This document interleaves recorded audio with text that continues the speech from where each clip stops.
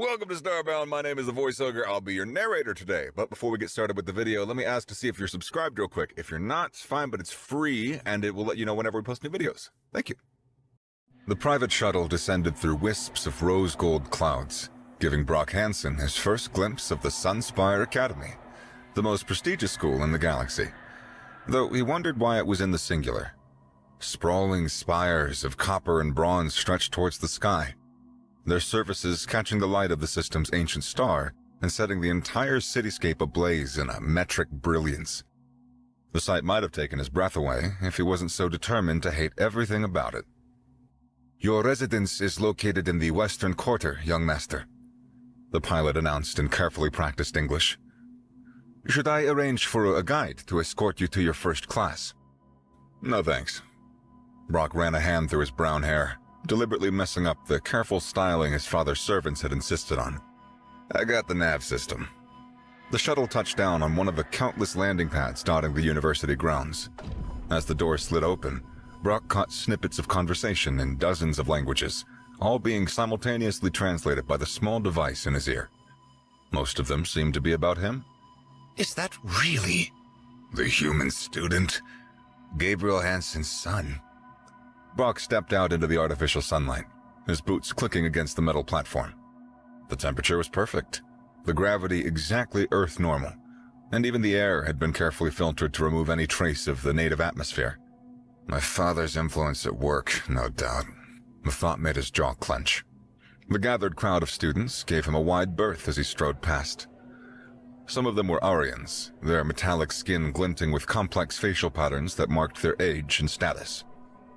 Others were blue-skinned Tripians, who moved with an almost artificial grace, or hulking gourds, whose pale forms towered over their peers.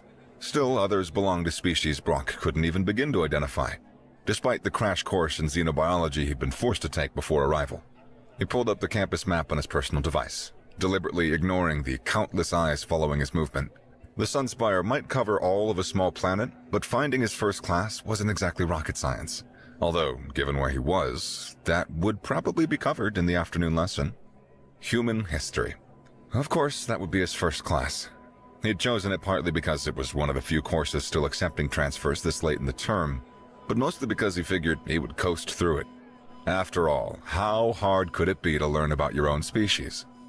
The classroom itself was housed in one of the smaller spires, though small was relative when discussing architecture that would dwarf most Earth skyscrapers. Brock paused in the doorway, taking in the tiered rows of seats filled with an assortment of alien students. A gangly wolf-like creature hunched over a datapad in the front row, while a particularly massive gourd occupied most of a bench in the back. One of the Aryan students stood, mouth opening to speak, but whatever they planned to say was cut off by the arrival of the professor. The entire class fell silent as Professor Oubliette entered, his gold skin almost entirely covered by intricate swirling patterns that spoke of considerable age and status. The simple, practical cut of his clothing stood in stark contrast to the ornate markings on his face. Brock slipped into an empty seat, already mapping out how he'd spend the rest of his enforced exile at this prestigious institution. The professor began arranging his materials with methodical precision, and Brock couldn't help but notice how even that simple action drew the rapt attention of every other student in the room. Well, almost every student. The gourd in the back was openly staring at Brock, pale eyes narrowed in what might have been curiosity or challenge. Brock met his gaze evenly, one corner of his mouth quirking up with a slight smile. If the brute was looking to establish dominance, he'd picked the wrong human to intimidate. "Welcome, class." Professor Oubliette's voice carried easily through the room. "Today, we begin our exploration of humanity's brief but remarkable history. And it seems we are fortunate enough to have a primary source joining us." All eyes turned to Brock, though he noticed the gourd in the back was already watching him with an unsettling intensity. There was something predatory in those pale eyes, all four of them, that spoke of barely contained aggression. "Mr. Hansen," Professor Oubliette gestured to the front of the room. "Perhaps you would be willing to introduce yourself to the class?" Brock considered refusing, but decided against it. No point in antagonizing the professor on day one. He rose and made his way down to the presentation area, aware of the mix of curiosity and apprehension in the gathered students' expressions. "Name's Brock Hansen. he turned to face the class, hands casually tucked into his pockets. From Earth, obviously.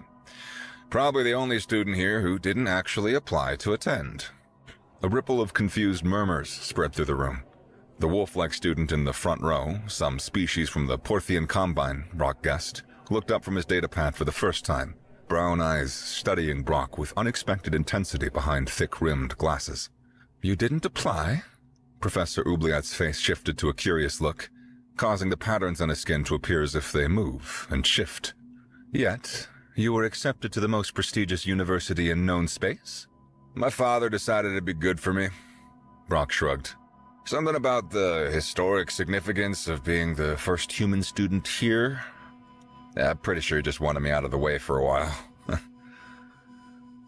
More murmurs, these tinged with shock at his casual dismissal of such an honor. In the back, the gourd's nasal openings flared as he let out what might have been a snort of derision. The movement drew Brock's attention to the crude, heavily armored clothing the alien wore, the kind that skirted the edge of what was legally permitted on the campus. "I'm sure there's quite a story there," Professor Oubliette said diplomatically. "But perhaps we should begin with our scheduled material. Please, take your seat, Mr. Henson." Brock returned to his spot, noting how the other students shifted slightly away from him. Whether it was his species or his attitude that made them uncomfortable, he couldn't tell. The wolf student was still watching him, head slightly tilted in what might have been curiosity. A few rows back, an Orion student with particularly intricate copper tone patterns leaned forward to whisper to their neighbor. "Can you believe the arrogance, even for a Death Welder?" "At least the gourds admit what they are," came the whispered reply. "This one acts like he's at some pleasure resort." Brock pretended not to hear, though he filed away the term Death Welder for future reference. He'd encountered it in his preparatory materials, but he hadn't realized it was a common designation for humans. The fact that they lumped his species in with the gourds was interesting, if not particularly flattering given his limited exposure to their culture so far. The professor activated the room's holographic display, filling the air with a timeline of human history. The projection cast everything in a soft blue glow that made the metallic skin of the Orion students shimmer and caught the edges of the gourd's armored clothing in sharp relief. "Today, we begin our exploration of humanity's development as a spacefaring species," Professor Oubliette began, his voice carrying easily through the room. "But to understand their remarkable journey to the stars, we must first understand their equally remarkable capacity for conflict." Brock settled back in his seat, wondering just how much these aliens thought they knew about humanity's capacity for anything. Behind him, he could hear the gourd shifting restlessly, the movement accompanied by a soft scraping sound that suggested those crude armor plates weren't just for show. Professor Oubliette began with prehistory, and Brock found his attention wandering to the view outside. Through the crystalline windows of the spire, he could see vessels of various sizes moving through designated flight lanes between the towering structures. Somewhere out there was his private dorm, another gift from his father that felt more like a cage than a comfort. The familiar ache of homesickness twisted in his gut. Right now, his friends back on Earth would be starting their first semester at regular colleges. Jake would be rushing that fraternity they'd talked about all through senior year. Sarah would be pursuing her dreams in art school. Meanwhile, he was stuck here, forced to be a historic first just because his father thought it would look good for the company. The agricultural revolution marked humanity's first major societal shift, Professor Oubliette continued, his simple attire contrasting sharply with the ornate historical imagery floating above the class. Unlike many species who developed agriculture through careful observation and experimentation, humans essentially stumbled into it through trial and error. Brock suppressed a smile as several students frantically recorded this detail. If they thought that was interesting, wait till they learned about how humans discovered which mushrooms were edible. Though, given how his fellow students had reacted to him so far, maybe that particular detail would do more harm than good to humanity's reputation. The wolf student in the front row hadn't taken a single note, Brock noticed. Instead, he seemed to be working on complex mathematical formulas that had nothing to do with the lecture. Yet every time the professor posed a question to the class, those eyes behind the thick glasses would dart up, and a quiet but perfectly accurate answer would follow. A sharp scraping sound drew Brock's attention back to the gourd, who seemed incapable of sitting still in his armored outfit. The pale alien's aggressive posture reminded Brock of the bullies he'd dealt with back home, all bluster and intimidation, usually hiding deep insecurity. Maybe some things really were universal. Of course, the development of bronzeworking led to significant changes in human warfare, the professor continued, his patterns glinting in the sunlight through the window as he paced. Though perhaps not as dramatic as many species experienced. The lecture continued, and Brock found himself plotting out his approach to university life. Sure, he hadn't wanted to come here, but he was stuck here for at least a year. Might as well make the best of it. Build a reputation as someone approachable but not soft, knowledgeable but not arrogant. Balance the whole Death Worlder thing they seem so fixated on with enough charm to avoid being feared. Beyond the windows, the sun of Arius II cast its golden light across the sprawling campus. Somewhere in those countless spires, other classes were in session, covering everything from quantum mechanics to xenobiology. The sheer scale of knowledge contained within this institution was humbling, even if Brock would never admit that out loud. The holographic display shifted again, moving into more recent history. The professor began discussing the rapid technological advancement humans had shown in developing weapons of war, and Brock's attention snapped back to the lecture. Something about the images being displayed seemed wrong. Professor Oubliette manipulated the holographic controls with practiced ease, zooming in on specific segments of the timeline. Human history is marked by near-constant conflict, a trait they share with the Gordic Empire.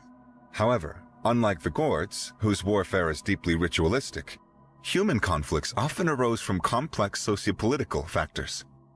The professor's voice and eyes were both alight with enthusiasm as he spoke. Their weapons technology evolved rapidly, from simple projectile weapons to increasingly sophisticated variants. The hologram shifted to display various human weapons throughout history. Brock found himself leaning forward despite his earlier disinterest. Something about the images seemed off. This example, the professor indicated what appeared to be an assault rifle, is particularly interesting. The AK-47, humanity's most produced weapon. Designed for reliability over accuracy, it exemplifies their pragmatic approach to warfare. Except that wasn't an AK-47. Brock frowned at the image, recognizing the distinctive carrying handle and sight assembly of an M16. Before he could stop himself, his hand was in the air. The wolf student's ears twitched at the movement, his glasses glinting as he turned to look at Brock. In the back of the room, the Gord's spines bristled with what might have been anticipation or disruption. "Yes, Mr. Hansen?" Professor Oubliette raised a single brow, the patterns upon it shifting up in much the same way a normal eyebrow would. "You have something to add?" "Actually, Professor, that's not an AK-47. It's an M16. Probably an A1 variant given the length of the flash hider. The AK has a more distinctive profile, a curved magazine, gas block above the barrel, and that sort of thing." The room fell silent. Even the perpetual scratching of data pads ceased as every student turned to stare at him. The professor's head ticked down slightly, and his cheeks shifted in a way that caused his facial patterns to brighten slightly as blood flowed. Brock had read that this was, among Aurians, considered a sign of intense interest. "Fascinating." Professor Oubliette adjusted the display. "And this one? Another example of early projectile weapons?" The image changed to show what the professor clearly thought was a different rifle. Brock couldn't help but smile. "That's also an M16. It's just the A2 variant. You see the adjustable rear sight and the round handguards? Well, the A1 had triangular ones." A low growl emanated from the back of the room as the Gord leaned forward, the movement causing his armor plates to scrape against each other. "You seem to know much about killing human." The way he said human made it sound like an insult. Several students tensed at the aggression in his tone, but Brock kept his response casual. "And they're just tools, like anything else. Known for their reliability and ease of maintenance. The M16 platform is actually pretty famous for—" "Tools of death," the Gord interrupted, his four eyes narrowing. "Yet you speak of them like toys." The wolf student had fully turned in his seat now, his attention darting between Brock and the Gord with analytical intensity. Other students were shifting uncomfortably, clearly unused to such confrontational exchanges in their classes. Professor Oubliette's expression was becoming progressively more difficult to read, as his emotions made him gesticulate more vibrantly. Perhaps, Mr. Hansen, you could explain how you came by such detailed knowledge. Are you perhaps from a military family?" "Not exactly." Brock considered his next words carefully, aware that he was already developing a reputation. But there was no point in hiding it. They'd find out eventually. "I just enjoy sport shooting. It's a hobby." The resulting silence was deafening. Someone's datapad clattered to the floor, the sound echoing through the suddenly still classroom. Even the guard seemed taken aback, his aggressive posture shifting to something more akin to confusion. Professor Oubliette's facial pattern were practically dancing as his mouth rapidly ran and head movements became erratic. It seems when he's excited, he just can't hold himself still. A hobby, you say? Would you be willing to elaborate on this? Recreational use of weapons. The professor's enthusiasm was infectious, spreading through the classroom despite, or perhaps because of, the lingering shock. Even the guard's aggressive posture had shifted to something more akin to genuine curiosity, his spine settling back into their relaxed position. A demonstration would be invaluable, Professor Oubliette said, his eyes filled with academic excitement. Though I understand if you would prefer not to. I got my gear back at my dorm, Brock interrupted, warming up to the idea despite his initial reluctance. Maybe this was the perfect opportunity to show them that humans weren't just violent death-worlders. And a proper range setup. Father insisted on it. Probably the one thing that we agreed on. The wolf student's ears perked up at this, his first obvious display of interest in the proceedings. Your private residence has a dedicated firing range? He asked, voice quiet but clear. Among other things. Brock nodded. The whole facility's pretty well equipped. Whispers rippled through the classroom as this casual mention of private accommodations. Most students, even those from wealthy families, lived in the standard dormitory spires. Private residences were typically reserved for visiting dignitaries or senior faculty. Your father must be quite influential, one of the Aurian students observed. Their copper-tone patterns held an almost envious shade of green. Though surely that was a coincidence. Brock shrugged. He likes to throw money at things. It makes him feel important. The professor quickly seized control of the situation before the discussion could derail further. If you're willing to demonstrate your hobby, I believe this would make an excellent practical lesson. The shuttle bay is just 2 levels down. The class moved with barely contained excitement. Datapads clutched close as they filed out of the room. The guard lingered near the back, his pale eyes fixed on Brock with an unreadable expression. The shuttle bay turned out to be more like a small starport, with vessels of various sizes arranged in neat rows. Their assigned transport was a sleek passenger model, its interior arranged in tiered seating reminiscent of the classroom. How far is your residence, Mr. Hansen? Professor Oubliette asked as the class boarded. It's about 20 minutes by shuttle, Brock replied, settling into a seat near the front. It's in the western quarter, near the atmospheric processing complex. The wolf student, who had somehow ended up in the seat beside him, looked up from his datapad. The premium resident district, he muttered, more to himself than anyone else. Interesting. The shuttle lifted off smoothly, joining one of the designated flight lanes that wove between the massive spires. From this height, the true scale of the university became apparent. Buildings stretched to the horizon in every direction, their copper and bronze surfaces creating a metallic forest that sparkled in the sunlight. Is it true that humans consider projectile weapons entertaining? The Trepian student a few rows back asked, their blue skin almost luminescent in the filtered sunlight streaming through the shuttle's windows. Some of us do, Brock answered carefully. It's about skill and precision more than anything else. Like any sport. Sport, the guard repeated from his position at the rear of the shuttle, the word coming out like a challenge. His armor pressed against and slightly dented the seat as he leaned forward. You play with weapons of war for amusement. We turn lots of things into sports, Brock said, keeping his tone casual. Martial arts, archery, even throwing heavy objects for distance. Humans like to compete. The professor spoke as if hypnotized, absorbing new information with all the focus of a dedicated academic. Fascinating. The recreational militarization of potentially lethal activities. This could explain much about human cultural development. The shuttle banked gently, descending toward a cluster of private residences that stood slightly apart from the main campus. Brock's temporary home was easily identifiable by the large landing pad and the subtle but effective security measures his father had insisted upon. Fair warning, Brock said as they approached. The targeting system is pretty basic compared to what you're probably used to. We keep things old school in sports shooting. Not that any of you will be using them unless you brought your own. I doubt any of you are licensed for human firearms. The private residence turned out to be a moderately sized dwelling by galactic standards, though it would have qualified as a mansion back on Earth. Brock led the group through a series of security checkpoints. each one scanning them with unobtrusive but thorough precision. "The range is through here," he said, gesturing towards a sealed doorway. "But first, we gotta stop by the equipment room. Everyone needs proper ear protection." "Ear protection?" the wolf student murmured, curiously tilting his head. Brock paid no mind.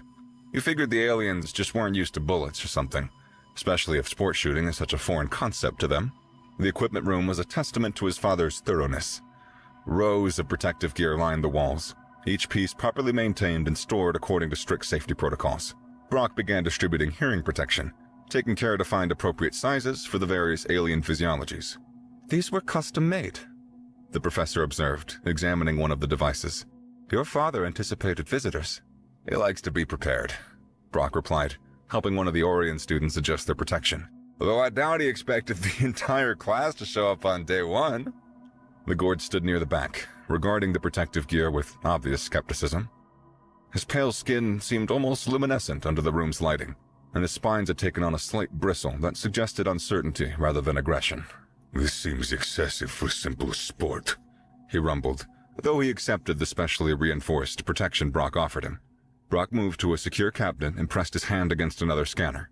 The door slid open with a soft hiss, revealing his personal collection. He selected his favorite piece, a classic over-under shotgun that had been in the family for generations. The wood gleamed with careful maintenance, and the metal surfaces caught the light with mirror precision. The professor once again began his response with his favorite word. "Fascinating. Is this a common model amongst human sport shooters?" "Common enough," Brock answered, checking the weapon with practiced ease. His movements were smooth and confident. He may not be a grizzled vet, but he'd been sport shooting since he was 12. "It's traditional for clay shooting. Speaking of which..." He pressed another control, and a section of the wall slid aside to reveal a rack of clay pigeons and the launching mechanism. Several students jumped at the movement, but the wolf student merely adjusted his glasses and leaned closer, studying the simple mechanical device with obvious interest. "The launcher's automated," Brock explained, loading the magazine. "The basic stuff, really. Springs and timing mechanisms." "How primitive," one of the Orion students whispered, though they more so sounded intrigued than dismissive. Brock led them through another set of security doors and out onto the range proper. The space was open to the sky, but enclosed by energy fields that would contain any stray shots. A control panel near the firing position allowed for various launching patterns and speeds. "Everyone stay behind the safety line," he instructed, indicating a clearly marked boundary. "And make sure your hearing protection's secure. These things can get pretty loud." The class arranged themselves with varying degrees of nervousness, all eyes fixed on the weapon in Brock's hands. The professor stood slightly apart as he recorded everything with his datapad. "You ready for your first look at human sport shooting?"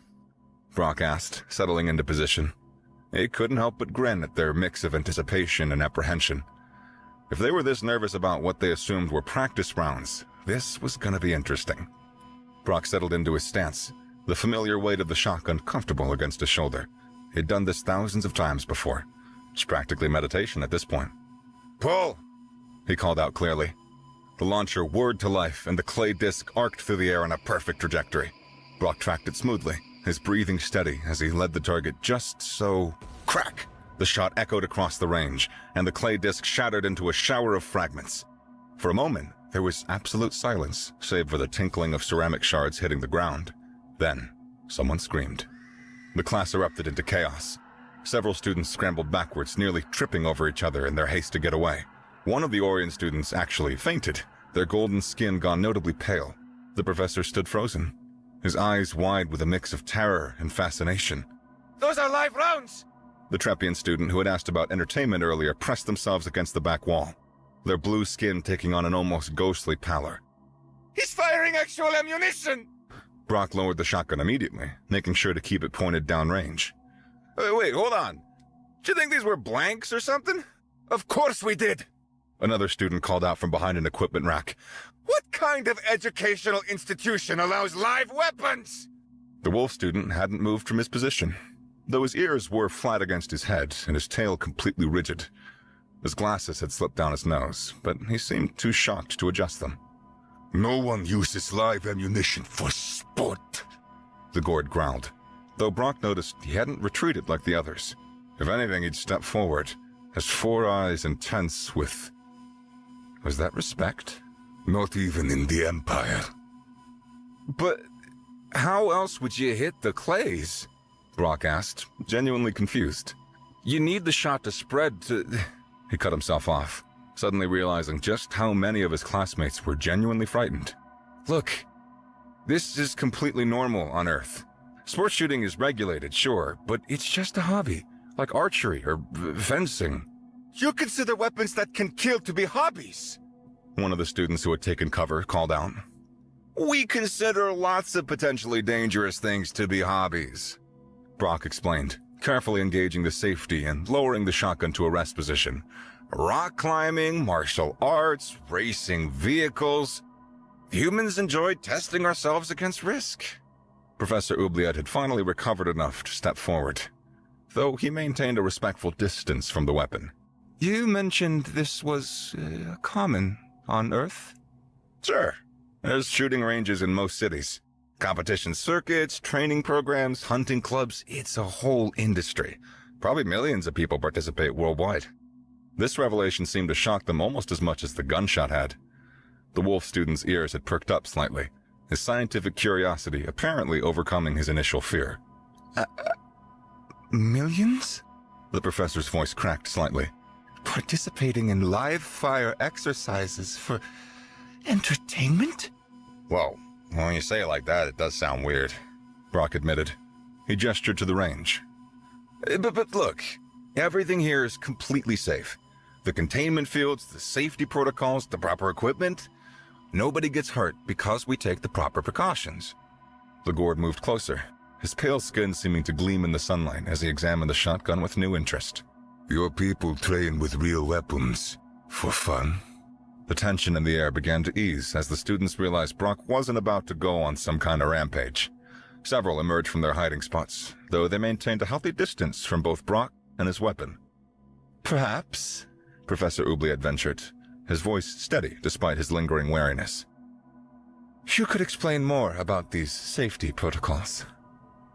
Brock walked them through the basic rules of range safety, the certification process for sports shooters, and the various regulations that govern recreational shooting on Earth. With each detail, he could see more of his classmates relaxing, though none of them volunteered to try it themselves when he jokingly offered. The wolf student had produced his datapad again, fingers flying across its surface as he documented everything. The psychological implications are fascinating, he muttered. A species that deliberately seeks out controlled danger for recreation. Waste of good ammunition, Bjorngir rumbled, his spines bristling. On my world, we hunt living prey. Tests against cunning, not clay discs that fly in predictable paths. Yeah? Try hitting one first, Brock challenged, unable to help himself.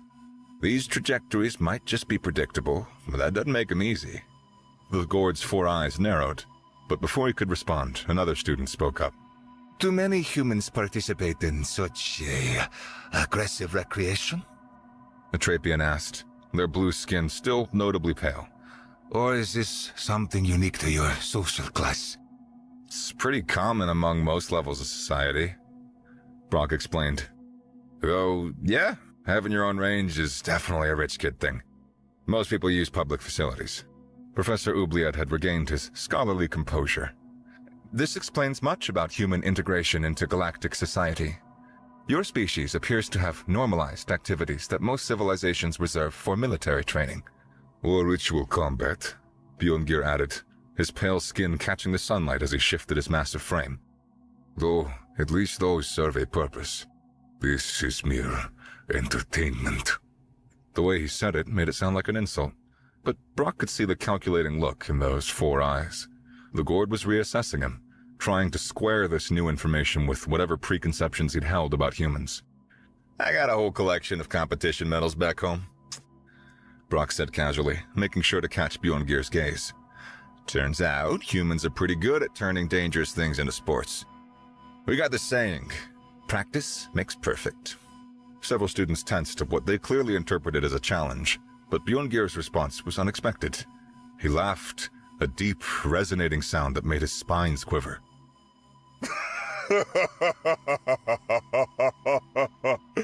So, the Death Worlder has fangs after all. He rumbled. But remember, human, some of us were born with ours. The wolf student's ears twitched at this exchange, his eyes darting between them as he added more notes to his pad. The rest of the class seemed unsure whether to be more or less worried about this apparent understanding between the two Death Worlders. "Would you be willing to continue the demonstration?" Professor Ubley had asked, his scholarly interest clearly overcoming any remaining apprehension.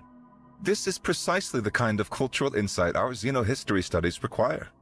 Brock checked his ammunition supply and nodded. "Sure. Oh, fair warning, it only gets louder from here." Over the next hour, Brock demonstrated various shooting techniques, taking care to explain each step and safety measure. He kept his movements deliberate and his weapon pointed downrange, noting how the students' flinches grew less pronounced with each shot. "The spread pattern is determined by the choke," he explained, retrieving a fragment of clay to show the class. "See these marks? Each pellet leaves its own signature. In competition, judges can verify your hits by examining the break patterns." The wolf student had drawn closer, his scientific curiosity evidently overwhelming his earlier caution. The mathematics of the dispersion must be fascinating, he said, adjusting his glasses as he examined the fragment. Have you studied the aerodynamics involved? Not really my thing, Brock admitted with an easy smile. I just practice it until I get it right. But I got some technical manuals in the equipment room if you're interested. Several other students had gathered around to examine the fragment, their earlier fear replaced by academic interest. Even some of the Orions, who generally prided themselves on maintaining dignified distances, had joined the impromptu discussion. Your control is impressive, one of them noted, golden skin gleaming as they traced the pellet marks. Though I still question the wisdom of such activities. Hey, that's fair, Brock replied, carefully storing his weapon. Definitely not for everyone. But neither is zero-G dancing or deep space freediving, and plenty of species do those. This earned him a few chuckles, and he could see several students nodding in agreement. The tension in the air had almost completely dissipated, replaced by the kind of casual academic discourse he'd expected from the galaxy's most prestigious university. From his position near the back of the group, Bjorngir watched the exchange with growing intensity. His pale skin seemed to take on an almost metallic sheen as his spines bristled with barely contained emotion. You make light of weapons, the Gord growled, cutting through the conversation. Play with them like toys, and they welcome you for it. But when I speak of true combat, of honorable battle, they recoil. The other students shifted uncomfortably, several taking unconscious steps away from the massive alien. Brock noticed how their expressions changed, from the relaxed engagement of academic discourse to the wary distance he'd seen them display earlier. Different cultures, different perspectives, Brock offered diplomatically. Humans just happen to have found a middle ground between... You are soft, Bjorngir interrupted, his armor plate scraping as he straightened to his full height. You dress up petty violence in pretty words and safety protocols. At least my people acknowledge what we are. The wolf student's ears had flattened against his head again, but his eyes were sharp behind his glasses as they darted between the two Death-Worlders. His datapad was forgotten in his hands, all pretense of academic documentation abandoned in the face of growing tension. But Brock just smiled and began packing away his equipment. Maybe, he agreed easily. Or maybe there's more than one way to be strong. Either way, I appreciate everyone coming out to learn about human culture. Even the parts that might seem strange at first. The casual dismissal seemed to throw Bjorngir more than any challenge could have. Several students visibly relaxed, and the professor seized the opportunity to begin herding everyone toward the shuttle. As they filed out, Brock caught fragments of conversation that made him hide a smile. Did you see how careful he was with the safety protocols? I suppose if it's properly regulated... Really quite interesting, from an academic perspective. Bjorngir lingered behind the group, his four eyes fixed on Brock with an unreadable expression. For a moment, it seemed he might say something more, but instead he turned sharply and stalked toward the shuttle, his armor creaking with each aggressive step. The wolf student was the last to leave, pausing at the door. Fascinating, he murmured, though whether he was referring to the shooting demonstration or the social dynamics that had played out, Brock couldn't tell. The next morning found Brock navigating the university's winding corridors with considerably less attention than he had the day before. The whispers still followed him, but their tone had shifted noticeably. That goes the human. Did you hear about the demonstration? They say he's actually quite... He was so busy pretending not to notice the attention that he almost missed the striking figure waiting by his classroom door. Almost, but not quite, and would have been difficult to overlook somebody who seemed to command the very light around them. The Trepian's sapphire skin caught the morning sun streaming through the windows, creating an almost ethereal glow. Her blazing orange hair cascaded in artistic waves that suggested hours of careful styling. And her outfit, something that looked like it belonged on a fashion runway rather than a classroom. It fit her curves with obvious custom precision. You must be Brock Hansen, she said, her voice carrying the practiced melody of someone used to being listened to. I am L'Oreal Trinidad. She said the name as if it should mean something to him. Given the way every other student in the corridor had stopped to watch this interaction, maybe it did. Nice to meet you, Brock replied simply, moving to step around her towards the classroom door. Her perfect smile flickered for just a moment. I heard about your demonstration yesterday. How fascinating that humans have found a way to make art from warfare. She stepped closer, her movement deliberately graceful. Perhaps you'd like to discuss it over at dinner? I know a lovely place in the upper spires. Thanks, but I already got plans, Brock said, not breaking stride as he entered the classroom. It wasn't even technically a lie. He did have plans. They just happened to involve ordering food to his dorm and calling his friends back on Earth. The silence that followed him into the room was absolute. Even the professor, already present and arranging his materials, seemed frozen in place. The wolf student's ears were standing straight up, his glasses slightly askew as he stared openly instead of pretending to study. L'Oreal stood in the doorway, her composed expression cracking just slightly around the edges. I don't think you understand, she said, her voice losing some of its musical quality. I am L'Oreal Trinidad. Yeah, you mentioned that, Brock replied, settling into his seat and pulling out his datapad. Like I said, nice to meet you. A Trepian student near the back actually gasped. In the corridor beyond, dozens of faces peered in with expressions ranging from shock to horror to barely concealed delight. L'Oreal opened her mouth, closed it, then opened it again. For possibly the first time in her life, she seemed at a loss for words. Finally, she turned on her heel and strode away, her perfect posture radiating indignation with every step. As conversation slowly resumed around him, Brock caught a whispered exchange between two Aryan students. He just rejected the L'Oreal Trinidad? He really does have dangerous hobbies. Brock Hansen awoke to the gentle hum of his private residence's atmosphere processors. The sound reminded him of ocean waves back on Earth, a comparison that didn't help his lingering homesickness.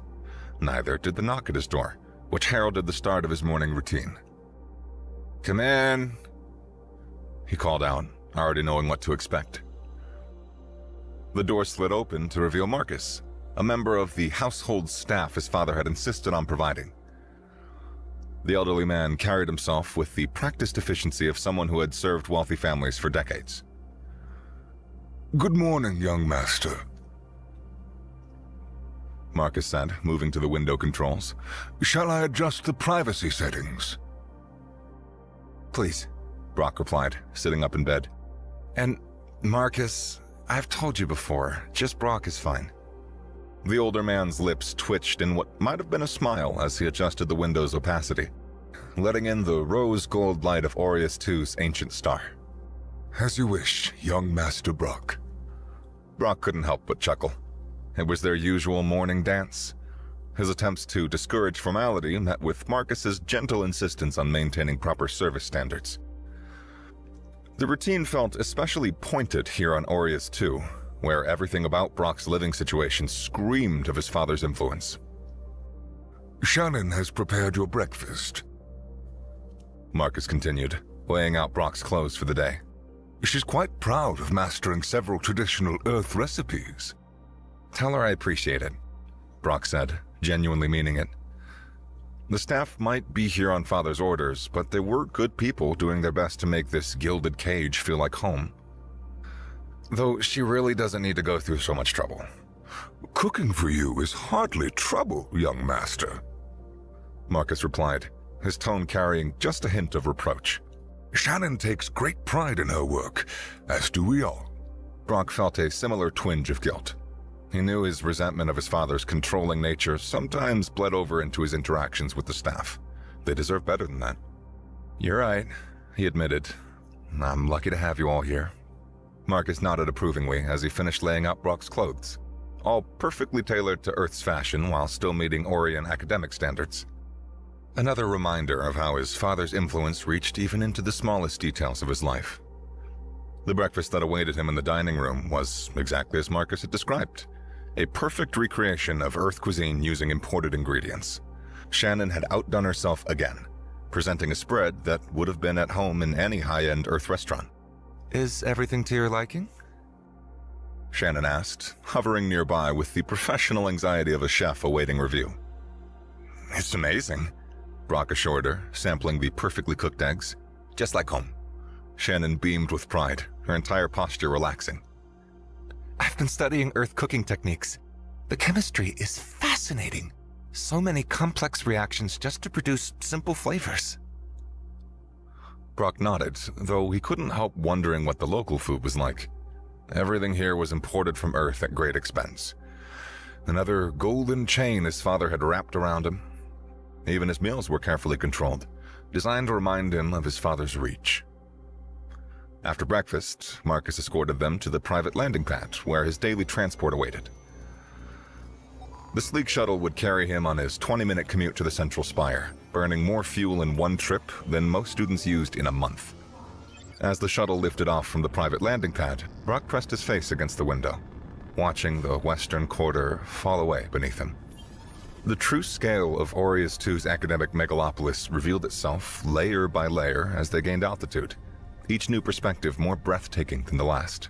100 massive spires pierced the rose-gold morning sky, arranged in perfect concentric rings that sprawled across an entire continent. From this height, Brock could finally appreciate the geometric precision of their placement, each ring carefully calculated to optimize everything from traffic flow to atmospheric circulation. The morning light caught their copper and bronze surfaces, creating a cascade of metallic brilliance that made the whole city seem to glow from within. Between these towering monuments spread an urban landscape that would have made Earth's largest cities look like rural villages by comparison. The space between spires housed countless smaller structures, each one dedicated to supporting the Academy's vast population. Residential complexes for students, faculty, and support staff stretched toward the horizon in every direction. Their architecture, a fascinating blend of function and artistry. Transportation networks wove through the cityscape like golden threads, connecting the spires in an intricate web of elevated tracks and designated flight lanes. Vessels of every size moved through these aerial highways, from personal shuttles like his own to massive cargo ships that kept the Academy supplied with everything from basic necessities to exotic research materials. Their movements followed precise patterns, creating rivers of light in the morning air that seemed to pulse with the city's heartbeat. Agricultural complexes dotted the landscape at regular intervals, their climate-controlled domes glowing with artificial sunlight. These facilities produced a significant portion of the Academy's food supply, their crops carefully selected to meet the dietary needs of hundreds of different species. Atmospheric processors rose between them like mechanical mountains. Their upper levels wreathed in artificial clouds as they maintained precise environmental conditions required by the Academy's diverse population. Industrial sectors occupied their own designated zones, their outputs carefully managed to prevent any disruption to academic life. Factories produced everything from student uniforms to scientific equipment, while recycling centers processed the waste of millions into useful resources. Even from this height, Brock could see the shimmering force fields that contained any potentially harmful emissions. The central spire dominated the view, rising higher than its 99 siblings. Its massive form twisted gracefully as it rose, each level slightly offset from the ones below to create a subtle spiral effect that drew the eye unevenly upward. Supported by engineering that bordered on art, it served as both the literal and figurative center of the Academy's vast operation.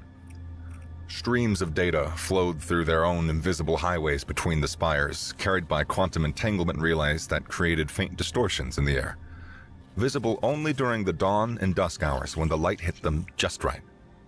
These information networks connected every part of the Academy, from the highest research laboratories to the deepest maintenance levels. creating one of the most sophisticated computational grids in known space. Research facilities clustered around each spire's mid-levels, their presence marked by distinct architectural features that hinted at their specialized functions. Some bristled with sensor arrays that studied everything from subatomic particles to distant stars. Others were wrapped in layers of containment fields, their works too sensitive or dangerous to risk exposure to the outside world. Trading districts and entertainment zones occupied their own sectors, their designs more varied and colorful than the academic sections. These areas served as cultural melting pots where students from across the galaxy could relax and socialize, their diversity reflected in the eclectic mix of architectural styles and amenities. Emergency response centers were spaced strategically throughout the city, their distinctive red and gold markings visible even from this height. They stood ready to handle any crisis, from medical emergencies to the occasional laboratory accident. Their presence was a reminder that even in the galaxy's premier academic institution, safety remained a primary concern. As the shuttle banked toward the central spire, Brock noticed how the city's layout seemed to ripple outward from this central point like waves in a pond. Each ring of spires was not just a simple circle, but part of a complex mathematical pattern that optimized everything from resource distribution to student flow. It was the kind of design that could only be fully appreciated from above, where its elegant efficiency becomes apparent. The morning light played across this urban tapestry, creating an ever-changing display of reflections and shadows that emphasized the city's organic nature. Despite its artificial origins, the Academy had grown into something almost alive. A breathing, thinking entity composed of millions of individual lives, all pursuing the advancement of knowledge. Watching the city planets scroll past below, Brock felt that familiar mix of awe and resentment. The Sunspire Academy was humanity's, and therefore his father's, chance to prove themselves worthy of their place in galactic society. It's why he was here, after all. Not because he'd earned it, but because his presence served his father's greater agenda. The shuttle touched down on one of the exclusive landing pads that ringed the upper levels of the central spire. Unlike the utilitarian platforms at lower levels, these pads were works of art in themselves. Their surfaces inlaid with precious metals that formed intricate patterns, celebrating academic achievements throughout galactic history. Force fields maintained a perfect atmospheric bubble around each pad, creating invisible barriers that kept out wind and weather while allowing vessels to pass through unimpeded. Brock stepped out into the artificial sunlight, immediately noticing how every aspect of the environment had been carefully calibrated for comfort. The temperature held steady at what felt like the perfect spring day on Earth, while the gravity matched Earth normal so precisely he might have forgotten he was on an alien world. Even the air had been filtered to remove any trace of Aureus II's native atmosphere, replaced with a carefully balanced mixture that could support hundreds of different species. The main promenade stretched before them, a grand thoroughfare that curved gently around the spire's massive circumference. Its surface was a masterwork of engineering and aesthetics. Plates of polished metal that seemed to flow into one another, their seams forming mathematical equations and scientific formulae that glowed softly with captured starlight. Each step along this path literally walked you through the history of galactic scientific advancement. Floating gardens lined the promenade's outer edge, their anti-gravity platforms holding specimens from 1,000 worlds. The plants were more than mere decoration. Each one had been chosen for its scientific or historical significance.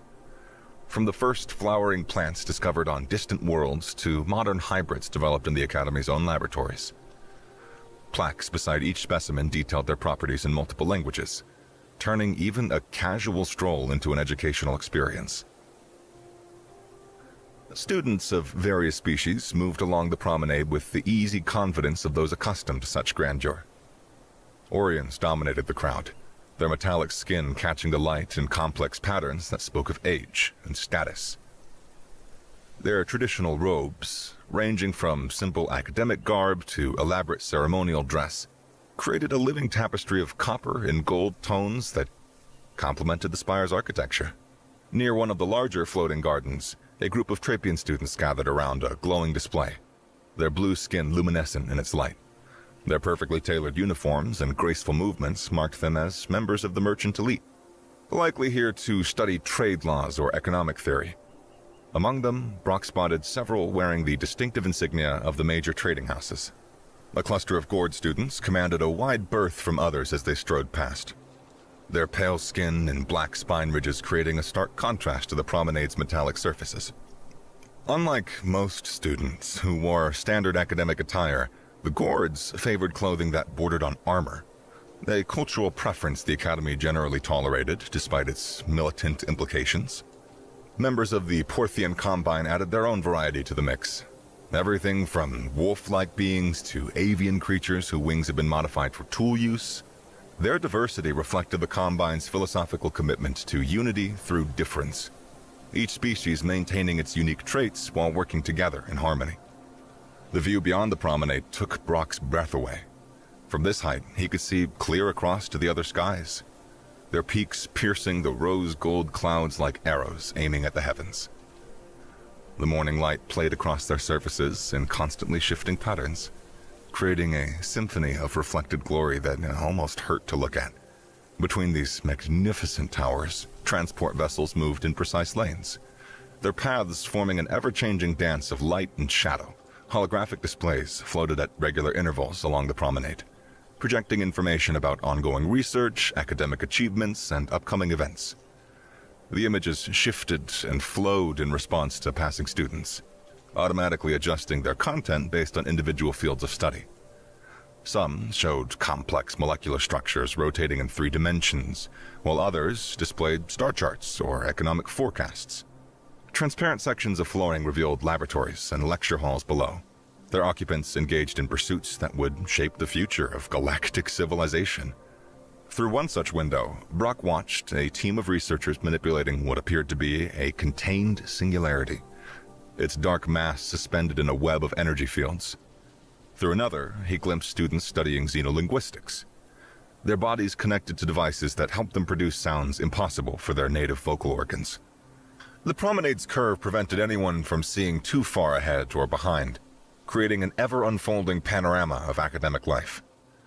Each new section revealed different aspects of the Academy's character. Here, a quiet study area enclosed in sound-dampening fields. There, the bustling research center where students and faculty collaborated on projects that had pushed the boundaries of known science. Small automated platforms drifted silently through the air, carrying everything from refreshments to emergency medical supplies. They moved with precise efficiency, their paths calculated to avoid disrupting the flow of foot traffic while ensuring that every need was met within moments of being expressed. Several students glanced his way as he passed, and he caught fragments of whispered conversations that confirmed yesterday's demonstration was still fresh in their minds. The news had spread quickly through the Academy's social networks, adding another layer to humanity's growing reputation in galactic society. But he didn't have time to dwell on it. Professor Oubliette's class would be starting soon, and he had a feeling today's session would be considerably calmer than yesterday's impromptu shooting exhibition. The classroom was already half full when Brock arrived, students settling into their usual places while exchanging hushed conversations about yesterday's events. Professor Oubliette stood at his desk, arranging his materials with methodical precision, his golden skin catching the morning light in a way that made his intricate facial patterns seem to dance. Ah, Mr. Hansen. The professor looked up as Brock entered, his patterns appearing to brighten slightly in what might have been amusement, but which was certainly just a trick of the light on his reflective skin. I trust you're ready for a more conventional lesson today? Yes, Professor, Brock replied, settling into his seat. Although I'm not sure anything about human history can be called conventional. A ripple of nervous laughter passed through the classroom. The wolf-like student, Fleek, adjusted his glasses as he prepared a fresh datapad, clearly expecting today's lecture to be just as revealing as yesterday's demonstration, if perhaps less explosive. Professor Oubliette activated the room's holographic display, filling the air with a timeline of early human development. The projection cast everything in a soft blue glow that made the metallic skin of the Orion students shimmer, and it caught the edges of Bungir's armored clothing in sharp relief. Today, the professor began, his pattern shifting into what Brock had learned was his lecture mode. we will explore humanity's earliest development as a species, focusing on the period before the agricultural revolution. This era is particularly fascinating as it shows the first signs of humanity's remarkable adaptability.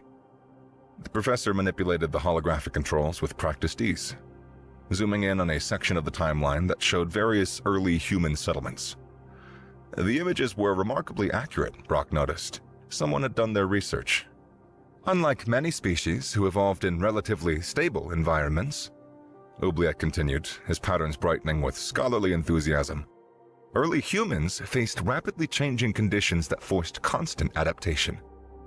This led to the development of what we now recognize as defining human traits.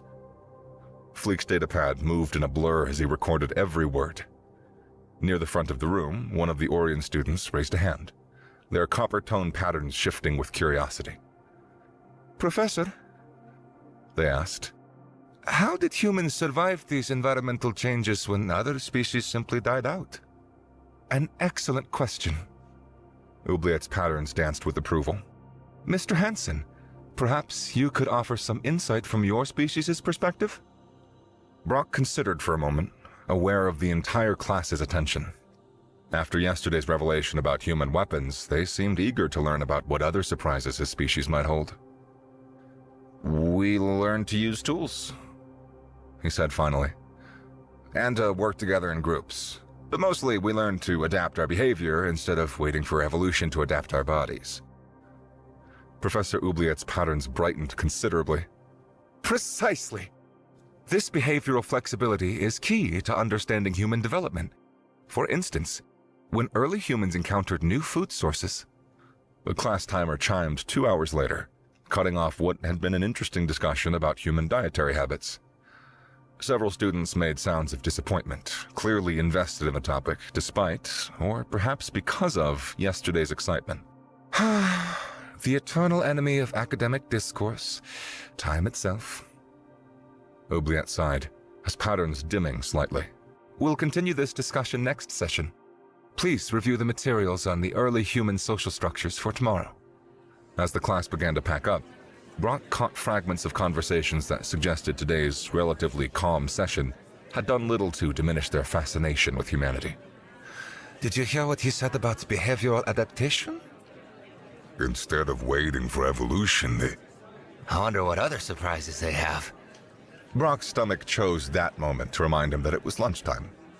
He could return to his private residence, where Shannon would undoubtedly have something amazing prepared.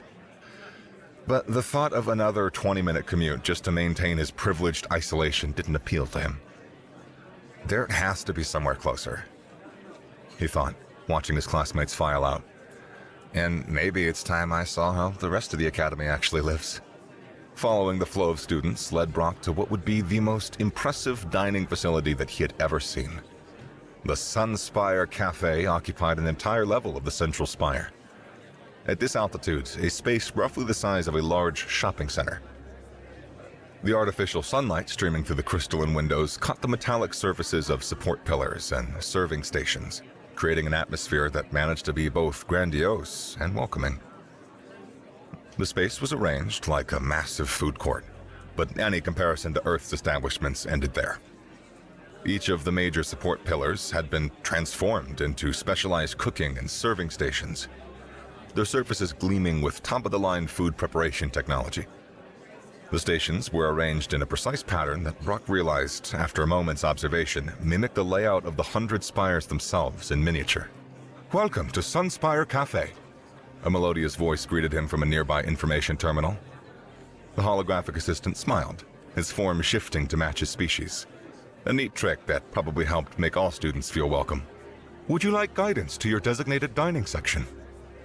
"Actually," Brock replied, "I'd like to have a look around first, if that's allowed." "Of course." The assistant's smile widened. "All registered students may browse freely. Please note that each pillar serves cuisine optimized for specific species groups."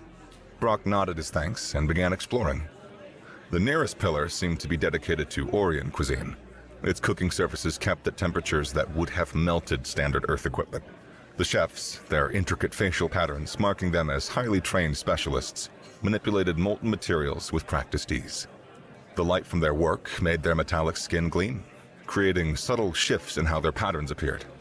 Several pillars over, he spotted Bjungir and his fellow Gords clustered around what appeared to be their preferred station. The pale-skinned giants were consuming what looked like raw meat of some kind, their spine ridges rising and falling with obvious enjoyment. The serving counter was reinforced with what had to be military-grade materials, probably necessary given the gourd's tendency to express enthusiasm physically. Can you believe what they're served in? A voice whispered nearby. Brock turned to see Lariel holding court amongst her admirers at one of the more elegant dining areas.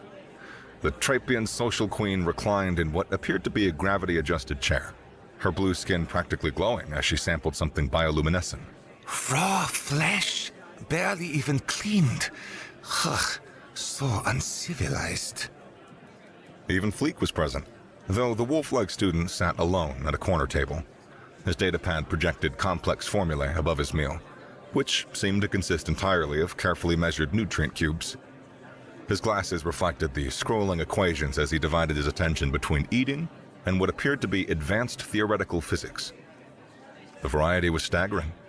One pillar served dishes that floated in zero-gravity fields, while others maintained pressure chambers for species that preferred to eat in liquid environments. Some stations were sealed behind environmental barriers, providing safe dining for species with completely alien atmospheric requirements. First time at the cafe? The question came from one of the Orion students. Not someone from his class, but wearing the distinctive markings of senior academic status and the precise patterns that decorated their golden skin. They gestured at Brock's obvious fascination with the setup. That obvious, huh? Brock grinned. Most new students spend their first visit just watching, they replied. It can be overwhelming. Each pillar serves between 3 and 5 compatible species, all carefully calibrated to their specific dietary requirements. The central restaurant is reserved for faculty and special events. Brock looked where they pointed. In the center of the vast space stood what was clearly the premier dining establishment, an elegant structure of copper and bronze that rose through multiple levels. Its windows offered spectacular views of both the cafe below and the academy beyond, while its entrance was staffed by impeccably dressed hosts whose facial patterns marked them as service professionals of the highest caliber. Thanks for the info, Brock said, but his guide had already moved on, joining a group of fellow Orions at their designated pillar. Watching the various species eat was fascinating. Some consumed their meals with elaborate rituals, while others approached it with purely practical efficiency. Every pillar seemed to have its own atmosphere, from the rowdy enthusiasm of the gourds to the refined dignity of the Orion section. Well, Brock thought, might as well see what all the fuss is about. He approached the nearest pillar, trying to decipher the holographic menu that sprang to life as he neared. The images were beautiful, but he couldn't quite tell what any of the dishes actually were. Time to start asking questions. The first pillar Brock approached was clearly designed for silicon-based life forms. The chef, a crystalline being whose internal structures refracted light in mesmerizing patterns, manipulated what appeared to be molten glass with specialized tools. Excuse me, Brock said, catching the chef's attention. I'm new here. Would you mind explaining some of these dishes? The crystalline chef's internal patterns shifted in what might have been surprise. These items are calibrated for species with silicon-based digestive systems, they explained, their voice carrying an odd, chiming quality. I don't know if humans... I know, Brock interrupted with a smile. But I'm curious. What's that one? He pointed to something that resembled an opal caught in mid-formation. Crystallized mineral matrix with rare earth elements and organic compounds, the chef explained, their uncertainty evident in their chiming voice. The internal structure promotes optimal absorption of organic energy for silicon-based organisms. Mind if I try a small sample?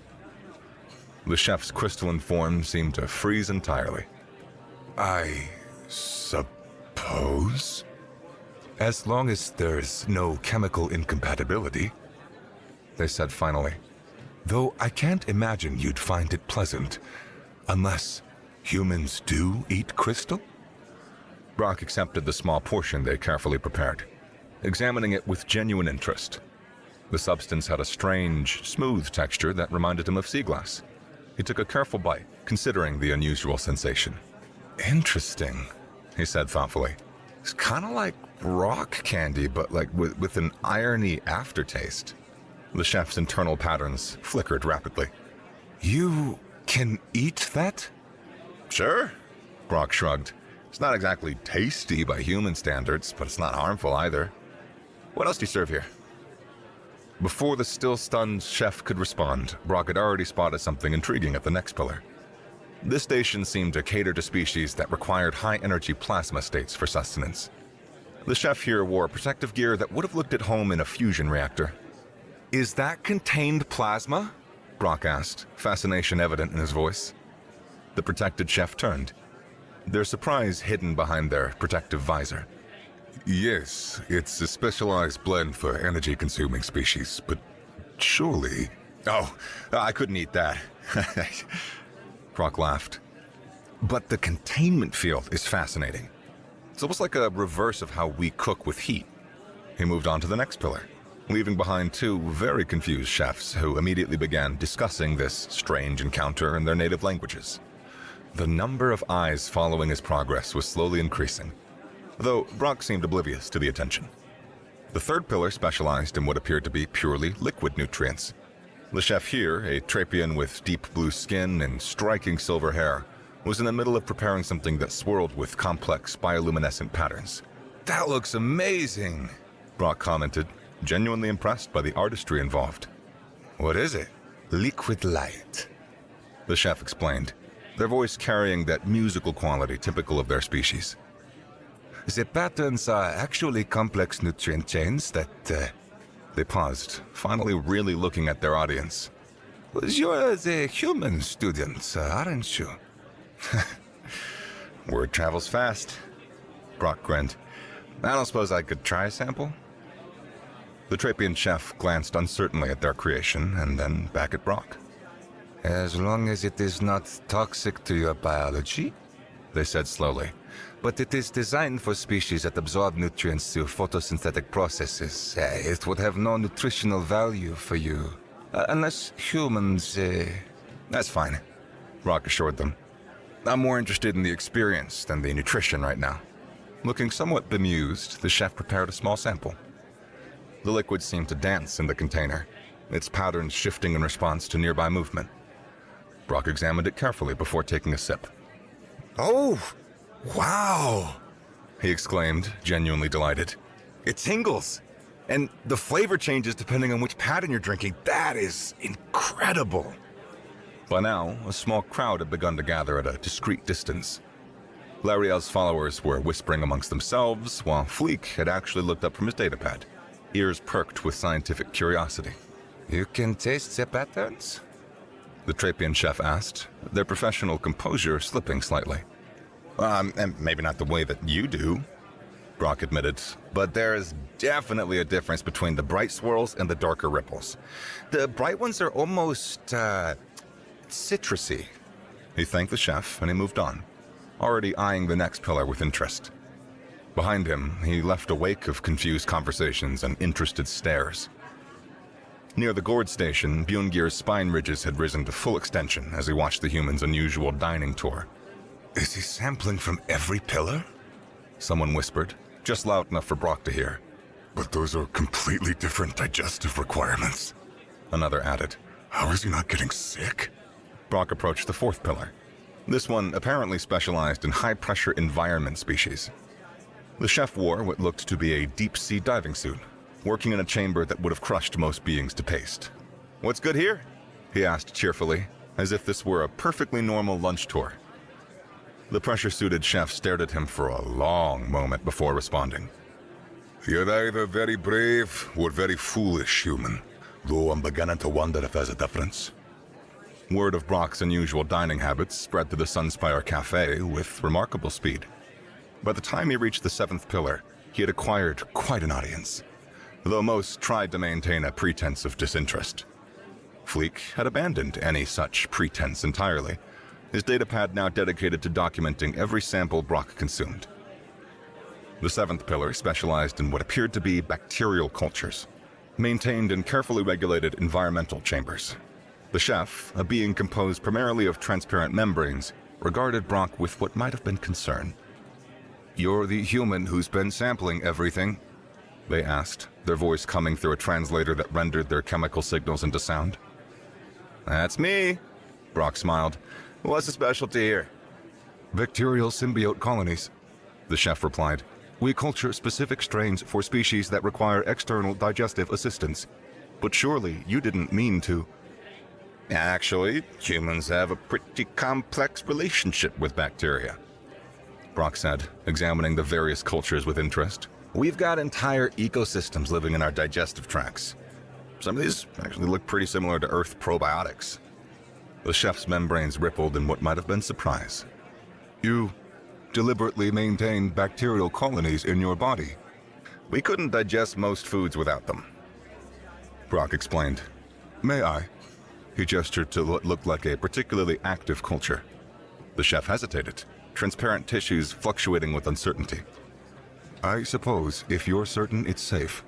Brock sampled the culture, considering the flavor thoughtfully. Tangy, he commented. Kinda like yogurt, actually. You know, humans make all sorts of foods using bacterial fermentation. This comment caused quite a stir amongst the growing audience. L'Ariel, who had given up pretending not to watch, actually stood up from her gravity-adjusted chair. You intentionally let bacteria decompose your food? She asked, her blue skin taking on a slightly paler shade. Sure, Brock said casually. Cheese, yogurt, pickles, certain types of sausage. Lots of Earth foods are produced through controlled bacterial action. The crowd's reaction to this ranged from fascination to horror. Fleek's ears were fully erect now, his datapad recording everything while running what appeared to be chemical analysis protocols. Even Bjungir had abandoned his meal to watch, his spine ridges rising and falling in what might have been grudging respect. But how do you avoid contamination? The membrane chef asked, their tissue structures practically vibrating with professional curiosity. The risk factors? Oh, we're pretty good at managing bacteria, Brock said, moving on to examine the next culture. You know, our immune systems evolved alongside them. Actually, trying to maintain too sterile an environment will cause health problems for humans. This statement seemed to catch everyone off guard. The idea of actively benefiting from bacterial exposure was clearly foreign to most of the gathered species. Several students began urgently consulting their datapads, presumably fact-checking this remarkable claim. A sharp chiming sound cut through the growing discussion. One of the Orion students from the central restaurant was approaching, their elaborate facial patterns catching the light as they walked. The crowd parted before them, recognizing the authority their position represented. Pardon the interruption, they said, their tone strictly professional. But Chef Toulour has taken notice of your unique approach to dining. He wonders if you might spare a moment to discuss your species' dietary preferences. At the mention of Mikhail Toulour, several nearby students gasped.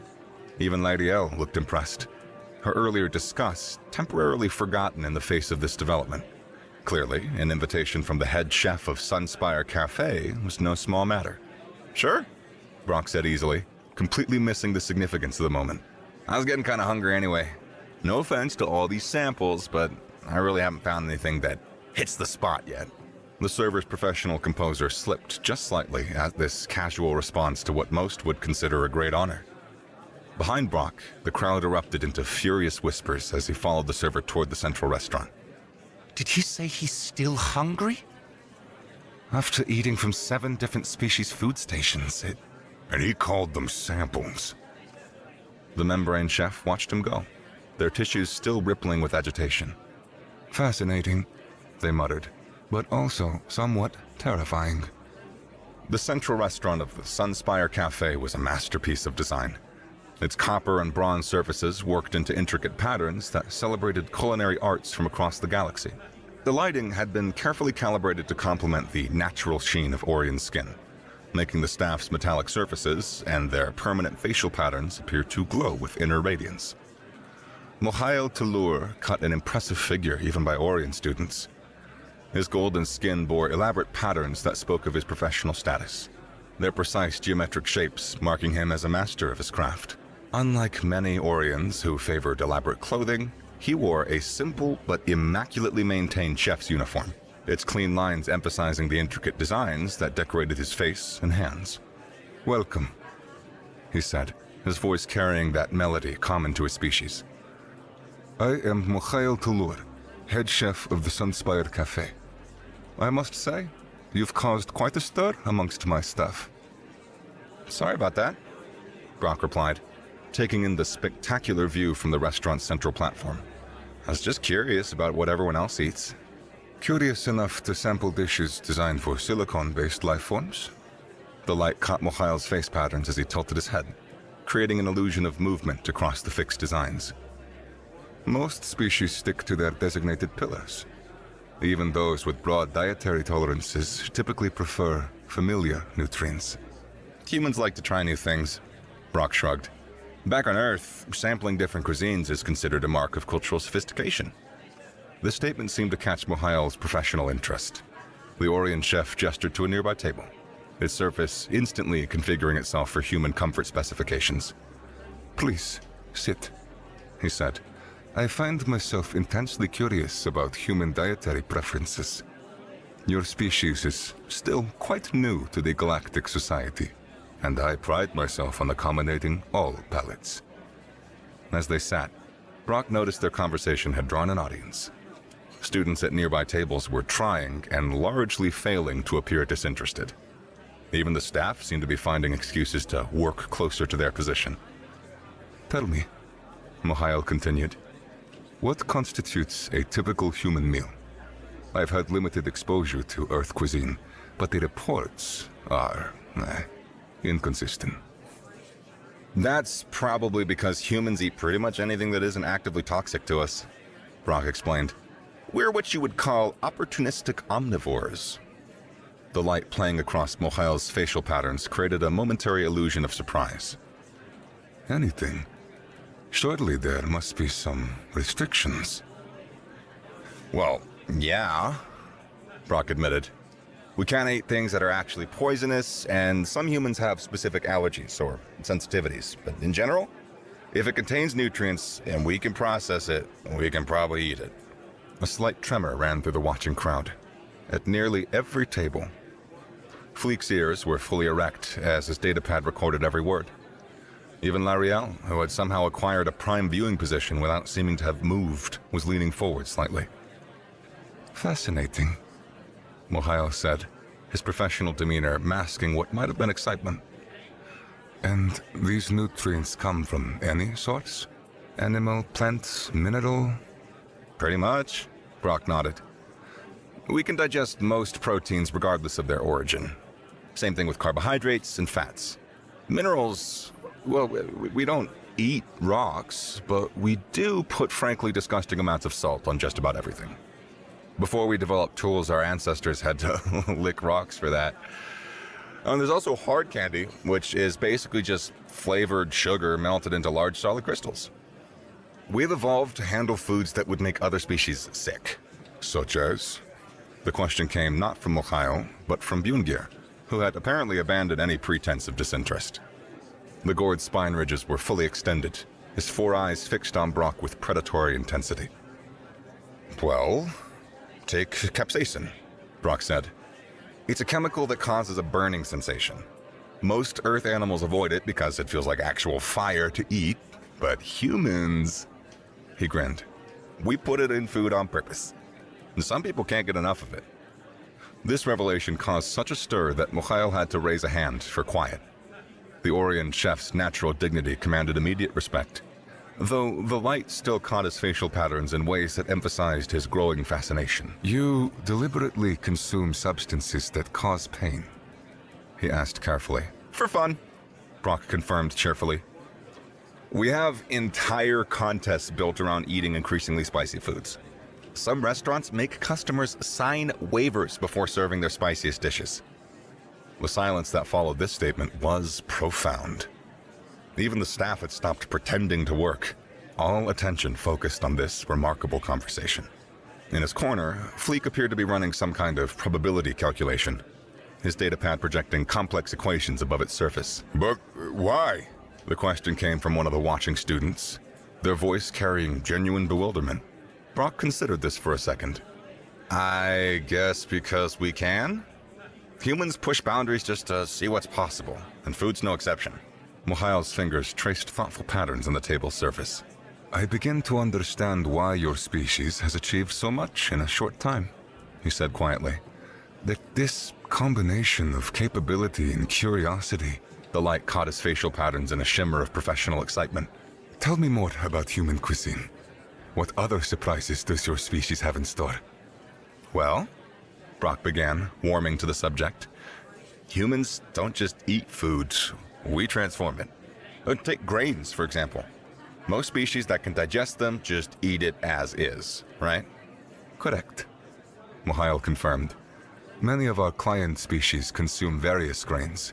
The Orion Alliance alone cultivates over 300 varieties suited to different digestive systems. But humans? Brock grinned. We looked at grains and we thought, hey, what if we ground those into powder, we mixed them with water and other ingredients, so we let specific bacteria and fungi partially digest the mixture, and then applied heat in precise ways to create something entirely new. Though I don't believe bread happened all at once quite like that. Probably just took a while for each step to be discovered. The resulting silence was broken only by the sound of Fleek's frantic note-taking. Even Lariel seemed to have forgotten about maintaining her usual poise, her blue skin taking on a fascinated glow. You let bacteria and fungi digest your food before consuming it, like the Mohesians? Mohail asked carefully, dropping the name of the species that transparent chef from earlier belongs to. The light caught his facial patterns as he leaned forward, creating an illusion of intense focus in the fixed designs. That's just the start, Brock explained. The real art is in controlling exactly when to stop the process and how to apply the heat. Too soon or too late, wrong temperature or humidity, any mistake, and you don't get bread. Bread? The word rippled through the watching crowd. It's... Brock paused, realizing how strange this would sound to species who had never encountered it. It's this amazing food that's crispy on the outside, soft on the inside, and can be flavored in countless ways. The basic process is pretty simple, but humans have spent thousands of years perfecting different varieties. You developed this deliberately? Mohail's voice carried a note of professional amazement. Not as a survival necessity. Oh, it probably started as survival, Brock admitted. But humans have a habit of taking survival techniques and turning them into art. We've got entire cultural traditions built around different types of bread. Some recipes are considered national treasures. The Orion chef's hands moved in practiced patterns as he called up a holographic display. Show me, he said simply. Brock spent the next several minutes describing the bread-making process in detail, from grain selection to the final baking. The watching crowd grew larger as he explained concepts like kneading, proofing, and the importance of proper gluten development. The most complex version might be the croissant, he said, growing animated as he described his favorite. You take the basic bread dough, and then you fold it over and over with layers of fat between each fold, and then when it bakes, the fat creates steam pockets, and you end up with this incredibly flaky and this delicate texture, and whew. Remarkable, Mohail breathed. The light playing across his facial patterns emphasized the professional appreciation evident in his bearing. Your species took a survival food and elevated it to a form of cultural expression. Is not just bread, Brock continued.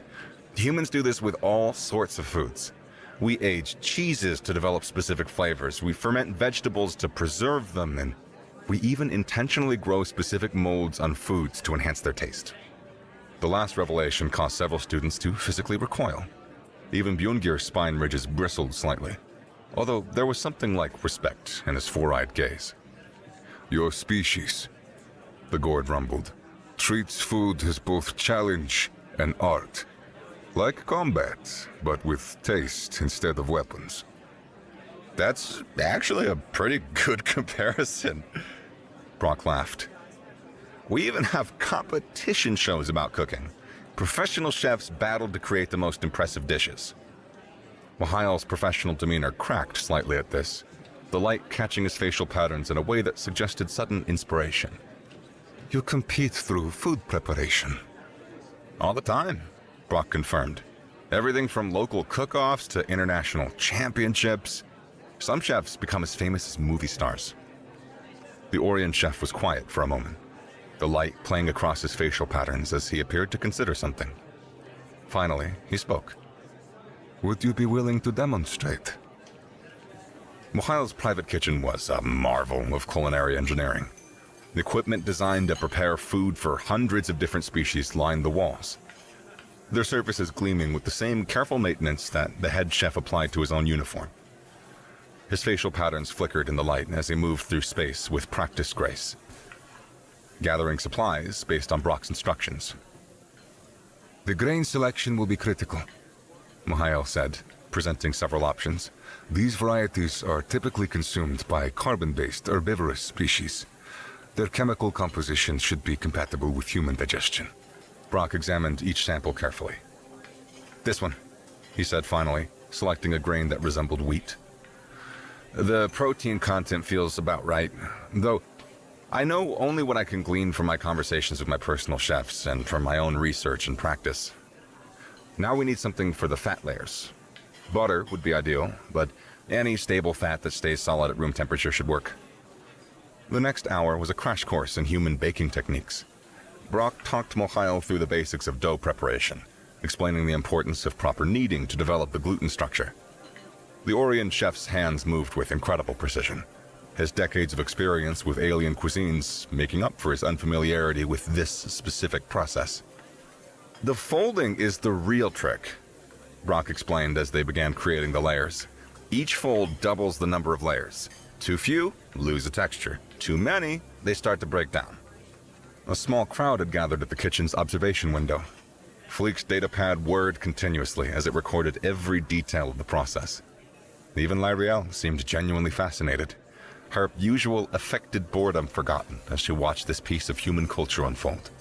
The fermentation process is beginning, Mikhail observed, his fixed facial patterns catching the light as he examined the dough. The bacterial and fungal cultures are becoming active. That's the yeast, Brock nodded. It's eating the carbohydrates in the dough and producing carbon dioxide that creates tiny bubbles. Those bubbles, combined with the fat layers, are what give the croissant their texture. We're gonna have to leave it for a few hours while it rises. A few hours later, Bjorngir watched with all four eyes as Brock demonstrated the final shaping technique. Like combat formations, the gourd observed. Each fold is a tactical decision that affects the final outcome. The kitchen filled with an unfamiliar but enticing aroma as the croissants baked. Several of the watching students found themselves drawing closer, despite their earlier reservations about human food preparation methods. So the heat is causing the fat layers to create steam, Brock explained, watching through the oven's transparent surface. The steam pushes the layers apart while the proteins set, creating that flaky texture we're looking for. When the timer chimed, Mikhail removed the croissants with the same careful precision he applied to all his work. They weren't quite the perfect golden brown of Earth croissants. The alien grain had produced a slightly different color, but the layered structure was immediately apparent. Moment of truth, Brock said, picking up one of the still warm pastries. It crackled perfectly under the fingers, flakes of crust drifting down to the counter. The interior revealed the distinctive honeycomb structure that marked a well-made croissant. He took a bite, closing his eyes to fully appreciate the result. The texture was exactly what he'd hoped for. Crisp exterior giving way to a tender, layered interior. The alien grain gave it a slightly nutty flavor that worked surprisingly well with the rich fat layers. Is good, he said finally, grinning at Mikhail. It's different from Earth versions, but definitely good. The Orient chef had examined one of the croissants with professional interest, the light playing across his facial patterns. The technique is remarkable, he said. Such a complex process, and yet the result appears elegantly simple.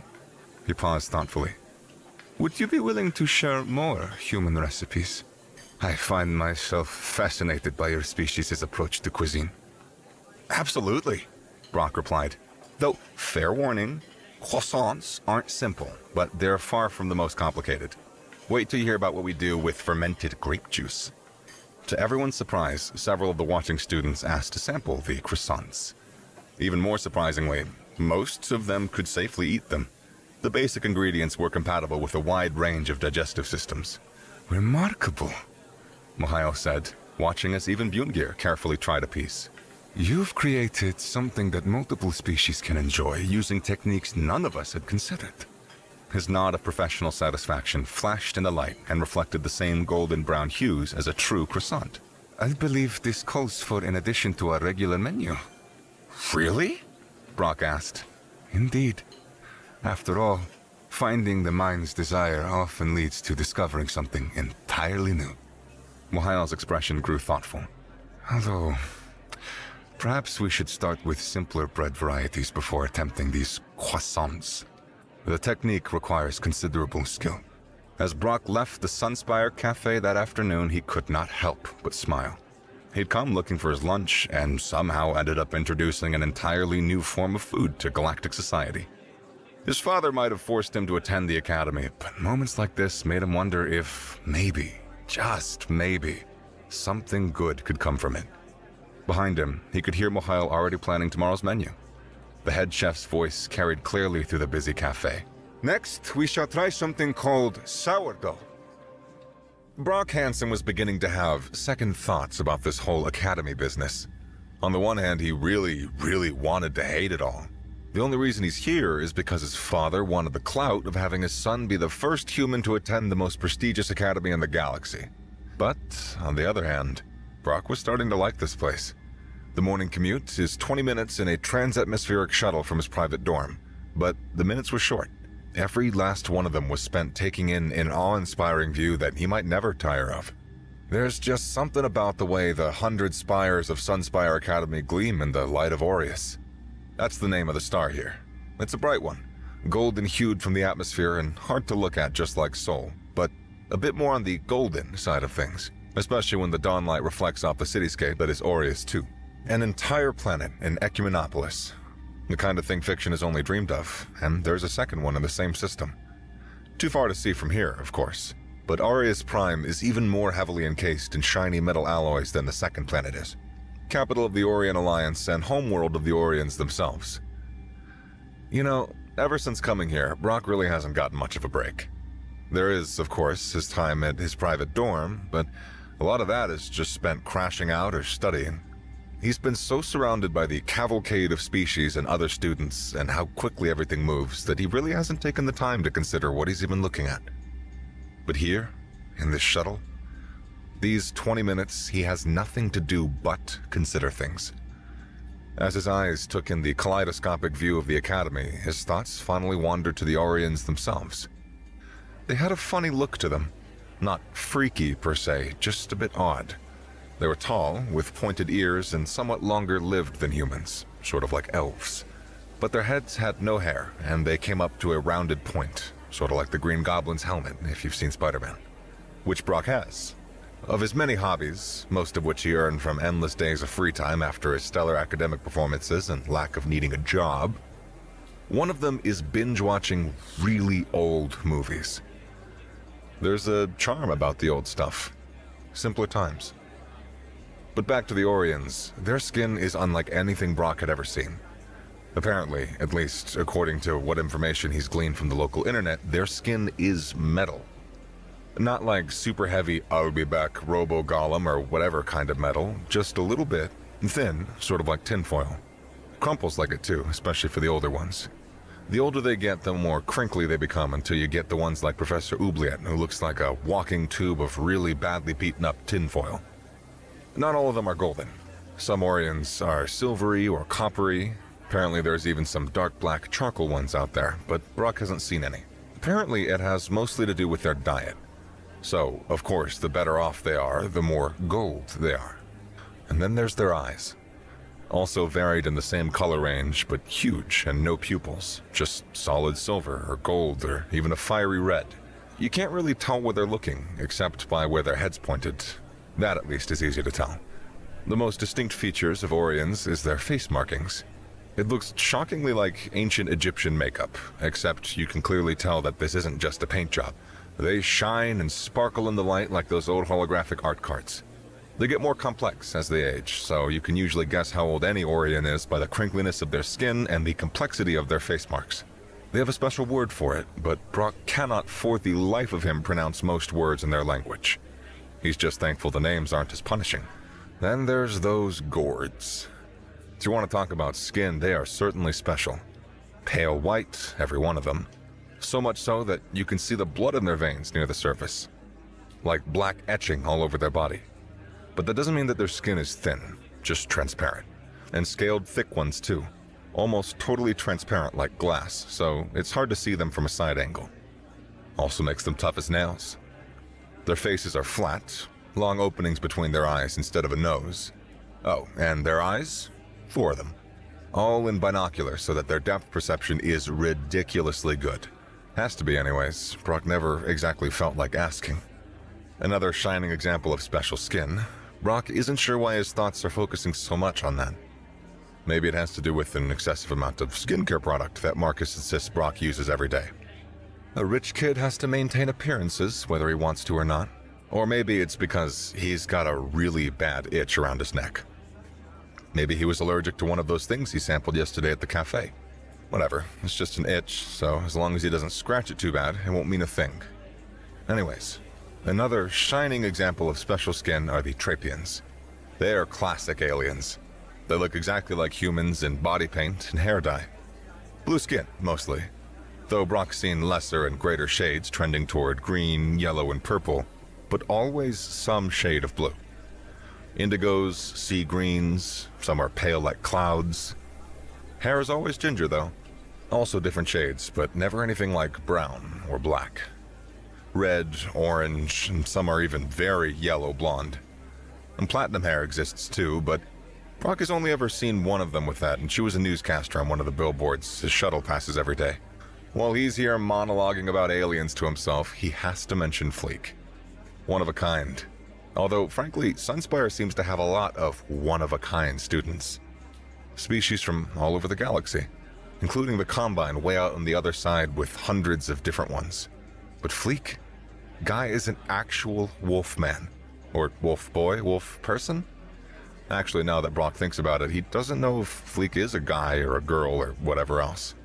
They sound male, but he's also an alien, so that doesn't mean jack shit. Whatever they are, they're basically a wolf on 2 legs, with these almost comically perched spectacles on his snout.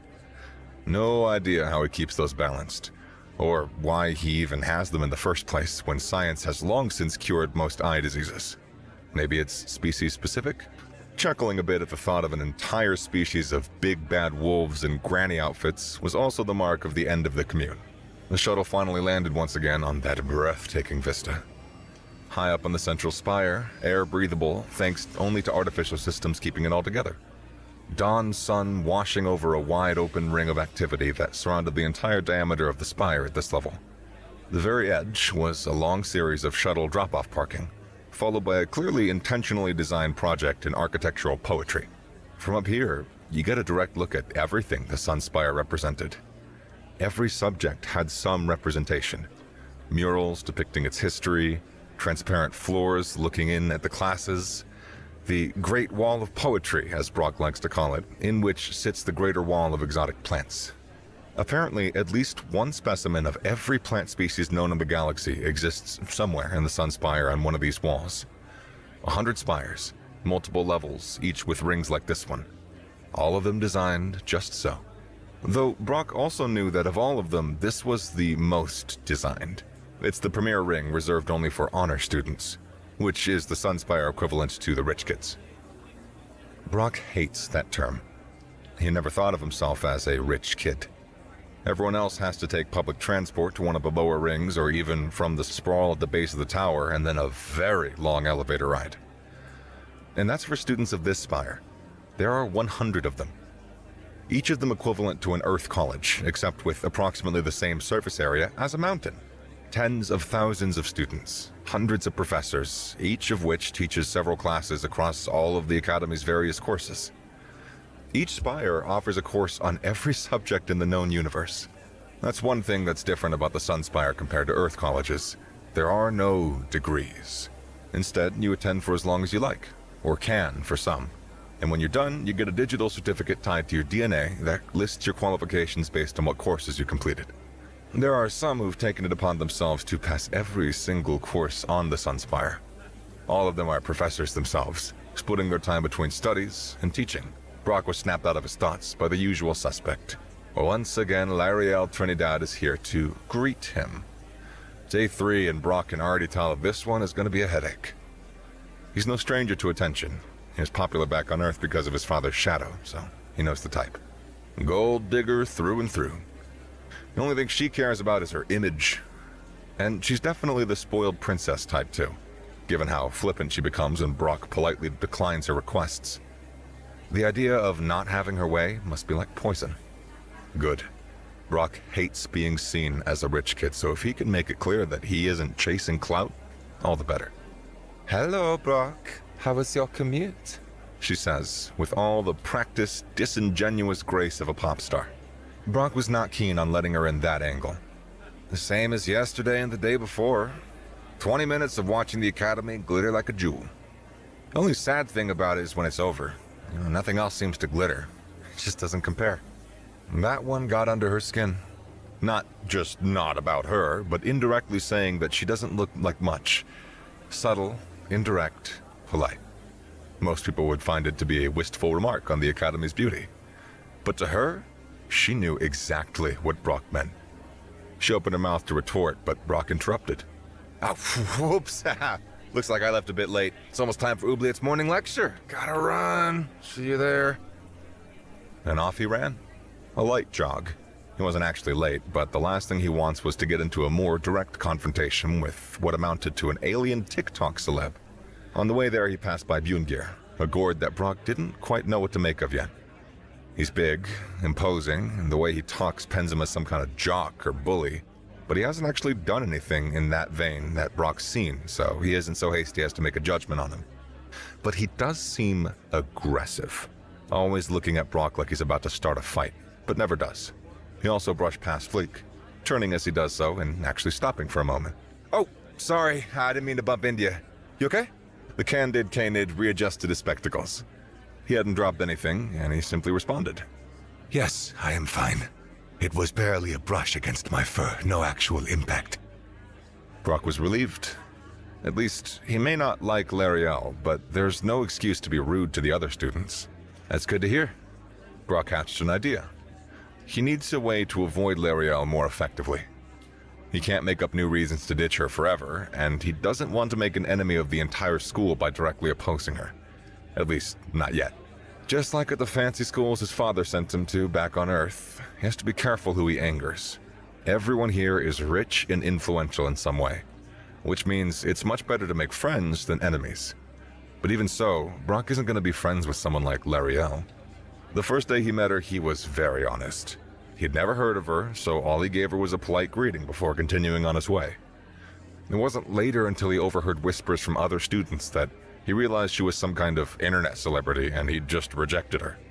So he did a little bit of digging, and yeah, that's all he needed to know. She's a fashionista, obsessed with looks and glamour and glitter, daughter of the head designer of the most popular women's clothing line in the galaxy. The way she walks and talks reeks of prep, and he's seen the kind of nasty stuff prep girls do to people that they don't like. So he has to toe a fine line until he has enough influence of his own to make sure she doesn't get any fancy ideas. Which means that, for now, he needs a convenient excuse to turn her down. Which means he needs plans. "Hey, so I noticed that you're pretty whiz in the classroom." Fleek sighed. Actually sighed. Whoops, Brock thought. He failed to consider that Fleek was the bookie type, which means he's probably heard that line before, and probably not from people acting in good faith. Brock played it off lightly, a simple raised gesture. "Whoa, sorry, I didn't mean it like that. I was just curious is all. You seem pretty smart. You always seem to be doing some kind of theoretical physics calculation on that pad of yours," and Fleek's entire expression shifted in an instant. Eyes widened, ears perked up.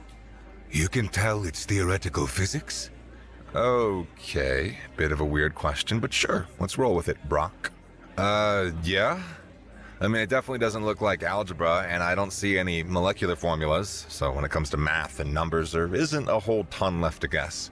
I didn't recognize any of it, so it couldn't have been normal physics since all of that ends at high school. And someone as smart as you had to be theoretical. Lucky guess. Really, there's entire subjects of non-physics related math and computing, but hey, Brock won worse odds before. I see.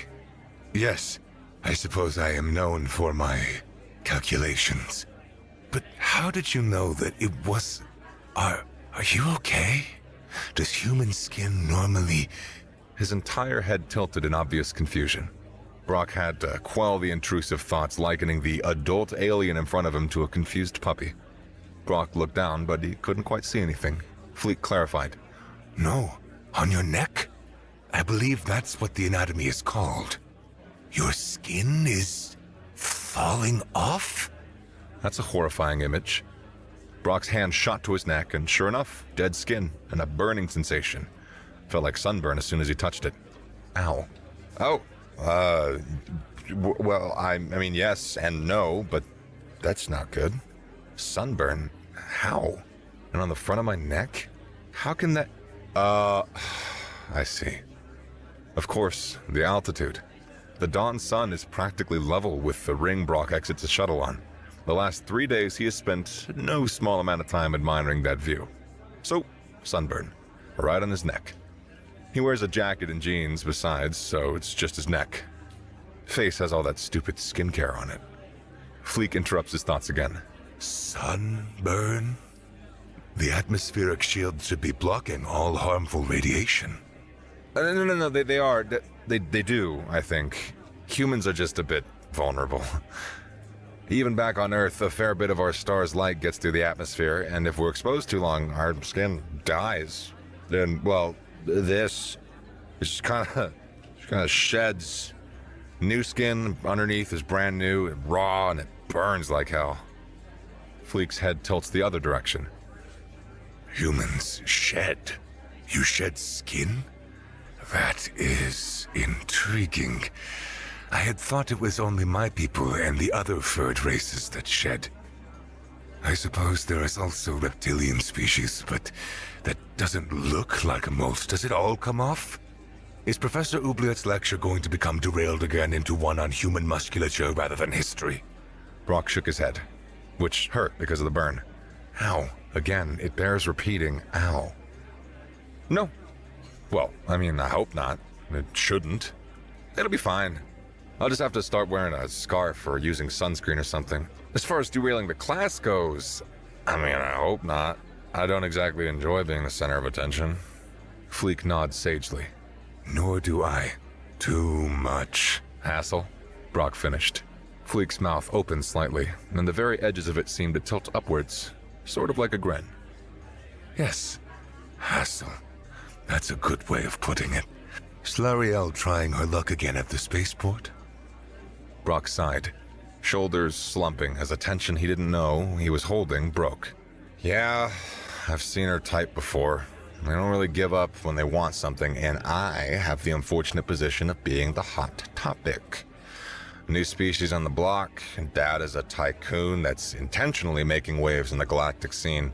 And apparently humans are just plain weird when it comes to so much. I don't want to be cooped up in any private dorm all day after classes, but it is tough to be here when literally everyone is looking at you. As if to punctuate his point, Brock's gaze briefly sweeps across the hallway, briefly catching the turning heads of gossiping students as they walk past. Fleek nods once again. I understand. I had a similar experience myself in my first year. At the time, I was called the prolific prodigy of Pangea 4, the first student in a century, apparently, to be admitted to the academy without application on full scholarship. Apparently, one of the academy scouting teams found a small project I had written on one of my homeworld scientific forums, and thought so highly of it that they wanted me here. Given my family situation, I didn't really have much of a choice. Huh. That explains why he seemed so interested on the first day when Brock said he hadn't applied to be at the academy. Seems he and Fleek have more in common than he thought. Fleek looked a bit to the side, then at his datapad, and then back to Brock. If you're looking for a recommendation on how to escape the attention, I happen to know a place. Quiet, secluded, excellent view of the city. Perfect for studying. Not somewhere most of the student body cares to visit. Brock smiled. Bingo. Oh? Where is it? A library? A maintenance corridor? Fleek just shook his own head. No, it's a ledge, near the tip of the spire. Stair access only. Has nothing up there except a very small viewing room with a window. Though I prefer to sit on the balcony where the high-altitude winds can keep me cool. The Academy does much to regulate the temperatures to a medium that most species can enjoy, but it's always a bit hot for my taste. The breeze up there is nice. Now it was Brock's turn to be confused. Aren't you worried about the wind blowing away papers or something? Fleek returned the confusion. No. Why would I use paper? Datapads are far more efficient and heavy enough to not be so easily swayed. Brock felt just a teensy bit stupid. Ha. Right, yeah, of course, right. Anyways, yeah, sounds great actually.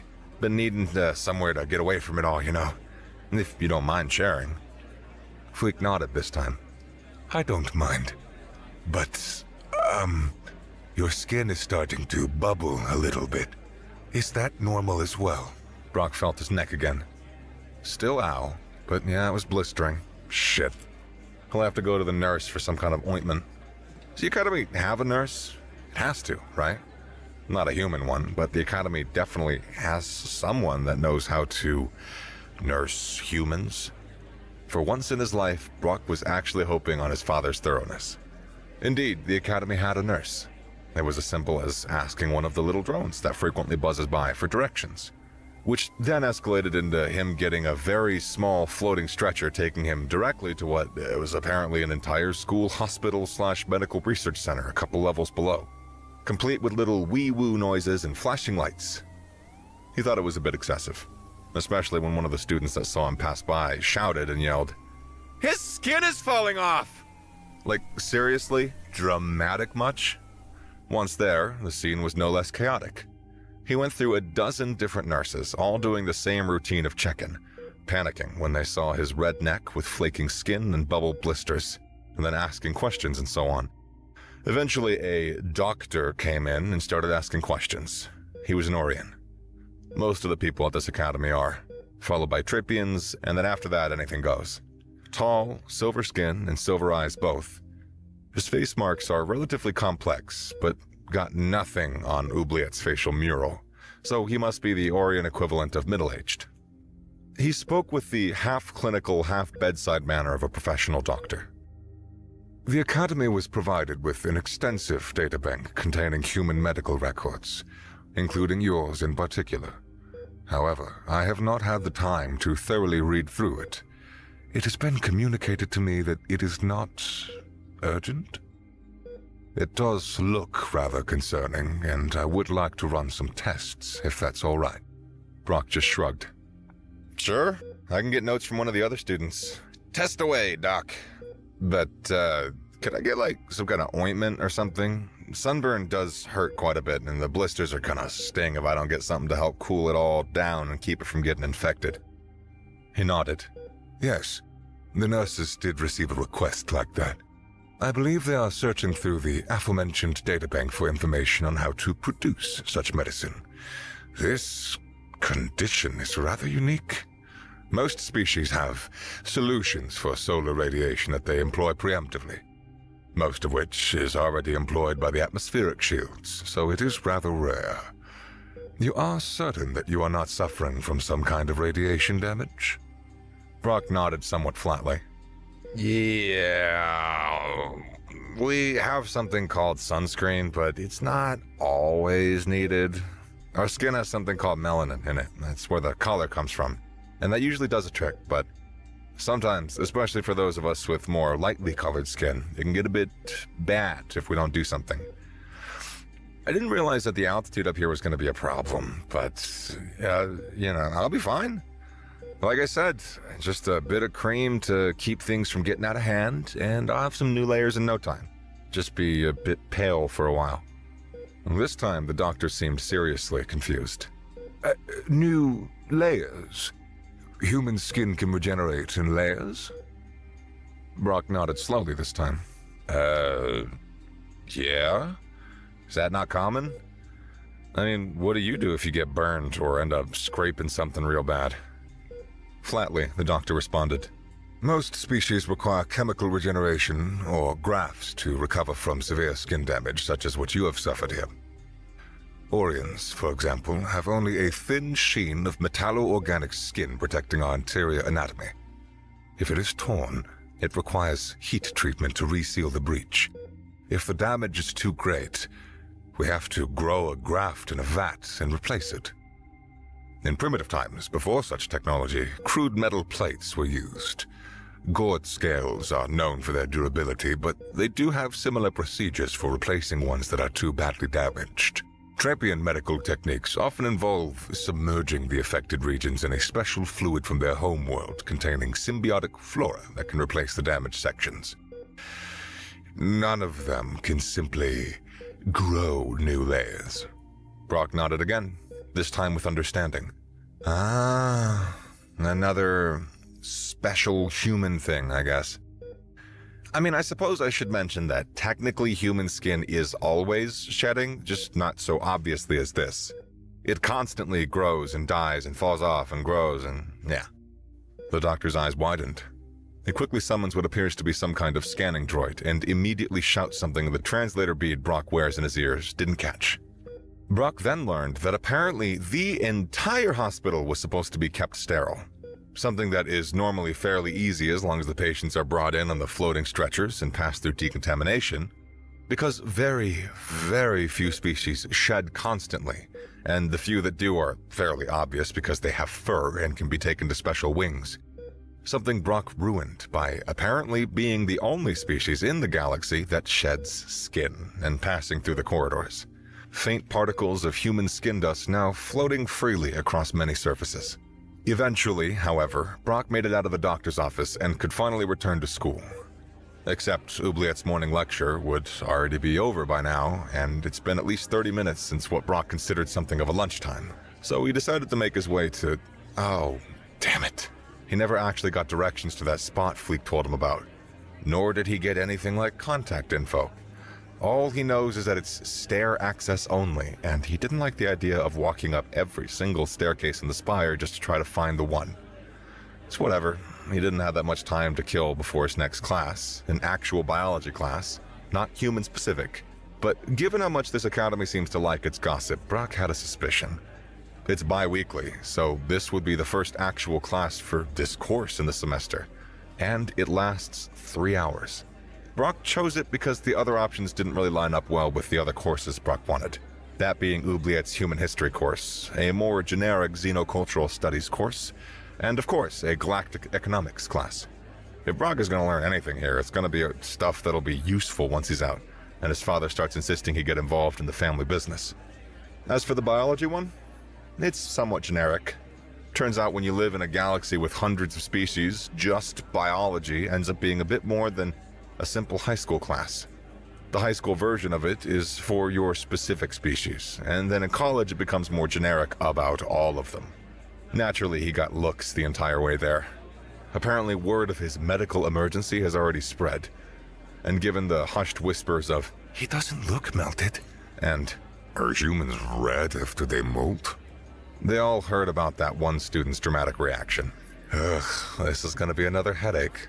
The biology class thankfully wasn't derailed too badly. The professor, a Trapian woman that Brock couldn't say he wasn't finding hard not to look at her, with sea-green skin and fiery red hair that came down in wavy lines, had him simply quell the rumors at the outset before returning to the main course. Brock, could you please explain to the class what's exactly happened so that we can all shift our focus towards today's subject? Brock stood. Yes, ma'am. The sunburn. That's it. Just got a bit too much sun because of the thin air up here. I didn't think about it, and so I didn't end up using any sunscreen to block it. The skin's fine, it's just a bit red because of the first few layers being peeled off, no big. One of the other students was shocked. Peeled off? Your skin was peeled off and it's no big? Brock shrugged. Yeah, It literally happens all the time for humans. Our skin grows in layers, and the outermost one is constantly losing tiny bits of it. So little that it's basically invisible most of the time. But, get a bit too much sun, and suddenly the first layer, or two, loses a bit more than a little bit all at once. This one's pretty bad. It's got blisters, but there's nothing a bit of antibacterial burn cream can't fix. The entire class visibly recoiled at the thought. Humans shed their skin constantly. Suddenly, a couple of the ones sitting next to him shuffled slightly away. Brock didn't mind. If he was hard to approach, that only meant that anyone that does approach him was serious. Heck, maybe it'll finally get that prep girl to stop trying to use him. But with the brief explanation out of the way. Thank you for the enlightening explanation, Brock. Speaking of skin, this course will start with the basic principles of the outermost physical functions of... Brock stretched his arms and popped the joint in his back as he finally walked out of the classroom. Who knew 3 hours of alien biology could be so... Well, no, he definitely knew it was going to be boring, but he had to take something to fill this 3-hour gap or he would go insane making 4 trips to and from the Spire on these days, where he had Oubliette's morning lecture and then an afternoon course in economic theory. Speaking of, he now had about an hour to kill before the next class, and he could already see Lariel striding down the hallway in his direction. She really did her homework, huh? Brock thought to himself. But as fate would have it, Fleek was also in that same hallway, emerging from a more advanced course on cybernetics across the hall. So naturally, Brock took the initiative to avoid having to deal with Lariel. Fleek, buddy! So good to see you! Brock happily chirped. Fleek looked up from his datapad, somewhat shocked. Brock, what are you... buddy? What do... Brock quickly walked up and wrapped one arm around Fleek's shoulder, leaning in to whisper to him. Just go with it. Lariel's right there, and I need an excuse to say no to whatever she has planned. Fleek suddenly locked in. I understand. Ah, yes! Brock, ready to study for quantum dynamics? He said, perhaps a bit too loudly. Absolutely, my man. Wolf? Can I call you Wolf? Brock responded, eyes only occasionally stealing glances at an absolutely bewildered Miss Trinidad. Fleek did his best to take it in stride, but he was clearly not used to stuff like this. Yes, of course you can, buddy. Come, let us go now to study for this very important test coming up. The two then strode off in a very much random direction away from Lariel, while a half-dozen students looked on in shock. This sudden close friendship between Brock and Fleek was entirely unexpected and unknown to them. The idea that Brock is also in a quantum dynamics course despite being a first year came as quite the news. Lariel, for her part, was stunned into silence. She could tell, of course, how fake it was, but for social reasons did not want to burst into outrage because that is unbecoming of a woman of her status. So instead, she silently stewed as the target of her designs once again eluded her grasp. Brock, for his part, was not expecting Fleek to actually tutor him on quantum dynamics once they'd gotten away and made it to his hiding spot near the tip of the spire. The familiar hum of the gravity generators followed Brock as he trudged down yet another empty corridor of his private residence. The sound had become a constant companion during his lonely evenings, a reminder of just how isolated he was in this sprawling complex his father had insisted on providing. He'd been at the Sunspire Academy for nearly a month now, and while the classes were interesting enough, his social life remained decidedly lacking. A burst of cheering caught his attention, echoing from somewhere nearby. Brock paused, head tilted as he tried to pinpoint the source. It wasn't coming from inside his residence, the building was as empty as ever, but rather from one of the nearby common areas that served the general student population. Curiosity piqued, he changed course. The sounds grew louder as he approached, accompanied by the distinctive crackle of a holoprojector and the excited murmur of dozens of voices. Rounding a corner, he found himself at the edge of a packed gathering. Students of various species crowded a massive holoprojection that dominated the center of the space. The projection showed what appeared to be some kind of sporting event, though unlike anything Brock has ever seen. The field was a vast three-dimensional space, dotted with floating obstacles of various sizes and shapes. Players in sleek environmental suits darted through the zero-gravity environment, their movements controlled by precise bursts from EVA thrusters. Come on, come on.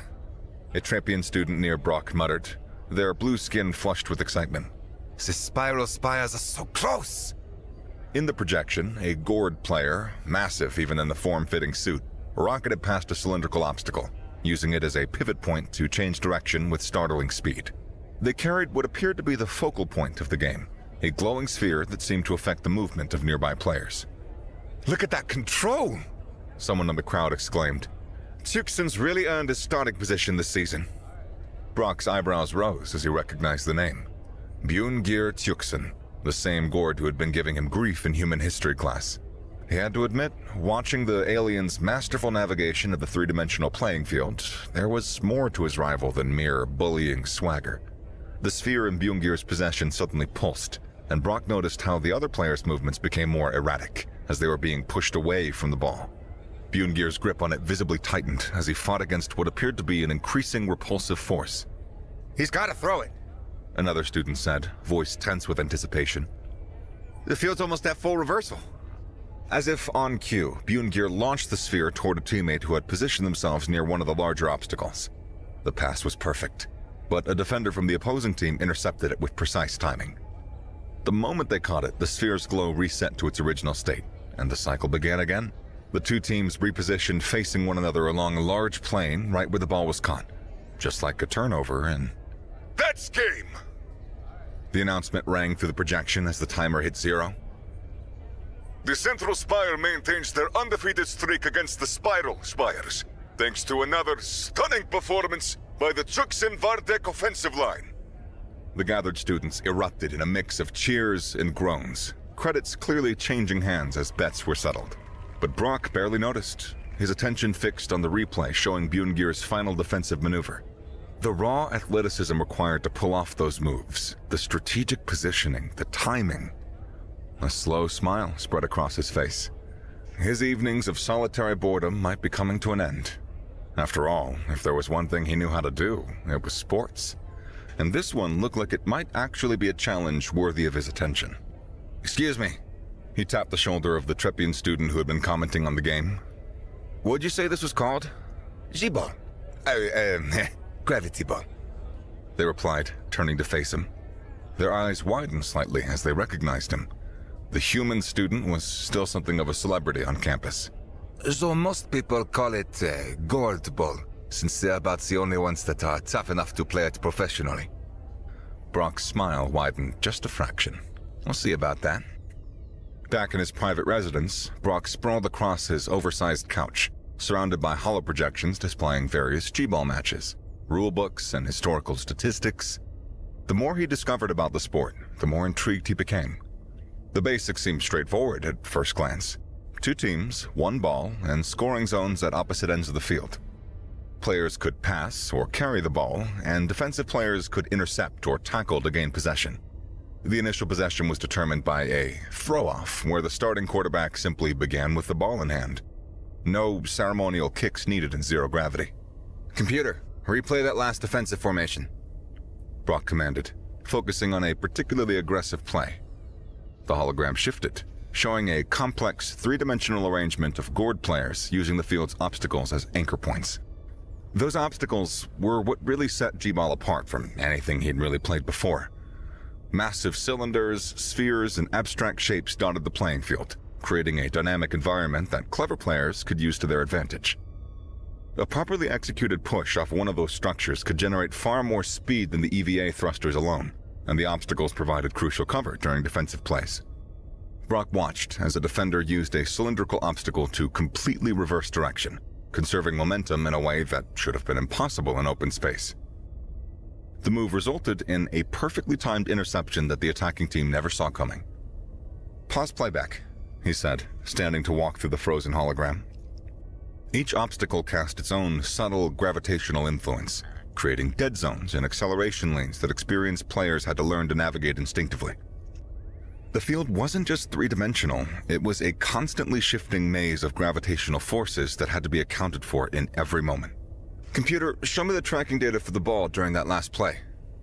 A new overlay appeared, displaying the complex fields emanating from the game ball. The initial attractive force would help players catch and secure the ball, but as the inning progressed, that same force would gradually invert. What started as an aid became a challenge, forcing players to throw the ball before it literally pushed itself out of their grasp. Brock flexed his hands, imagining the sensation. He'd played plenty of football back on Earth, but this was something else entirely. The raw physical strength needed to control the ball at peak field intensity would be immense. No wonder the sport was dominated by gourds. Their natural physiology made them ideally suited for it. Not that humans are exactly slouches in the strength department, he muttered, pulling up another replay. This time, he focused on the EVA suits the players wore, noting their reinforced joints and the placement of their thruster arrays. The suits seemed designed specifically for gourd physiology, which could be both an advantage and a challenge if he managed to get onto the team. The more he studied, the more complex layers of strategy revealed themselves. The obstacles weren't just for movement. Some could temporarily nullify the ball's gravitational field, while others could amplify it. Skilled players use these effects to create paths through the defensive line or force turnovers by manipulating the ball's properties. A 10-second timer appeared in one replay, counting down as the ball floated untouched through the field. The moment it hit zero, possession changed hands, and the teams reset their positions. The same thing happened when the opposing team managed to steal the ball. Fresh inning began, complete with new obstacle configurations. So that's why they call it gravity ball, Brock mused, watching another possession change hands. The constantly shifting gravitational forces made every second of play a calculated risk. Hold the ball too long, and it would become impossible to maintain possession. Let it go too early, and you risk an interception. Every pass, every moment had to account for multiple overlapping fields of influence. He closed the rulebook projection and he stood at the center of the remaining holograms, surrounded by frozen moments of athletic prowess. The sport was demanding, dangerous, and complex. Exactly the kind of challenge he'd been looking for. Computer, display training schedules for local G-ball teams. The holograms shifted, showing practice times and locations for various academy teams. One entry caught his eye immediately. Central Spire team, coached by Fornbeer Feckerden. The same team he'd watched dominate the match earlier. Brock checked the time. Their next practice session was scheduled for tomorrow morning, and according to the notice, they were holding tryouts for reserve positions. A smile tugged at his lips as he dismissed the holograms with a wave. "Well," he said to the empty room, "looks like I've got plans tomorrow." The Central Spire's G-ball field was even more impressive in person than it had appeared in the broadcasts. Massive gravitational dampeners lined the walls, creating a perfect zero-G environment within the contained space. The obstacles, smooth metallic shapes of various sizes, hung motionless in the air, their positions marking out familiar tactical points that Brock had studied the night before. At field level, a group of gourds were already suited up for practice, their pale skin and black spines standing out amongst the metallic sheen of their gear. Coach Feckerden stood among them, his massive frame making even his fellow gourds look small by comparison. His spines were neatly trimmed in what Brock had assumed was the gourdic equivalent of a military cut, and his 4 eyes swept the field with calculated precision. The conversation among the players died as Brock approached, all 4 of Feckerden's eyes fixed on him with immediate intensity. "This is a closed practice." The coach's voice carried the characteristic rumble of a species, but with a sharp edge of authority. "Official team members and tryout candidates only." "That's why I'm here," Brock replied, keeping his voice steady despite the weight of so many hostile stares. "I'd like to try out for the team." A moment of silence followed, broken by what might have been laughter from several of the players. Even Bjorngir, who stood near the back of the group, raised his spine ridges in what Brock had learned was an expression of surprise. Coach Feckerden's face remained impassive, but his spines bristled slightly. "This isn't some recreational league, human. The Central Spire has won the planetary championship 8 years running. I have a legacy to maintain." "I've studied the game," Brock said, taking a step forward. "I understand the risks, and—" "No." Feckerden cut him off with a sharp gesture. "Only gourds are tough enough for my team. I have a league to win, and I won't waste time on publicity stunts." The dismissal stung, but it wasn't entirely unexpected. Brock opened his mouth to argue his case, but before he could speak, an unexpected voice cut through the tension. "Let him try." All eyes turned to Bjorngir, who stepped forward from the group. His spine ridges were still raised, but there was something calculating in his four-eyed gaze as he looked between Brock and the coach.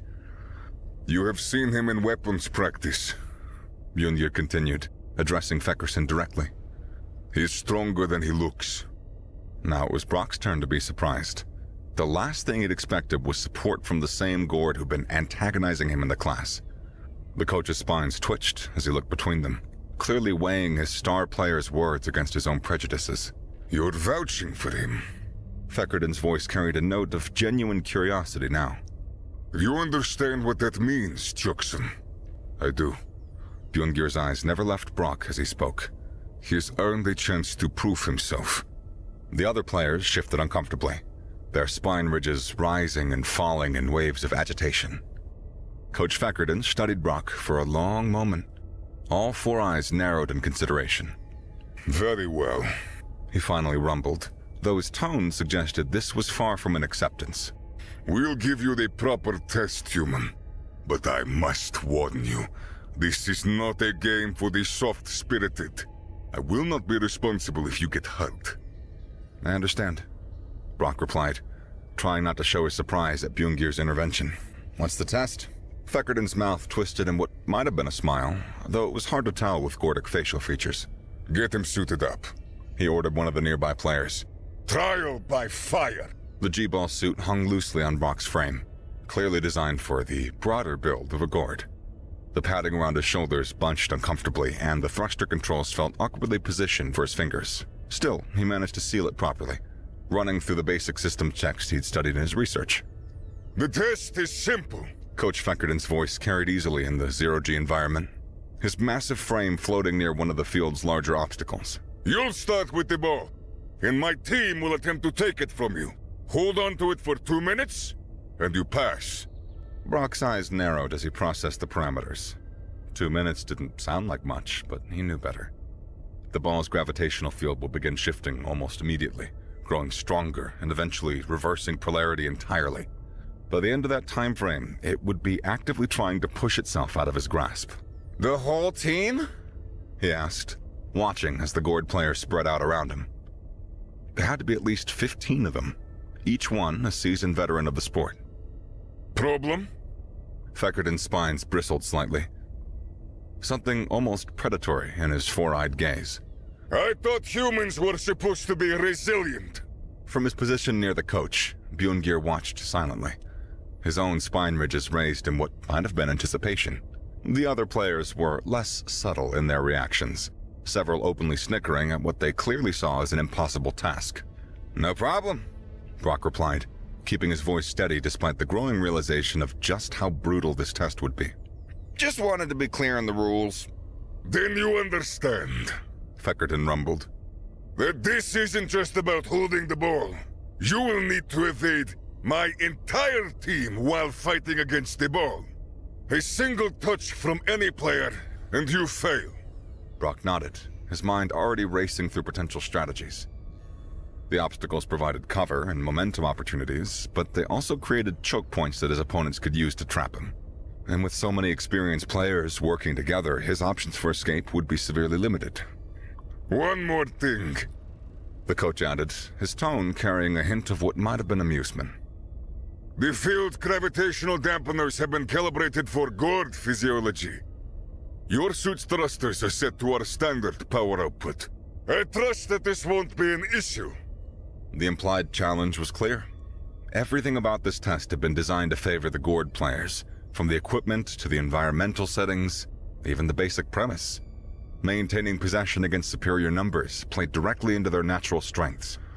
But as Brock reached out to the glowing game ball, he couldn't help but smile. They had made one critical mistake in their attempts to stack the deck against him. They told him exactly what he needed to do to win. Sometimes the simplest challenges were the most brutal, but they were also the most straightforward.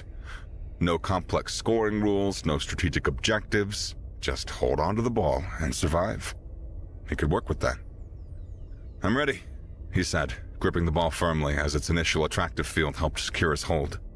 Whenever you are, coach. Brock's first attempt to engage the EVA thruster sent him into an uncontrolled spiral. The suit's controls, designed for 3 thick Gordic fingers and a thumb, responded awkwardly to his 5-fingered grip. He managed to stabilize himself only after colliding with one of the smaller obstacles, drawing hoots of laughter from several of the watching players. Having trouble with the controls, human? One of them called out, his pale skin gleaming under the field's lighting. Maybe you should stick to ground sports. Brock ignored the taunt, focusing instead on adjusting his grip to the thruster controls. He spread his fingers wider, using his thumb and pinky to brace against the oversized handle, while his other fingers worked the actual directional inputs. It wasn't elegant, but it gave him more precise control than trying to grip it normally. Check this out. Another player called, engaging his thrusters with a practiced burst. This is how it's done. The gourd shot past Brock with perfect precision, close enough to create turbulence that sent him tumbling again. More laughter erupted as Brock fought to regain stability, the loose-fitting suit's padding shifting uncomfortably with each movement. Enough showing off. Coach Feckerden's voice cut through the chatter. Give him some real practice. Show him what G-ball contact feels like. Brock barely had time to process the coach's words before a massive form slammed into him from behind.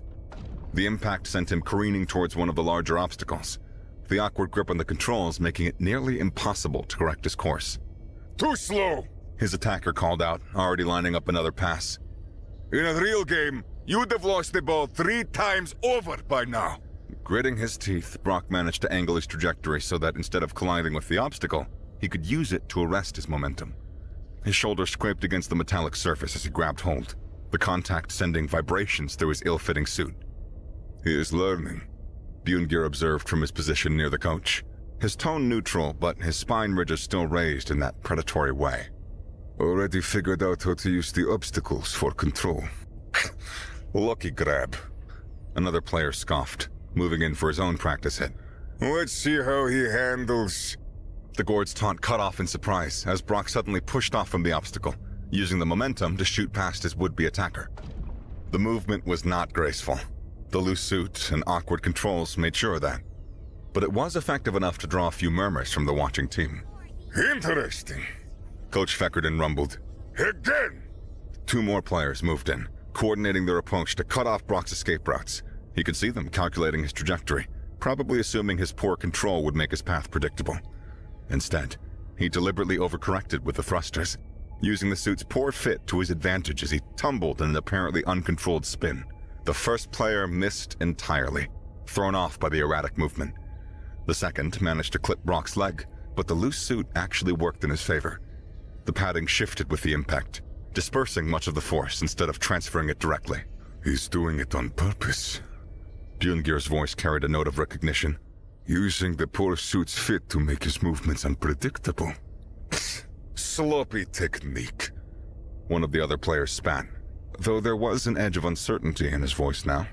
He's just flailing around, is he? Coach Feckerden's 4 eyes tracked Brock's continuing movements with growing intensity. Look again. Notice how he always ends up exactly where he needs to be, despite the flailing. Brock allowed himself a small smile as he used another obstacle to change direction, his movements becoming more fluid as he adapted to the suit's limitations. What had started as genuine awkwardness was evolving into something else, a peculiar hybrid of deliberate control and calculated chaos that seemed to be throwing off his opponent's timing. That is enough warm-up, Feckerden announced suddenly, his spines bristling in what might have been anticipation. Time for the real test. Everyone in position. The gourd players spread out around the field, their previous mockery replaced by a more focused intensity. They had seen enough of Brock's adaptability to know that this wouldn't be the easy victory they initially assumed. Bjorngir's expression remained unreadable as he took his position, but his spine ridges had shifted to a new configuration, one that Brock had learned to recognize as wary respect, the kind of look a predator gives to prey that turns out to have unexpected teeth. Ready yourself, human. Coach Feckerden's voice carried across the field. The real challenge begins now! The next few minutes were a literal crash course in G-ball movement as Brock experimented with different techniques. His initial attempts at complex maneuvers showed promise, but they lacked the refined control of his gourd opponents. Still, there was something about his approach that kept drawing Coach Fackerton's attention. Notice how he's already mapping the field's dead zones. The coach commented to Bjorngir as Brock navigated between two closely spaced obstacles. Most players take weeks to even realize that those exist. It's pure instinct. Another player interjected, though his tone carried more observation than dismissal now. He's feeling out the gravitational interactions, he's not calculating them. Brock had discovered that while the ill-fitting suit had made precise movements difficult, it actually helped him sense the subtle gravitational pulls from the obstacles. The loose padding shifted slightly in response to these forces more easily than his entire body, giving him an almost tactile awareness of the field's topology. Stop! Coach Fackerton's command froze everyone in place. Human, what were you doing just now? Brock stabilized himself near one of the large cylindrical obstacles. That's just, testing out how the gravity fields overlap. You know, if you time it right, you can use the interference patterns to... He demonstrated by pushing off the cylinder at an angle, letting the combined pull of 3 nearby obstacles alter his trajectory in a curve that brought him to a perfect stop near another structure. The movement was still rough around the edges, but the underlying principle was sound. Impossible, one of the veteran players muttered. That is advanced field theory. Even our rookies need specialized training to understand those interactions. Not impossible, Bjorngir corrected, his spine ridges shifting thoughtfully. Just unexpected. He's treating it like natural physics instead of getting caught up in the mathematical models. Coach Fackerton's 4 eyes narrowed as he watched Brock experiment with another curved trajectory. You studied this game before coming here? All night, Brock admitted, using a small burst from his thrusters to maintain position. Though the actual practice is... different than theory. Different how? The rules and mechanics make it seem like a pure strategy game, Brock explained, gesturing at the field around them. But it's more organic than that. You have to feel how everything flows together.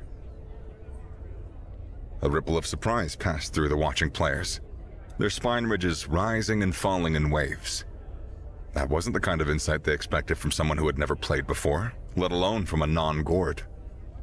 Show me what else you have figured out, Fackerton ordered, his voice carrying an edge of genuine curiosity now. You have 2 minutes before the real test begins. Brock nodded, and then launched himself into a series of experimental maneuvers. He deliberately pushed the limits of his control, testing different combinations of thruster bursts and obstacle interactions. Each attempt was a little smoother than the last as he built an intuitive understanding of how everything worked together. The Gord players watched with increasing intensity as he strung together more complex sequences. When he managed to execute a partial spiral around one of the larger obstacles, using its gravitational field to maintain a controlled orbit without thrusters, even the skeptical among them fell silent. He learns fast, one of them finally said, their spine ridges bristling with what might have been concern. Too fast. Speed of adaptation is a survival trait. Bjorngir responded quietly, his 4 eyes tracking Brock's movement with calculated assessment. Especially for species that evolved on death worlds. Coach Fackerton raised one massive hand, calling for attention. Time is up. Take your positions for the real test. Let us see if all of this intuition holds up under actual pressure. The Gord players spread out into an aggressive formation, their previous uncertainty hardening into focused determination. They'd seen enough to know that this wouldn't be a simple exhibition. The human had proved that he could move in 3 dimensions. Now, they would see if he could fight in them. Remember, Fackerton's voice carried across the field. 2 minutes with the ball, against my entire team. Starting now! The moment Coach Fackerton called start, Brock's mind kicked into overdrive. 2 minutes was an eternity in zero-G combat sports, but he had one advantage. He had watched enough G-ball matches to know how teams typically coordinated their movements. Keep away, he thought, feeling the ball's initial attractive field helping him maintain his grip. Simple plan, but it might work. Without hesitation, he engaged his thrusters at full power, aiming for the far side of the field. If he could force the Gord players to converge trying to catch him, then they'd just have to deal with each other's mass and momentum. In zero-G, friendly collisions could be just as disruptive as enemy tackles. The EVA thrusters responded sluggishly through his ill-fitting gloves, but he'd started getting used to the delayed reaction time during practice. He compensated by triggering the bursts slightly earlier than felt natural, letting the loose suit's shifting weight actually help carry his momentum in the right direction. He is making a run for it! One of the Gord players called out, already moving to intercept. Typical rookie mistake! But Brock's initial burst of speed caught several of them off guard. The human might be wearing an ill-fitted suit, but his acceleration was surprisingly sharp. Two players had to quickly adjust their trajectories to avoid colliding as they moved to chase him. Don't bunch up! Bjorngir's voice cut through the chaos. Spread out and cut off his escape routes! The Gord team responded with practiced efficiency, quickly fanning out across the field in a three-dimensional net formation. Players positioned themselves strategically near obstacles, ready to use them as launching points for rapid direction changes. Well, there goes that plan, Brock thought, watching the net of pale-skinned giants form around him. Their positioning was perfect. Any attempt to break through would put him within easy reach of at least 3 players. The ball's gravitational field pulsed slightly in his hands, the first warning of its coming polarity shift. He still had decent control, but the clock was ticking in more ways than one. Soon, the ball would actively start fighting against his grip, and no amount of tactical positioning would matter if he couldn't hold on to it. Nowhere to run now, human! One of the players called out, his spine ridges bristling with anticipation. Ready to admit this was a mistake? Brock's response was a tight smile. The direct approach had failed, but he'd expected that. These players were champions for a reason. Now it was time to see if all that victory had made them predictable. Not really, he replied, planning his next move. Just getting warmed up. Coach Feckerden watched from his position near one of the large obstacles, his 4 eyes tracking every movement. 90 seconds remaining, he announced, his tone neutral, but his spine ridges raised in obvious interest. The net of players began to contract slowly, careful not to leave any gaps that Brock might exploit. They'd played this game countless times before, trapping opponents in steadily shrinking pockets of space until they had no choice but to surrender the ball. But as they closed in, Brock's smile only widened.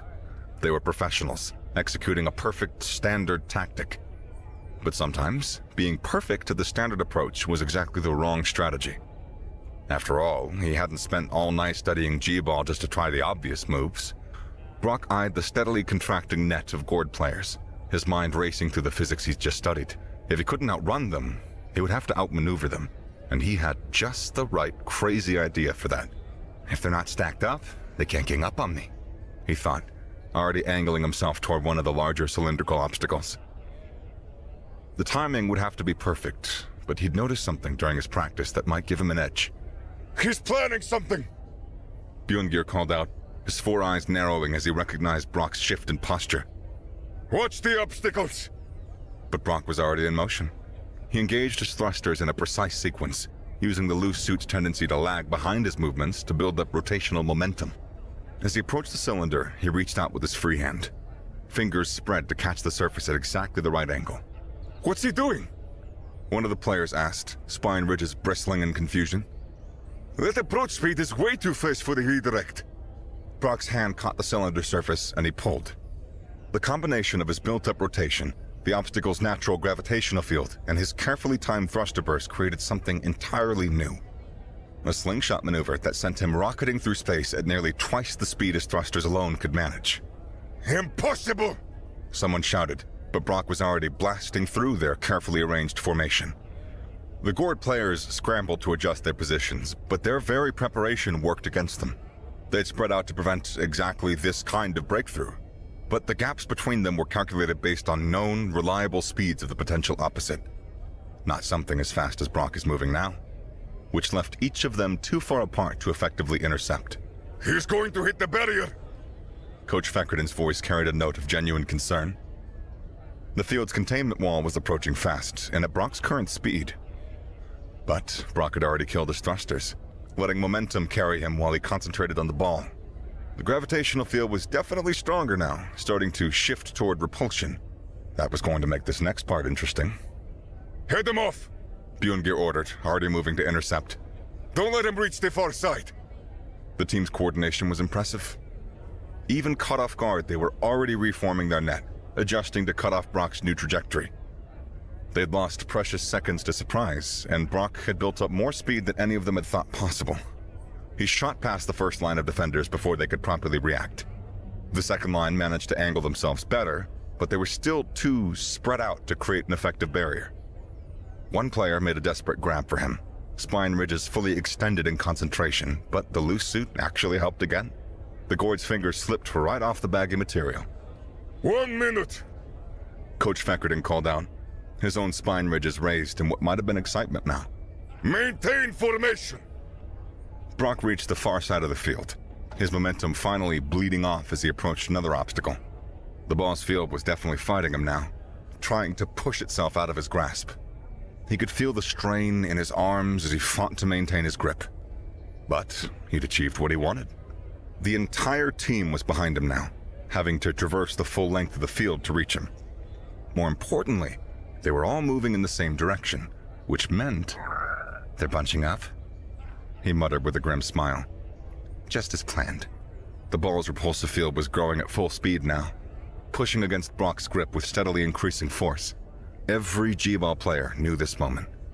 It was when the game shifted from skill to pure survival, where even maintaining possession for 1 second longer became a test of raw strength. If they want this ball, Brock thought, gritting his teeth as he curled his body around the sphere, they're gonna have to pry it from my cold, dead hands. What is he doing? One of the Gord players called out, genuine confusion in his voice. He can't seriously think he can hold it at full reversal. He's trapped himself, another added, spine ridges bristling with anticipation. No obstacles nearby, no way to build momentum. Just grab him and... Wait! Bjorngir's voice cut through the chatter, 4 eyes widening as he realized what was happening. Look at this position. Brock had turned his earlier disadvantage into a final gambit. He let the team chase him to the corner at the far edge of the field, forcing them to cluster together as they pursued him. Now, they had found themselves fighting not just the ball's repulsive field, but their own positioning as they tried to reach him. 30 seconds! Coach Feckerton called out, his own spine ridges fully raised now. Take the ball! This is impossible, someone muttered, watching as Brock maintained his grip despite the tremendous forces involved. The field strength is past maximum tolerance. No one can hold it for this long. But Brock wasn't just holding the ball. He had wrapped himself around it completely, using his whole body to fight against its attempts to escape. The loose-fitting suit actually helped once again, its extra material allowing him to maintain multiple points of contact despite the growing pressure. The force should be crushing him, one of the veteran players observed, spine ridges twitching in disbelief. Even with the suit's protection, it... 15 seconds! Feckerton's announcement carried a note of something beyond excitement now. Was it awe? The Gord team's efforts grew desperate. They tried to coordinate their approaches. They used their thrusters to fight against the ball's field, but the combined effort only made things worse. The repulsive force pushed them back faster than they could advance, creating a sphere of empty space around Brock that none of them could penetrate. 10 seconds! Brock's arms burned with effort, every muscle straining against forces that should have torn the ball from his grasp long ago. But there was something grimly satisfying about this moment, about showing these giants exactly what human physiology was made of. 5! It's not possible, someone whispered, watching as their last desperate attempts to reach him failed. He's actually going to... Time! Coach Feckerton's voice boomed through the field. Release the ball, human. Test complete. The moment Brock uncurled from around the sphere, it shot away from him like a rocket, ricocheting off of several obstacles before the field finally reset. He floated there, breathing heavily, suddenly aware of the absolute silence that had fallen over the field. Every Gord player stared at him, their spine ridges moving in waves of agitation and disbelief. Even Bjorngir seemed shocked, though there was something else in his four-eyed gaze. Something that might have been recognition of a truth that he'd suspected all along. 2 minutes, Coach Feckerton said into the silence, his voice carrying across the field again. 2 full minutes, including over 30 seconds at maximum field reversal. No one has ever done that before. Not in practice, not in competition, Not ever! Brock managed a tired smile, already feeling the ache setting into his muscles. And so, did I pass? Coach Feckerden's massive frame drifted closer to Brock, all four eyes studying him with an intensity that made his spine ridges quiver with barely contained energy. The silence stretched for another moment before the coach finally spoke. Ha! Pass! Feckerden's laugh filled the zero-G field. Human, you just did something my best players thought physically impossible. I'd be a fool not to add you to the roster. You can't be serious, one of the veteran players protested, though his voice lacked conviction. He's not even... Not even what? Feckerden turned to face his team, spine ridges bristling.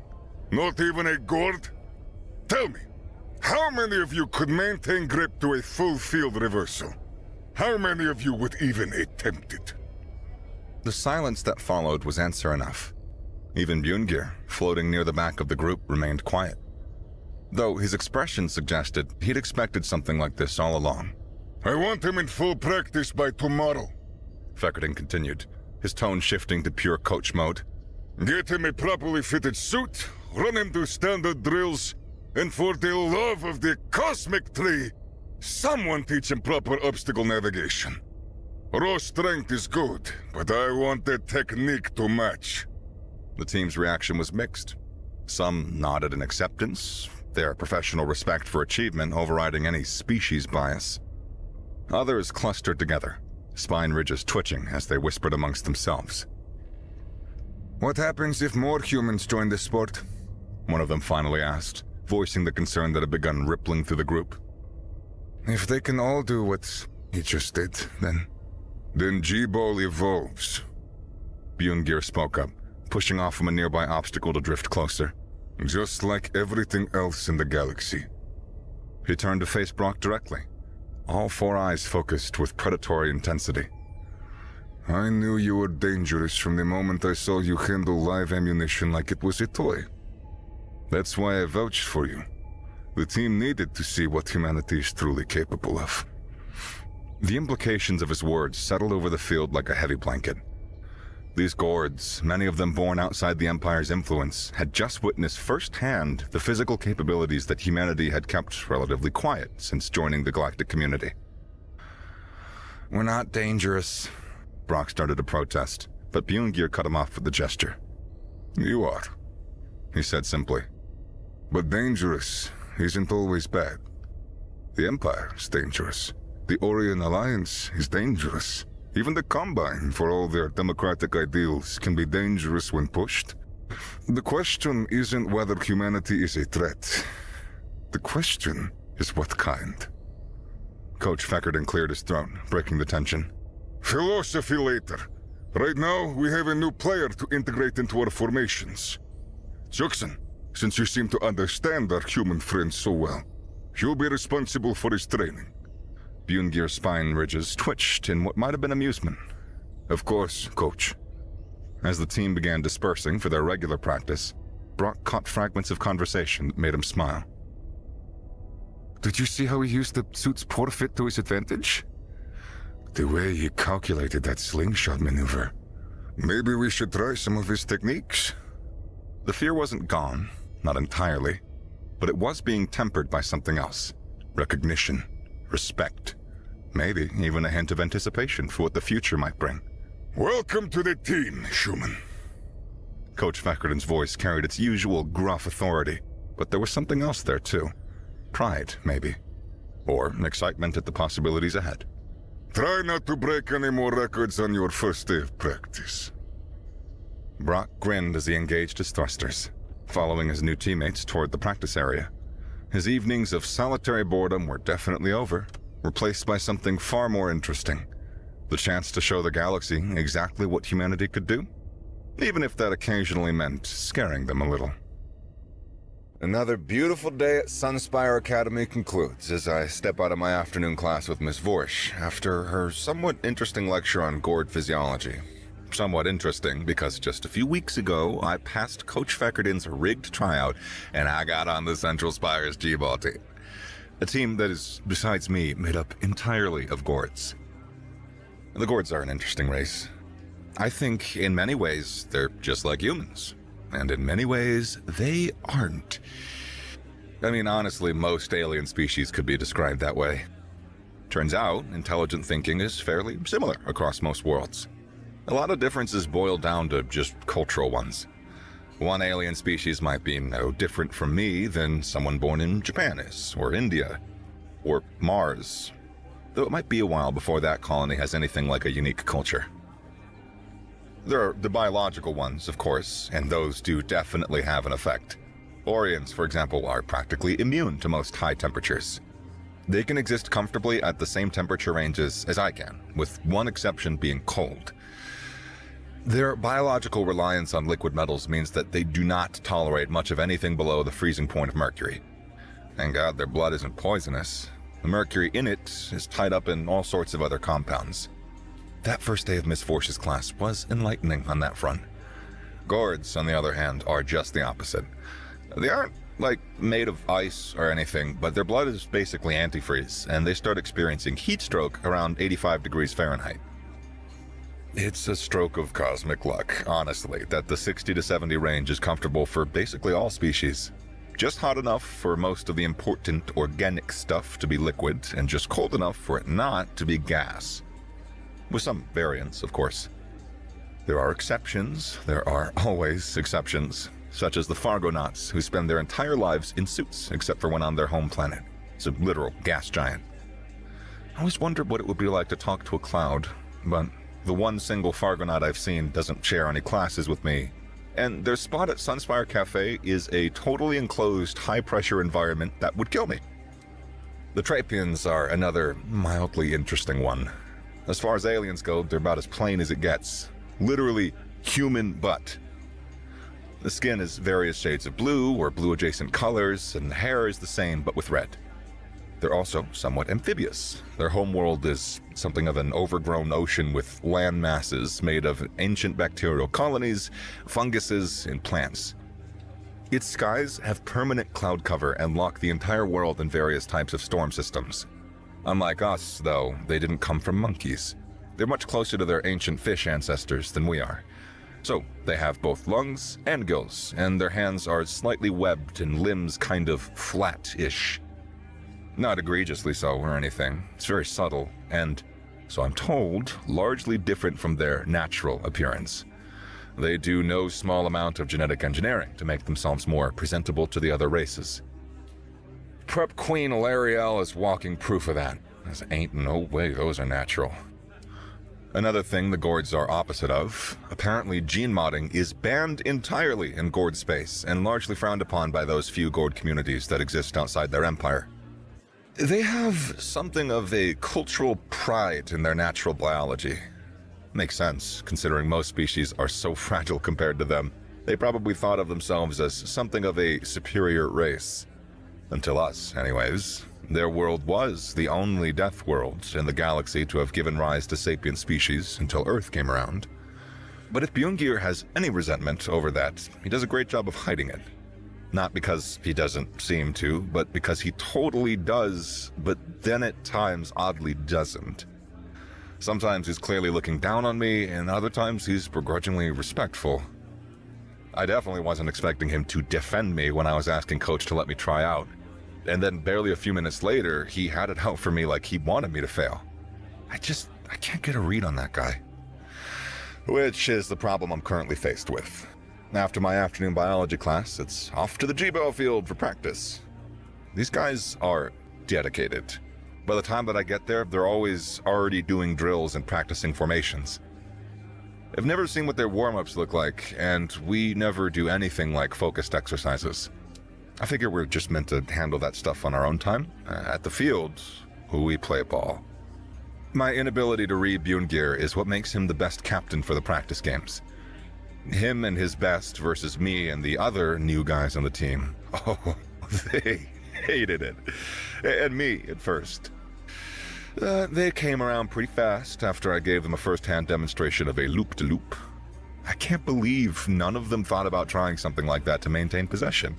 Their first instinct when someone gets on their tail is to just throw the ball to the next person. And so that's what these practices boil down to. Me trying out new ways to maintain possession while still making distance on the goal, while Bjorngir practices the defensive formations that make him and his team famous. Finding ways to take possession back from me. We even worked together at one point to come up with a strategy that makes use of the stunt I pulled at the tryouts. And now our game plan is to find ways that let me hold on to the ball long enough for the field to get strong enough to push the other players away and make it near impossible to rip the ball out of my hands. And then all I gotta do is find an angle to shoot the ball at that will give us the most distance, and then have someone on the other side ready to catch it. You can't score if the ball isn't in your hands, so once we're as close to the goal as the rules allow, we gotta do it the good old-fashioned way. But today, I'm a bit off. One drill and the coach blows the whistle. Stop! Stop! Brock, what's wrong? You're off today. Don't try to hide it. You seem stiff, and you aren't moving with that usual fluidity. Don't tell me Bjorngir's got you scared. I know he looks menacing, but that's just how he is. Takes after his father more than anything, and he was one of the best G-ball players in the galaxy. Well, that's new information. I didn't think Bjorngir came from sports royalty. Another thing about himself that he does a great job of hiding. No, coach, nothing wrong per se. I was just a bit rushed coming here. Class went on a little long, and Fleek had some questions, and by the time I realized I didn't have any time left for my warm-up training, I explained. I'm sure he'll understand, and this is college after all. G-ball isn't our profession, and sometimes other stuff just happens. But instead, he seemed perplexed. Warm-up training? What do you mean by that? You come here to train. What's the point of doing it before?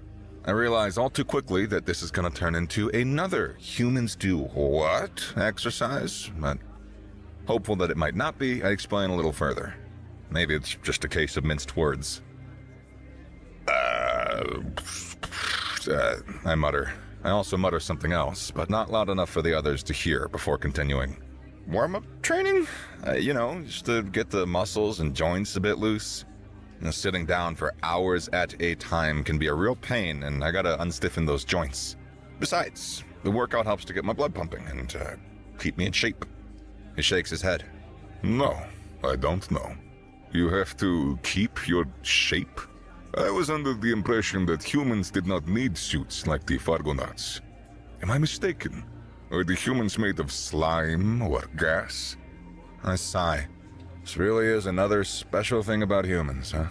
The more special I learn I am, the less special I feel, and the more special I feel. Yes, despite everything, I do still aim to avoid standing out too much. Even if so far I have been failing horribly at it. No, you're not mistaken. Oh, God, how do I put this? I begin, tapping my foot a bit as I search for the words. With the human body, it's like a machine. Yeah, I mean, most bodies are, but our body is a machine. It's constantly trying to be as efficient as it can possibly be, right? So bigger machines cost more energy to run. So if we don't need to be bigger, our body won't be. It'll just kind of scale itself down. Well, not exactly. There are a lot of biological nuances, little things, and I'm not clear on myself. But what I do know is this: we have a saying, use it or lose it. Because if we don't use a part of our body often, it tends to shrink until it just disappears. Some of it, anyways. Mostly just muscles and parts of our brain. So if I want to stay big and strong or whatever, I gotta make sure that I really work out my muscles regularly, basically every day. Our training here does wonders for that, but it kind of misses some areas sometimes. And being in 0G does mean that there are tons of muscle groups that just don't get used very often, so I handle that part, and I usually do it before I get to the field. As I explained, I watched as the entire team's confusion grew. Eventually, the coach asked, "And what does this workout entail exactly?" I consider explaining it to them immediately, and then realize that if they have no concept of exercise, a lot of the terms will just fall flat. Not to mention, I doubt they'll even know what the human muscle groups are, so I think it might be easier to just show you. But I'll need the gravity back. Academy standard is like half Earth gravity, but having any at all is helpful. The coach nods, and then with the flick of a hologram on his tablet, disables the zero-G generators on the field. Thankfully, the floating obstacles aren't poorly designed, so they all generate small fields of their own to gently float down, rather than simply slamming to the ground. After that, I start working out, explaining as I do. So, first thing I usually do is pretty simple, just a few stretches to limber up.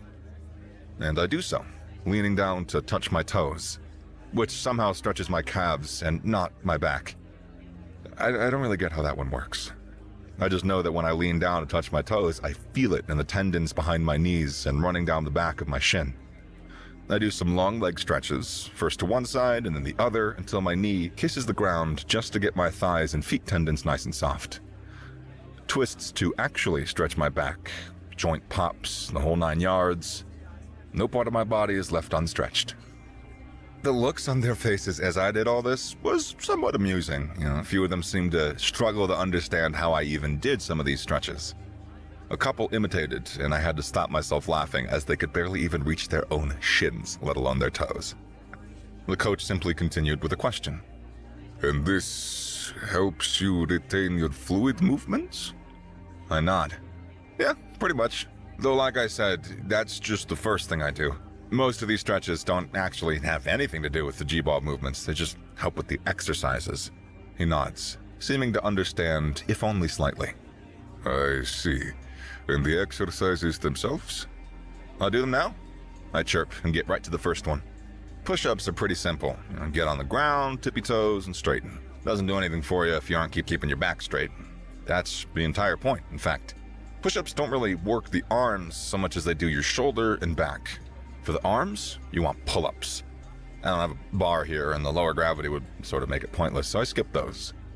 After that, just some squats to get my thighs going, a few basic leg exercises where I sit down and just lift my leg. There's also some that I can only do at home after practice, and since they require specialized equipment, helps a ton with my quads since running is mostly for cardio. Which prompts yet another question from Coach Feckerden. Your cardio is cardiovascular? You train every vein and artery? I couldn't help but laugh at that one, as weakened as I was by the team's earlier comedic imitations. No. No, it's nothing that ridiculous. Well, I mean, sort of, I guess. Technically, not the literal veins and arteries, mostly just my heart. Because the heart's a muscle too, But it's already always working, so the only way to get it to get bigger and stronger is to make it work extra hard, which simply means expending as much energy as possible. Running is a very easy and convenient way to do that. To demonstrate, I start doing a few laps. I run around the field, and it's nothing like when I run around my private dorm. The gravity there is artificially kept at Earth levels, so it's fairly normal. But here at the Academy, gravity is really around half of Earth, which means that every step is something of a leaping bound, and I gotta be careful to avoid tripping. Walking is fairly easy still, at least, especially since my father thought even of this fact and had my school shoes custom tailored with weights in just to hide how much I struggle to walk otherwise. After the third lap, he calls out to me with some mild concern. And you do this for how long? And I shrug. I don't know, until I'm really tired or it's time for practice. This is the last thing I do, so it's kind of up in the air. As I pass him, about to start my fifth lap, he reaches out and stops me. So, you artificially inflate your heart rate through strenuous activity. You intentionally make heavy use of your muscles to no end other than to simply use them. You do this for long periods of time until you're tired, and none of this actually causes any damage to your body. I shake my head. No, it definitely does, and that's the point. Damage my muscles, and then they can repair themselves, and then they grow back bigger. That's how it all works. They go unused, they shrink. Use them, and they get destroyed, and new, bigger ones grow in their place. Now they all look horrified, one of them calling out while Bjorngir simply hardens his expression. You're intentionally destroying your body. The thing that you rely on to survive and do anything with. Every day before practice where you strain your already damaged body further. You know that we only practice for an hour because any more risks damage. Game-related injuries are serious business. Once a player loses a major muscle, it can take weeks for it to repair itself, and it certainly doesn't grow back bigger. Now, if it did, we would all do it all the time, every single day, right before practice. Bjorngir interrupted, stating exactly what I said my routine was just 20 or so minutes ago. Realization dawned on all their faces, all at once. The coach speaks now. I see. Humans deliberately damage themselves, because damage makes them grow. All this time, our intense, high-activity G-ball training, one of the most rigorous in the entire academy, has been... I complete a sentence, now somewhat apologetic. Not much more than a light workout for me. I mean, it's not nothing. Maneuvering with the obstacles especially is killer on my arms, but with everything being in 0G and all, it really isn't hard to move around. Not at all like football back on Earth, where we basically play the same game, except there are no obstacles besides the other players, and we spend hours running up and down a field over and over and over again. And the rules are way different too. And the ball is more aerodynamic. Silence. Just silence. And it spoke volumes about what they'd just learned. I really hope I don't end up getting a call from a doctor about more tests. Worse, I got a call from several doctors, most of them sports analysts. I tried to turn them down, but apparently my dad had heard about it and decided it was good publicity. So, here I am, in some kind of advanced biological research facility with all sorts of doohickeys and devices hooked up to me. Places pristine whites and golds. Even here, in this scientific venue, they embrace the Academy's most gaudy design ethic. The scientists themselves are a mix of races. There's a Gord, of course, but also an Orion, and a third one I'd not seen before. They look sort of like a giant floating jellyfish, except with eyes and what appears to be bony protrusions all along their tentacles that move in eerie fashion to manipulate objects. Gives me the creeps, but I don't let it show on my face. Okay, Mr. Hansen. The jellyfish one begins. Everyone at the Academy wears specialized translation equipment, and for most species it happens fast enough that it's hard to hear their normal voice. But this one, it took several seconds for the translation to kick in. Meanwhile, I could clearly hear the gurgling, bubbling noises that seemed to constitute their natural speaking voice. I am Professor Yukar of the Sunspire Cellular Studies Department. I believe that you have already met Dr. Softenhat, and... But the Gord professor interrupts him. He has that typical Gord appearance. Tall, built with white, almost transparent skin covered in very transparent scales. And a flat face with 4 eyes and 2 nasal slits, and where there would be hair on a human, there is instead thick, dense spines that curve down and backwards. It gives him an almost predator look, like from those old Aliens vs. Predators movies, except in a lab coat and without the scary plasma caster. Grigor Font. I am a professor in Sunspire's Organic Kinematics departments. That is, I study the way all creatures move. He said, eyes somewhat narrowed. We are not here to verify your claims. It was easy enough to do via remote communication. I find it unsettling that we seem to only learn more about humanity through your antics. Nevertheless, while we received verification, we also received nothing else. We require specifics. Hence, he gestures to all the equipment littering the room and monitoring my every movement. Heartbeat monitor I can recognize, and I can see the displays change whenever I move, but I can't really tell what it is that they were actually recording. Yes. Professor Font is correct. We would like to ask you, Mr. Hansen, to simply engage in one of your typical exercise routines. Within reason, of course. I have heard that running vast distances is one of your exercises. But it would be difficult to record that with such static equipment. A request was put into the engineering department to replicate a human device for this purpose. But we have not yet received it. Once it is done... I interrupt. Yes, I'm sure my father will approve another round of tests once you've got a treadmill. For now, let's just get this over with. I can't say I'm not a little frustrated, but it's whatever. I'm used to it at this point, for good or bad.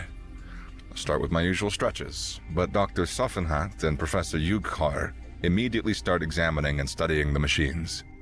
But Professor Font instead seems to be studying me, staring very intensely. Yughar notes, How intriguing. Your tendons appear to be made of a highly elastic material. However, it clearly has a failure point at where it becomes plastic. You seem to be capable of identifying exactly that point and stretching your tendons to just before that threshold. I see.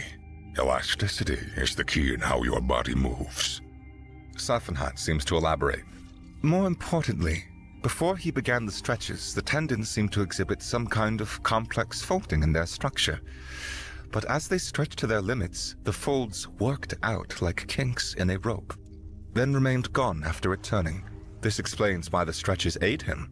When left unused, the extremely long organic molecules can get tangled, like primitive electric cabling, and lose some of their elasticity. By regularly stretching them to their limit, you ensure that these ties never become too long, and thereby maintain maximum elasticity. I nodded along, pretending to understand what any of that meant. Yeah, sure. Yes, stretching makes it easier to, stretch. Exactly. Now it was Font's turn to make an observation. That is not an unusual property. Many terrestrial species rely on elastic tendons for locomotion.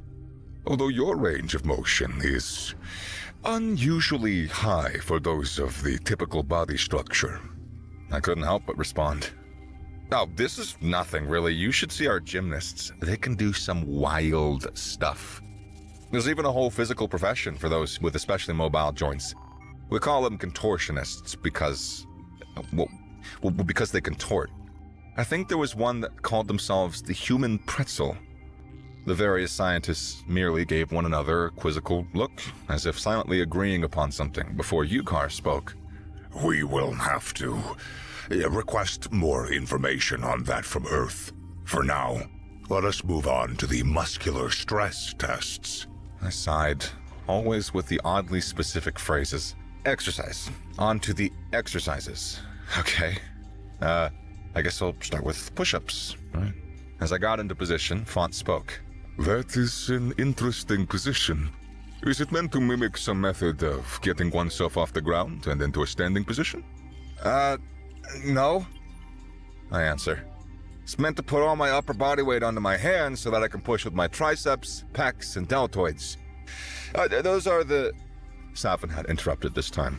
Lots of interruptions today. Seems everyone's a bit on edge. We did find information on human muscle groups, thankfully, as part of our exchange. The sensors also indicate groups identified as the obliques and abdominals engaging. It is always fascinating to watch organic muscles in action.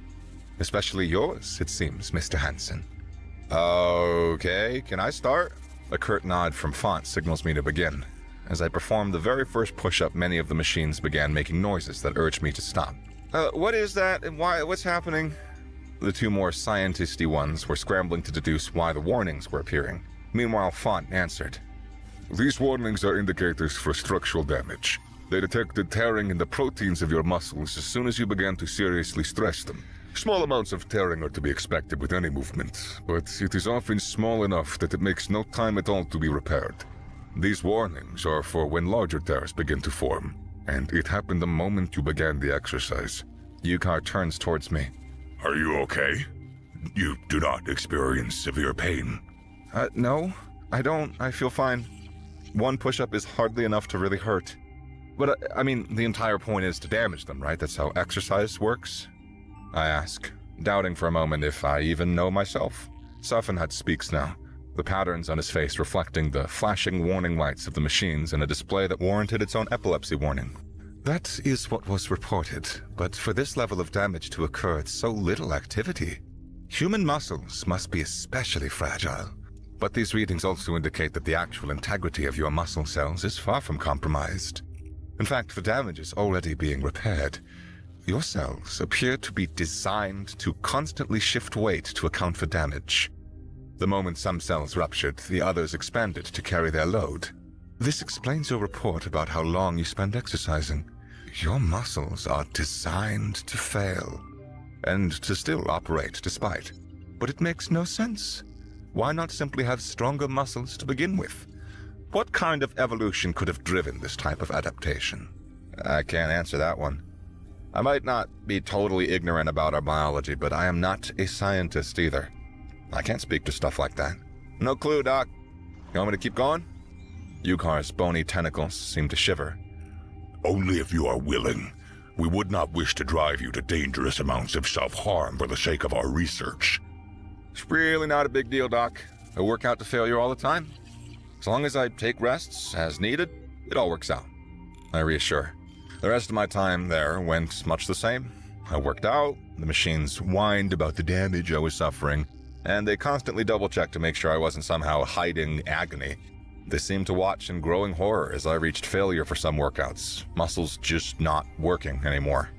Apparently, they're still struggling to accept that I can tolerate working out until there's physically not enough living muscle to continue the exercises. For my part, it's a decently good burn. Probably have to take a day or two off G-ball practice, though.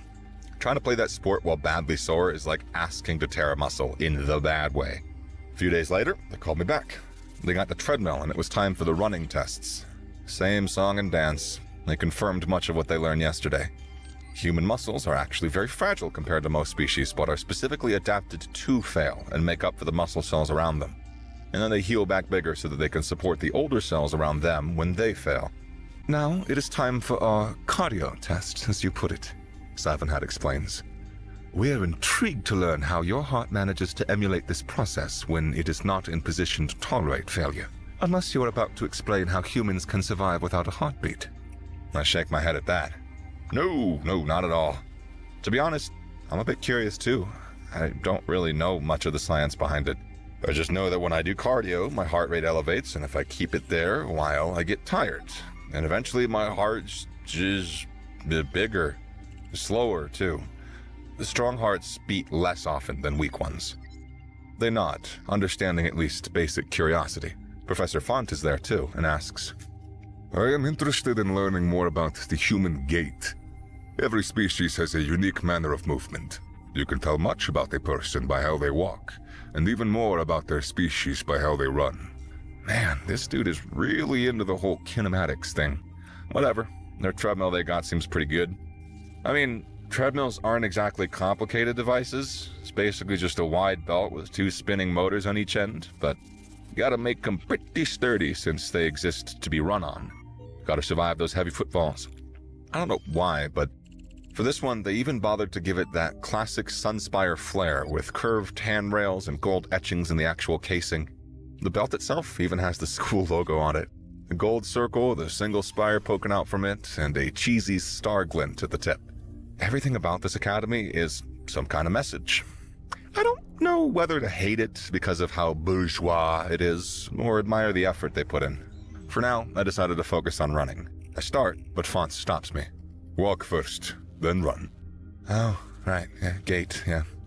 I mean, he should have been able to see that when I walked in, but I guess he wants to be able to really look at it.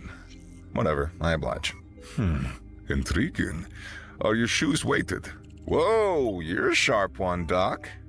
I am genuinely impressed. He nods sagely.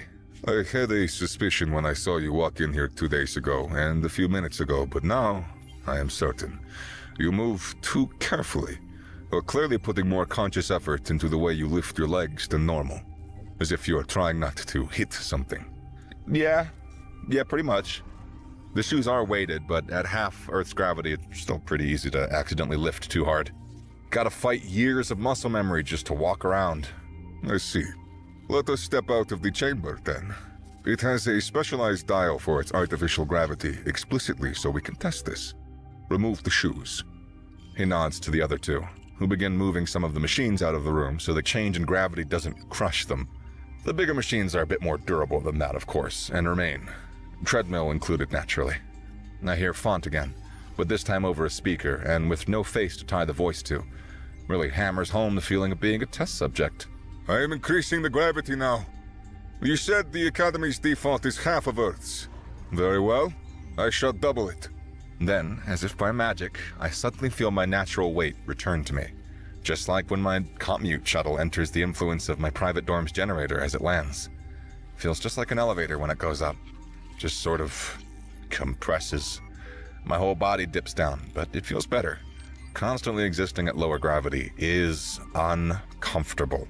I embrace it a bit. Do a couple of small hops, shake my legs. Really reset things so my body knows that we're back to usual business. Intriguing. So you really do live like this? Intense gravity. It's higher than even my homeworld. Professor Font again. Though not by much. I had heard rumors, but it was difficult to accept. Especially given I had heard no word about you struggling to walk the Academy's halls. The weighted shoes explained that, however. Proceed. Shoes off, walk first. And I do. And it's nice for once.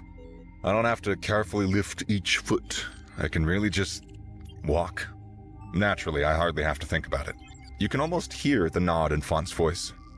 Much better. I see it now. This is your natural gait. You come from an honored bloodline, but you reject it. You endeavor to seem more like a lowborn, but struggle because you are not so in truth. Damn, I didn't know he was a therapist. I thought the whole tell much about someone by how they walk thing was just a metaphor. Now run.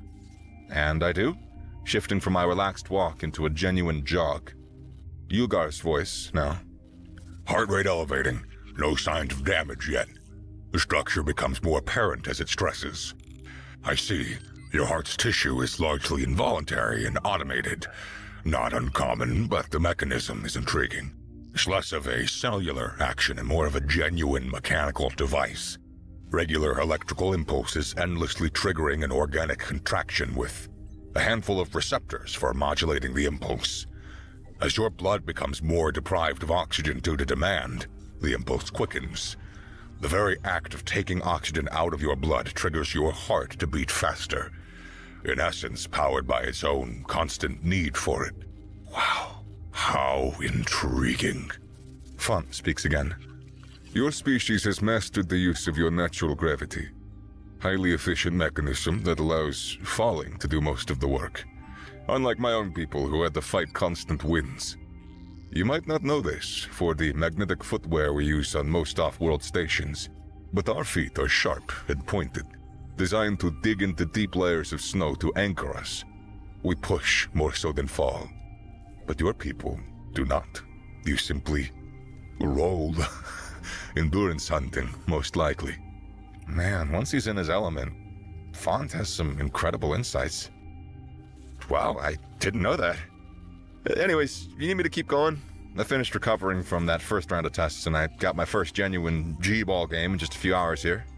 I hear them deliberating before Safin provides the ultimate answer. No, that will be fine. Thank you for obliging us. Coolio, I'm gonna get going then. I got a game to catch. Out of breath, Brock huffed and puffed aboard the small sub-elevator that was now delivering him from the medical wing of the Central Spire to the G-Ball Stadium, which took up its own entire level. This elevator was a small private one, restricted to only members of the Central Spire's G-Ball team and other sports-related staff. As his eyes canvassed the transparent glass, because this elevator, like most of the higher-class private elevators, was external on the Spire, with the internal elevators being larger and more well-supported, but lacking in terms of view. He took in the usual breathtaking vista of the Academy. 100 tall spires that poked through the pristine white clouds, belched by the atmospheric processors that kept the planet-wise Ecumenopolis comfortable for most species. Golden lines etching and tracing both aesthetically and along predetermined routes followed by the automated logistics network. That's one thing the Academy has in common with Earth. Drones. Tons of them. Drones for every task conceivable. Though his father was an old hat that still preferred to hire people to do even menial tasks. But for most of the rest of the world, drones did all the jobs that people would want more money to do than any company was willing to pay. Thanks to the wonders of technology, drones were cheap enough to be an economic replacement. That was sarcasm, by the way. In a twisted way, his father is one of the few people actually trying to help with the employment crisis Earth is facing. Seems the galaxy at large has long since found solutions, but Brock has no idea if or when Earth will adopt them. In any case, what that means is aside from certain kinds of specialty jobs, drones do most everything. Delivery, drones. Technical work, drones. Though they have operators that handle complex problems. You'd think medicine would use drones, but turns out that biology is too messy and unique for that. You need good doctors with creative thinking skills to be able to do that kind of stuff. Except pills. You get your prescription from drones. Cleaning is drones, most vehicles are automated, though Brock's personal shuttle has a chauffeur. Brock remembers a lesson in history class. Turns out, when all vehicles are automated and pedestrian traffic is largely segregated, your global deaths by car accident drop to near zero. Same reason drones don't do well with surgery. Complex problems require actual intelligence. But once you remove the complex parts of traffic, pedestrians and idiot drivers, suddenly things get far simpler. Though autopilot shuts off when you're not doing anything regulated, like flying or driving anywhere that isn't a predetermined route. Apparently, stores even used to have people whose entire job was to make sure nothing got stolen. Yet another thing drones are good at, surveillance. Checkout is also automated. You just put your stuff on a conveyor belt and it goes through a scanner and then comes out on the other side. Drones really did basically replace an entire class of labor. Problems like this is most of what Brock's economic studies focused on when he was in high school. Not because the teachers actually taught any of it, but because he knew it was a problem he'd face someday. If he was going to take over one of the biggest, richest companies humanity has ever seen, he was going to make damn well sure that wealth got spent for the betterment of humanity. And, Brock realizes, this little stint at the academy might just be the best way to find out how. They have drones, too, but notably don't seem to suffer from 80% poverty rates. Oh, Brock is sure problems still exist and are very well hidden. But you don't get economies as bad as Earth's and not see the effects, no matter how good your government is at covering it up. Things here on Aureus 2 really are better, in at least some ways, and if he can figure out how, then maybe one day he can find a way to create economically viable jobs drones can't replace. Ding! And that's the signal for Brock to stop letting the storm cloud darken his thoughts, no matter how silver its lining. Doors open. Short hallway, same bronze, white, gold decor as the rest of the academy. Locker room on the left after a short walk. The entire time he could hear the echoes of the stadium. That dull hum of a distant crowd's idle noise vibrating through the building. Vague impression of some kind of music. But here, in this simple hallway, it's decently quiet. Not even a buzzing drone to play an advertisement or a news feed. Brock pushed open the doors, and the soft white glow of the locker room washed over him, and a voice called out. High pitch, at least for a Gord. Ah, so the prodigal son finally deigns to arrive. I wonder what important business he had. Sorgord drools venomously.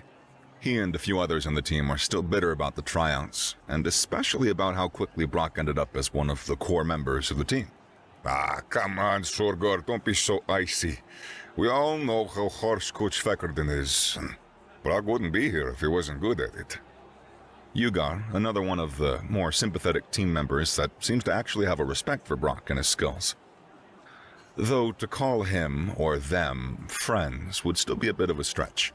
They don't exactly hang out after practice or anything. I'm sure he was fulfilling his obligations as one of honored human blood. Bjungir this time, unreadable as always. And that honored blood term again. Professor Font said something similar during the lab test. Is that the Gord equivalent of being from wealth? Or something else? Brock made a mental note to do a bit of research when he got home after the game. He barely had time to respond before Coach Feckerden entered the room, immediately commanding attention with a short grunt. Pay attention, Sunspires, he grumbled. Sunspires was the literal name of the team. Part of the pride point for it, the Central Spire is the most prestigious of Sunspire's 100 Spire academies, and is often called the Sunspire. By taking its name directly, they basically claim to be the best of the best. Second game of the season, but don't let that lower your guard. These are the frost trails we're dealing with. You know them, he continues. Brock technically doesn't know them, but he does know of them. Historically, they're one of the most competitive of the rival teams, and most years are the ones that end up facing off against the Sunspires and the Kregished, which is the frustratingly difficult to pronounce G-Ball equivalent to the Super Bowl. The season finals, in other words. Last year, apparently, they got beat bad by the Sunspires, who ended up taking their 16th consecutive win that year. Feckerden continues further. They'll be out for blood, of course, so pay attention. Treat this the same way you would treat the Kragishet, and we'll all make it to the cafe on time for dinner. The teams line up in very much military fashion, and Brock follows suit. The most important part of being on a team is cohesion, and doing as the team does, culture be damned. Feckerden patrolled the line like a drill sergeant might. He begins to explain the team's strategy. Game plan will be simple. We may have a new tool in our arsenal, but that is no reason to reveal it to the enemy so early in the season. If possible, I want to conceal it until the Kragishet itself, but I will not accept defeat for that end. I'm sure they'll try something dirty to get an edge. If you can't handle it, I'll give you the signal and we'll deploy the Comet. Brock still felt embarrassed by that name. The secret code word that Coach decided best described the strategy Brock used when he first tried out. Play keep away by flying to the far end of the field until the ball's repulsor field is so strong no one can approach. Then aim and let go and watch it fly all the way back to the other end. Though unlike in the tryouts, the plan is to have someone on the team on that end ready to catch it and score. Can't get the score if no one's holding the ball, after all, and there's no such thing as a kickoff or a field goal in G-ball. But now was not the time to argue for a name change. A curt nod from the entire team, and they were off, filing out of the locker room and onto the field. And man, was it a field. The same place they did their practices in, but the difference between a full stadium and an empty one is night and day. In practice, you didn't really feel the size of it. It was easy for the stands and the seat and the high ceiling to just fade away into the background. But right now, you can't ignore 300,000 people. Double the seating of the largest stadium ever built on Earth. But unlike back on Earth, they can give everyone visual tools to actually see the field regardless of distance. Not just cumbersome binoculars, actual holographic lenses that blew up the action and let you see it as if you were in the front row. Though people still paid extra for front row seats just because they get to see it raw with no lens to filter through. And to hear the action, whatever little they could hear over the roar of the crowd and the din of the snack and ad drones buzzing by. Was it worth the price? Brock thought not. But that's not how capitalism works, and it was just as rampant here on Arius 2 as it is on Earth. Some people really will pay for anything if they think it's worth it, regardless of whether or not it actually is. The view is different for the players on the field too. Holographic billboards, musical fanfares, the lines drawn by the thrusters of the drones that raced through the crowds like little techno lights resemblant of ancient cyberpunk movies. The field itself was markedly less busy than a football field would be. The teams are largely self-sufficient, so aside from the players, their coach, and a small handful of personnel, there really wasn't anyone down here except for the refs. And here comes the home team! Boomed the projected voice of one of the announcers across the entire stadium. Well, not exactly. The Academy features hundreds of unique species, all with their own languages. In truth, everyone wears an earpiece that automatically translates all detected words into a selected language, and often does so fast enough that you can hardly even hear the original words. So what actually happens is the announcer's voice is just sent directly to everyone's earpieces and modified to make it sound like it's booming across the stadium. Theatrics. Always with the theatrics, this academy is. Kragishet Gravity Ball champion 16 years running, the Sunspires! And the crowd goes wild. The whole stadium actually booming now with a cacophony of shouts, gurgles, roars, and cheers so distorted by the maelstrom of noises that no translator bead could ever effectively translate. So it really is just a stadium-wise roar that shakes Brock to his literal bones. He would be so anxious right now if his father hadn't spent a good deal of Brock's youth training stage fright out of him and teaching him how to handle crowds. Smile and wave, Brock. Smile and wave. Which was precisely what none of the rest of the team was doing. They were just silently marching out onto the field with no real fanfare. The opposite of the Academy theatrics, ironically. Same as the other team, which now emerged from the opposite end. Where the Sunspires wore the same colors as the Academy they were named after, the Frosttails instead wore colors more befitting of their name. Blues, teals, and whites. And their challenger, here for a rematch after last year's Kragishat. Fierce blood rivals of the Sunspire since the founding of the Academy G-Ball, the Frost Tales! More booming from the crowd, but markedly less enthusiastic. Seems the fan favorite's pretty clear. Makes sense. 16 years running is a long time spent being the best. There could be people watching right now that have literally never seen the Sunspires lose a year in their entire lives. They'd be pretty young, sure, but Brock still thought that was a powerful metaphor that really sold just how big a deal that is. But that didn't make the Frosttails any less menacing. They really went all in on the big, mean, gourd aesthetic. Their suits, custom-tailored, as basically all the suits for Spire-funded teams were Central or otherwise, were heavier and clearly more armored than the Sunspires were. That alone tells Brock all he really needs to know about their strategies. Although he did of course do research beforehand. Never a good reason to go into things blind if you don't have to. He would definitely not be coming out of this game entirely unscathed. While the announcer went on about the game's history, and even explaining some of the rules to the newer fans, the Sunspires, Brock included, huddled for the tactical meeting before the first play of the first inning. There was a gourd word for it, but it really doesn't roll off the tongue, and they are really analogous to football quarters, so that's what he goes with. Bjorngir speaks. He's still captain of the team, after all. Listen well, warriors. As Coach Feckerden said, we will be employing tactics of deceit. Let them think we have not changed since the last Kragished, and withhold our most powerful weapon for only when it is needed. If we reign victorious with old tactics, all the better. Sogor, you know the drill. Go far at the outset. Brock, you will have a side runner on the other end. They will underestimate you as we did, and likely give you little cover. Sorgar, they know you as our best side runner, and will do all they can to intercept. Look for an opening if you can, but I will not delay for it. As soon as Brock looks clear, I take the shot unless you have a better opening. Everyone else, interference, standard patterns, do not let them play. Once we have a decent lead, we focus on defensive possession and maintain it for the rest of the game. This was actually the first time Brock had heard Bjorngir say so many words.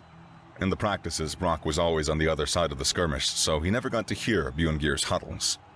Everywhere else, he was always relatively terse. When the man is on a mission, he is on a mission.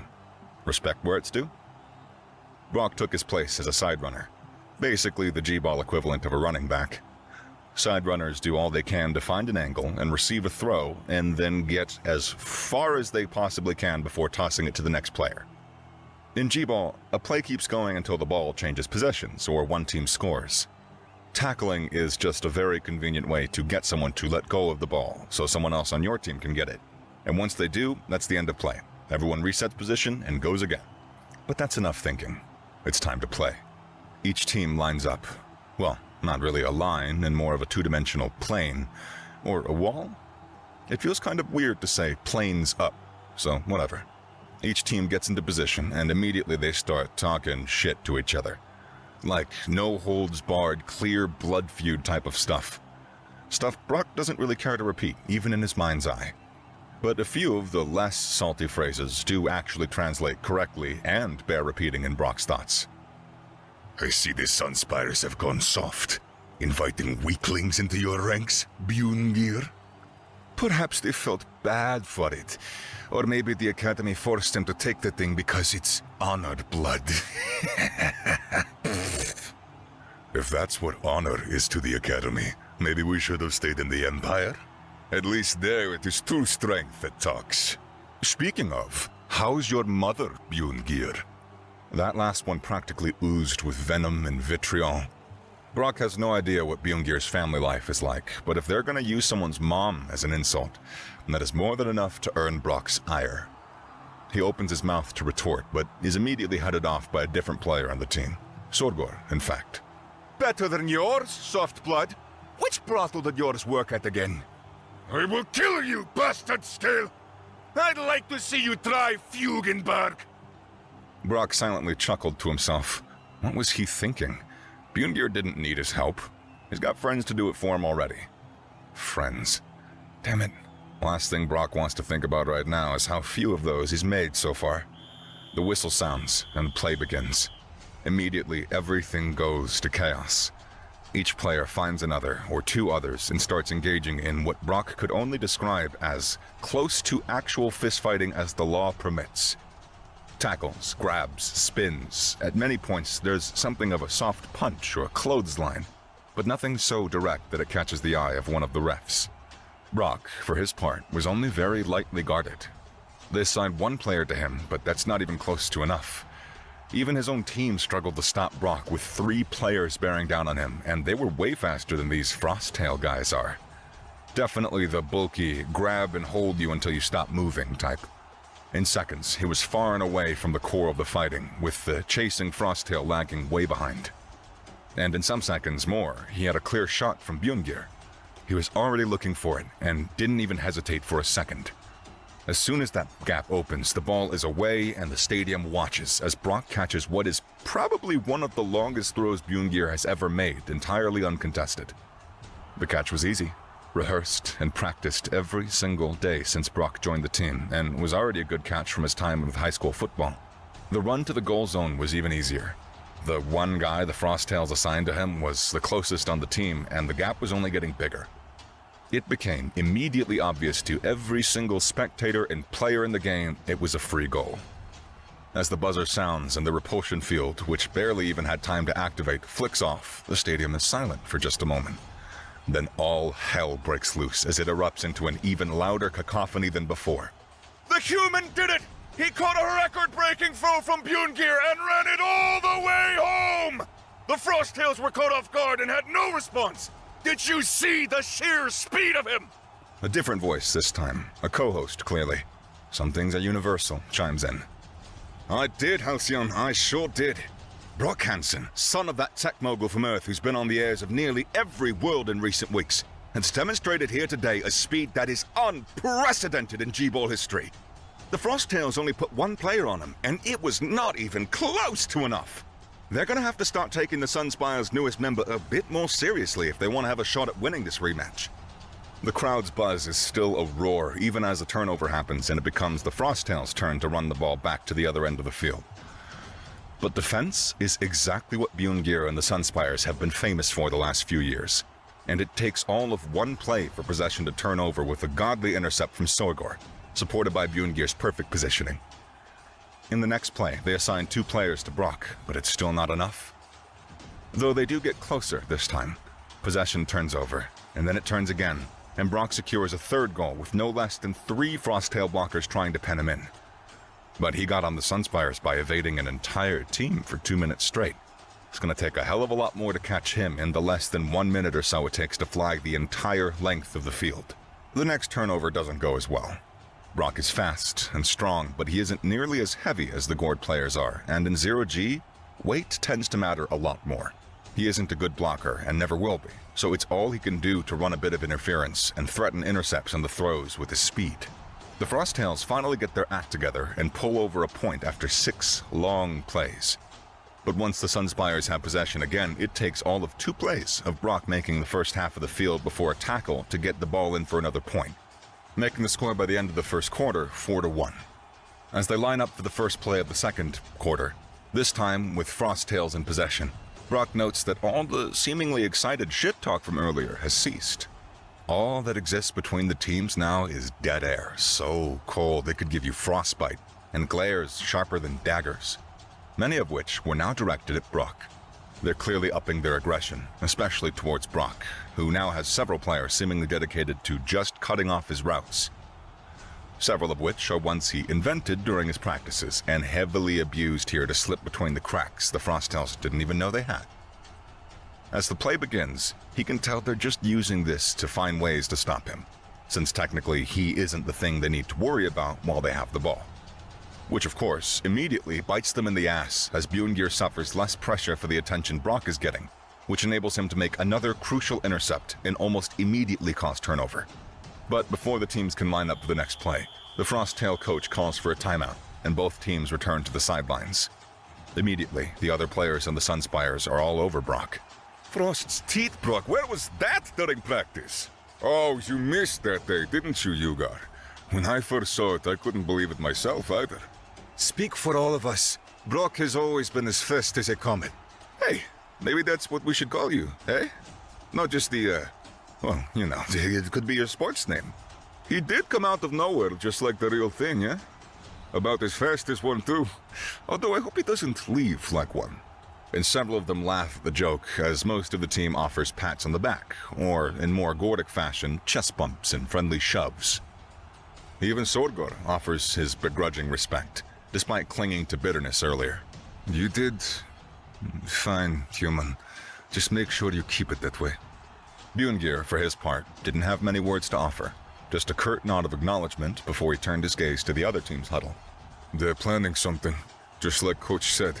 But what could it be? He mused, but Brock wasn't listening. It was nice for once to be hailed and respected. Normally he turns away attention, but this took him back to his old team, his high school football days, to Jake and Daniel, Jack, and... He shook his head. Now was not the time to be homesick. There's 2 more quarters before the game's over. 40 more minutes, assuming no more timeouts or breaks. The Frosttails appear to be done with their huddle, so both teams start to line up again as Brock gets ready to unveil more tricks of physics to pull off. But something's wrong. Obviously so. Nearly half of the entire team is on his side of the field, and they're definitely not positioned to be handling other players. They're clearly targeting Brock, but it's way too many? The rest of the Sunspires are almost entirely uncontested. Brock might have been making those last 4 scores, but they still have Sorgor, Bjorngir, and the rest of the entire team. Anyone can get the ball over the line. If they do this, they're practically giving it away. Brock didn't have time to figure out what it was they were doing when the buzzer chimed and the play began. Within seconds, the entire enemy team was on him in every direction. There was nowhere to go, nowhere to run.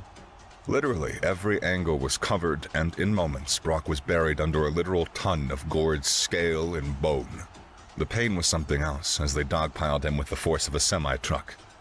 Thankfully, the 0G means he didn't slam into the ground and shatter any bones, but he did feel a distinct and painful crack in one of his ribs, and he's definitely got bruises all over. They didn't need to punch and kick him. Just the sheer weight of all of them at once was enough for the damage to be done. Exactly as suspected, Bjorngir was free to make an uncontested throw to Sorgor, who got the ball to the goal in that very play. But the Frosttails didn't seem to care. They didn't get off the dogpile until a ref blowed the whistle and teams of medics immediately took to the field, showering Brock in arrays of scanners and devices. The words were too overlapping for the translator to get a good read, but Brock did catch several things as they carried him to a side room. No signs of shock. He was so young. First real game, too. We need to get him out of here into a proper facility. But as they began loading him into a stretcher, Brock raised his arms. Whoa, slow down there. I mean, yeah, it hurts pretty bad, but besides a single rib, I'm pretty sure nothing broke or tore. This stunned all the doctors to silence for several moments, before one of them spoke with a shaky voice. How are you conscious right now? You should be suffering extreme internal hemorrhaging after an attack like that. I wouldn't be surprised if you died on the way to the hospital. Brock gave a quizzical look before sighing and realizing what was going on. Not again. Seriously? Look, just do another scan or whatever and see for yourself. I can feel it. I definitely got some bad bruises all over, but nothing that's gonna put me out. I could walk just fine. Hell, I could still play like this. My ribs feel a bit bad, but if it was broken, I definitely couldn't move my arms like this without some serious business. The medics all exchanged some suspicious glances before relenting and pulling out seemingly more complicated devices. It took a couple of minutes to set them up. All the while, Brock could still hear the game going on. It appears they've already decided he's out for the count and are proceeding anyways. He has to sit here, frustrated and impatient, as the medics eventually confirm his words nearly 15 full minutes later. It's a miracle. Just as he says, the internal bleeds have already clotted and mostly stopped. One rib has a minor crack, but it is already beginning to seal. Further strain could aggravate it. But Brock has had enough. He smells something fishy about all this. Something could be going on out there. See? I told you, I'm fine. I can still play. I'm not a child. I don't need to be coddled like one. Brock catches himself before more built-up frustration leaks out. The medics are just here to do their job. They don't need to be on the receiving end of years of resentment for his controlling single parent. But that brief outburst was enough to get them to back off and relent. Very well. Scans have confirmed that your life is not in immediate danger, and the damage does appear to be somehow light. If you truly insist, you may return to the field. I do. They nod and clear the way as Brock makes his way back from his side room that they'd taken him to. As he steps onto the field, the crowd was deathly silent. He could see several camera drones all turned to him, a few getting perhaps too close to be professional. Even the announcers are stunned to silence as he engages the EVA suit and floats up to retake his position on his team's side of the lineup. He couldn't help but notice the scoreboard had shifted from 4-1 to 5-5. In that time, they managed to even the score, just because Brock was gone. What the hell happened? The Sunspires were fine before he joined the team, and they won last year's game against these same players. What changed? This time it was Coach Feckerden's turn to call timeout as Brock team huddles around him, but not with the praise this time, but rather concern. Frost's claw, Brock. Are you all right? You may not be quite as soft as the other soft-bloods, but that was 10 frost tails piled on you. That would have killed anyone else, and seriously threatened even my life. Yugar spoke with concern. I may not like having competition for Siderunner, but I wouldn't wish that upon you, Brock. Even Sorgor was concerned, and that in itself was concerning. But Brock wasn't here to dwell on human durability. He just wanted to get back to the game. I'm more concerned about all of you. What the hell happened? 5-5? 4 consecutive goals? You did not need me before I joined, so what changed? Bjorngir spoke up. They countered us. It wasn't as readily apparent with you before. You stirred a storm in their strategy. But it seems they haven't been as lax in their training as they were last year. They've gotten expressly good at dealing with my standard tactics, and it has been challenging to adapt to them on the fly. That play where they tried to take you out was sacrificial. They gave up a point to just try and remove the one thing between them and the Kragishet this year. Permanently. They tried to kill you, Brock. And now here you are. Brock was bewildered. Is that even legal? Not just in terms of, like, the game, but, attempted murder, Giga illegal? What? But Bjorngir shook his head. Impossible to prove. To any outside observer, it looks like an overreaction to your hot streak gone wrong. None of them would crack under pressure. They're all tough on the outside, and tougher still on the inside. Their loyalty to their coach is borderline fanatical, Brock responded. That's ridiculous. Please tell me they at least got heavily penalized somehow. Bjorngir breathed a heavy sigh through his nasal slits. Technically, yes. The refs decided to uphold the free point we scored and let us keep possession of the following play. But they truly have countered my entire playbook. For every configuration, they have something tailored to beat it. The second inning just ended. We only have one more, and with your injuries, I don't think it is wise to. Brock just growled in frustration. I'm fine. You let me worry about what I can or can't do. I'm good to play. Whatever you need. Whatever. Bjorngir nodded. Apologies. I did not mean to insult your honor. You are right. It is for the warrior to decide whether they are fit for battle.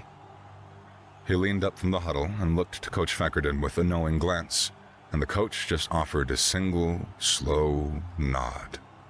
Coach has given the signal. It is time to unleash the comet. Brock really didn't feel like dwelling on the name. He felt that the Frosttails deserved something of a comet strike right now. As the teams lined up for the first play of the third quarter, Brock got a close look at the bewildered faces of the enemy. This time, he reveled in the aliens' confusion. He returned each of their shocked faces with a defiant glare that held all of the hidden force and subtle threat of a cocked shotgun. Though they wouldn't understand the gesture, he cocked his arm to emphasize the point of what he was trying to do. Perhaps because they wouldn't understand until after the fact. Everyone took their planned positions. Nearly the entire team was set up in a defensive formation around Brock, who started with the ball this time rather than Bjorngir, who took one of the side runner spots opposite of Sorgor. To onlookers, looked like a simple change to a safer position for the injured player. But the Sunspires knew exactly what this meant, knew they were about to change G-Ball history. The play begins, and Brock immediately flies backwards, building up as much distance as he can from the front line. The stadium falls silent. Even news drones stopped mid-flight to ponder this most curious strategy. The Sunspires do an excellent job locking down most of the Frosttails, tackling and coming oh so close to genuine combat as aggression meets aggression. But it doesn't take long for the ones tailing Sordgor or Bjungir to realize that the ball isn't going to be thrown. They turn around and go for Brock directly instead. There just aren't enough players to lock down everyone. But the deed was already done. And that's still only 3 Frosttails who are free to pursue Brock. 3 is a very manageable number. The timer ticks. The ball's field inverts and starts repulsing, and Brock feels a twang of pain. The cracked rib really doesn't like it, but he ignores the pain and he pushes through. He didn't make it this far just to wimp out now. He spirals around an obstacle, narrowly avoiding a tackle. The repulsion field strengthens and the ball nearly slips out of his grasp. But he catches it, readjusts, and holds tighter. More pain, and the bruises are worse than he thought. He slams into a repulsive obstacle dead on, but catches the impact with his feet and pushes off. A Frosttail going for the tackle misses and gets sidelined by the same obstacle, spinning out and off the field. The rebound was jarring, and this time Brock couldn't stifle the soft scream of pain as he felt the crack in his rib escalate and his grip continued to tighten in response to the strengthening field. 1 minute, 30 seconds. Field is at full force. Brock has both arms wrapped around the ball, and the Frosttails that were pursuing him can't get any closer. Just like at the tryout, nothing they do seems to carry enough force. They just can't close the gap. Even the announcers can't commentate, enthralled by the play. Only one question lingers on everyone's mind. What is he doing with the ball? But Brock knows. His team knows. They've all stopped with the interference. Even the enemy Frosttails are simply sitting down in confusion, wondering just how long he can hold the ball for. No one has ever seen someone hold the ball at full repulsion. It just hasn't happened. It couldn't by design. It was never meant to be. Brock spun, screaming now in legitimate agony as he painfully uses one leg to effect rotation, while compensating his grip by literally cracking the extra rib pressing the ball into his chest. He spins. His eyes desperately look for the critical detail. There, Bjungir. Completely open since his tail's left, clear shot. No one in position to intercept. Not in time, at least. Bjungir even had the free rein to float to within a few meters of the goal. Perfect. Brock released. With a shout, he let go and watched the ball rocketed out of his grip, flinging him backwards as well, though not as fast given he weighs markedly more than the ball, and flew on a direct line towards Bjungir. It soared across the arena. Its bright, vibrant lights flickered as the repulsive field went inert and created streaks in the air like the tail of a comet. They practiced this, and Brock's job is done. Bjungir catches. He doesn't even need to move with it. The momentum from the catch is enough to push him into the goal and score. Several moments of silence follow. Then chaos erupts. The crowd's cheers explode like a volcano as the announcers roar through it all. Even the calm announcer struggling to contain his excitement. What was that? What under the sun, Aureus, was that? Brock Hansen has just made Gravity Ball a history! No one has ever done that! No one in the entire galaxy has ever held onto the ball for 2 straight minutes! It couldn't be done. It can't be done. But he did it! He actually did it! Did you see the streak? It's like the tail of a comet! That's it, Yarnian, that's his name, the Comet! Brock Hansen! Hansen's Comet, listen to the crowd! And they did. The stadium was in uproar. The Frosttails were bewildered, having never seen anything like that. Their coach called for timeout and was clearly seen arguing with the referees. But then, one of the same medics that tended to Brock approached and whispered something that immediately silenced him. Instead, he opted to glare daggers at Coach Feckerden, who returned it with the most smug look of superiority Brock has ever seen on a gourd. And that was saying something. The rest of the game proceeded well. The Frosttails were so badly shaken up by the play and now didn't know where to assign their players. They had to deal with Brock, but anything as overt as that first dogpile would certainly see them caught red-handed, since accidental overreaction no longer applies this late into the game. But when they assign more than one or two to Brock, Bjorngir and Sorgor couldn't have enough to stop their plans. If they assigned players to both, their middle collapsed and they could never keep possession for long. It was impossible. They lost 9-5 by the end. Then Brock, at the edge of the field as the gravity returned to normal, immediately passed out cold. The first thing Brock felt was pain. Not a ton of it, actually. Same kind of pain you might wake up with if you slept funny. But he wasn't sure how you could sleep funny on your entire body. Memories came flooding back in an instant. The darkness of non-experience washed away just as easily as an uninteresting dream by the events of the day before. G-Ball. He did it. They did it. The team. It's a team game. Team effort. But still, Brock felt pride for his part in it. He just hoped the others would feel the same as him. The last thing he wanted was to start hearing news about. In other news, everyone's newest favorite superstar, Brock Hansen, also known as Hansen's Comet, is confirmed to have made it to Sunspire's most prestigious medical facility for treatment after his shocking collapse following a record-breaking performance in what will surely turn out to be the most famous G-Ball game in galactic history. God damn it. Sound came back next, followed rapidly by all the other senses as Brock opened his eyes and found himself in a hospital bed, complete with IV, heart monitor, and an all-too-annoying television set currently on a news channel covering yesterday's game. And, apparently, Brock's record-breaking performance in it. Can't have been long, then. Which makes sense. Movies and games like to make it seem like you can just knock someone out for a few hours, but that's not how unconsciousness actually works. If you're out longer than a few minutes from pure concussive force, that's brain damage. In Brock's case, adrenaline crash, most likely. Sheer exhaustion. Funny, he hadn't felt that tired during the game, but that's how adrenaline works. You don't actually tend to notice it until after the fact. And Brock noticed hard enough to go right to sleep for however long it was. He craned his neck to try and find a clock, and ow! Yep, there it is, the real pain. Whole body soreness. Shocking, stabbing, burning as soon as he tried to move a muscle. He must have tore something. He unconsciously took a deep breath, which very rapidly became a conscious halting of that breath, as his ribs felt like they were stabbing him. Brock likes to think that he isn't the type to downplay the seriousness of things. He doesn't want to come off as being haughty or arrogant, but it's only now that he realizes he hadn't been taking G-Ball seriously until those Frosttails didn't. Underhanded, cheating rat. Well, you get the idea. Brock chastised himself. They're people too? He doesn't know their situation. People don't do anything without some kind of reason, even if it's a bad one, or a silly one, or a condition of some kind.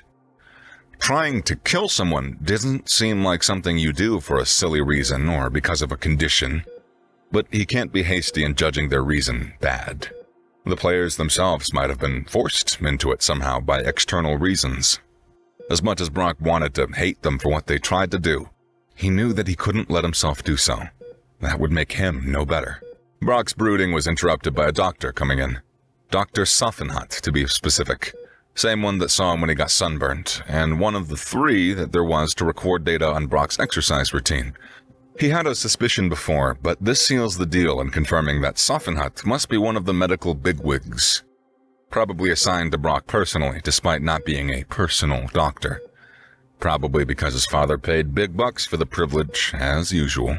The doctor, for his part, at least did Brock the courtesy of not looking shocked. I had a suspicion that it wouldn't be long before you'd awoken. Yet, somehow I am always surprised at just how much I underestimate you. I thought you'd be out for at least a day or 2.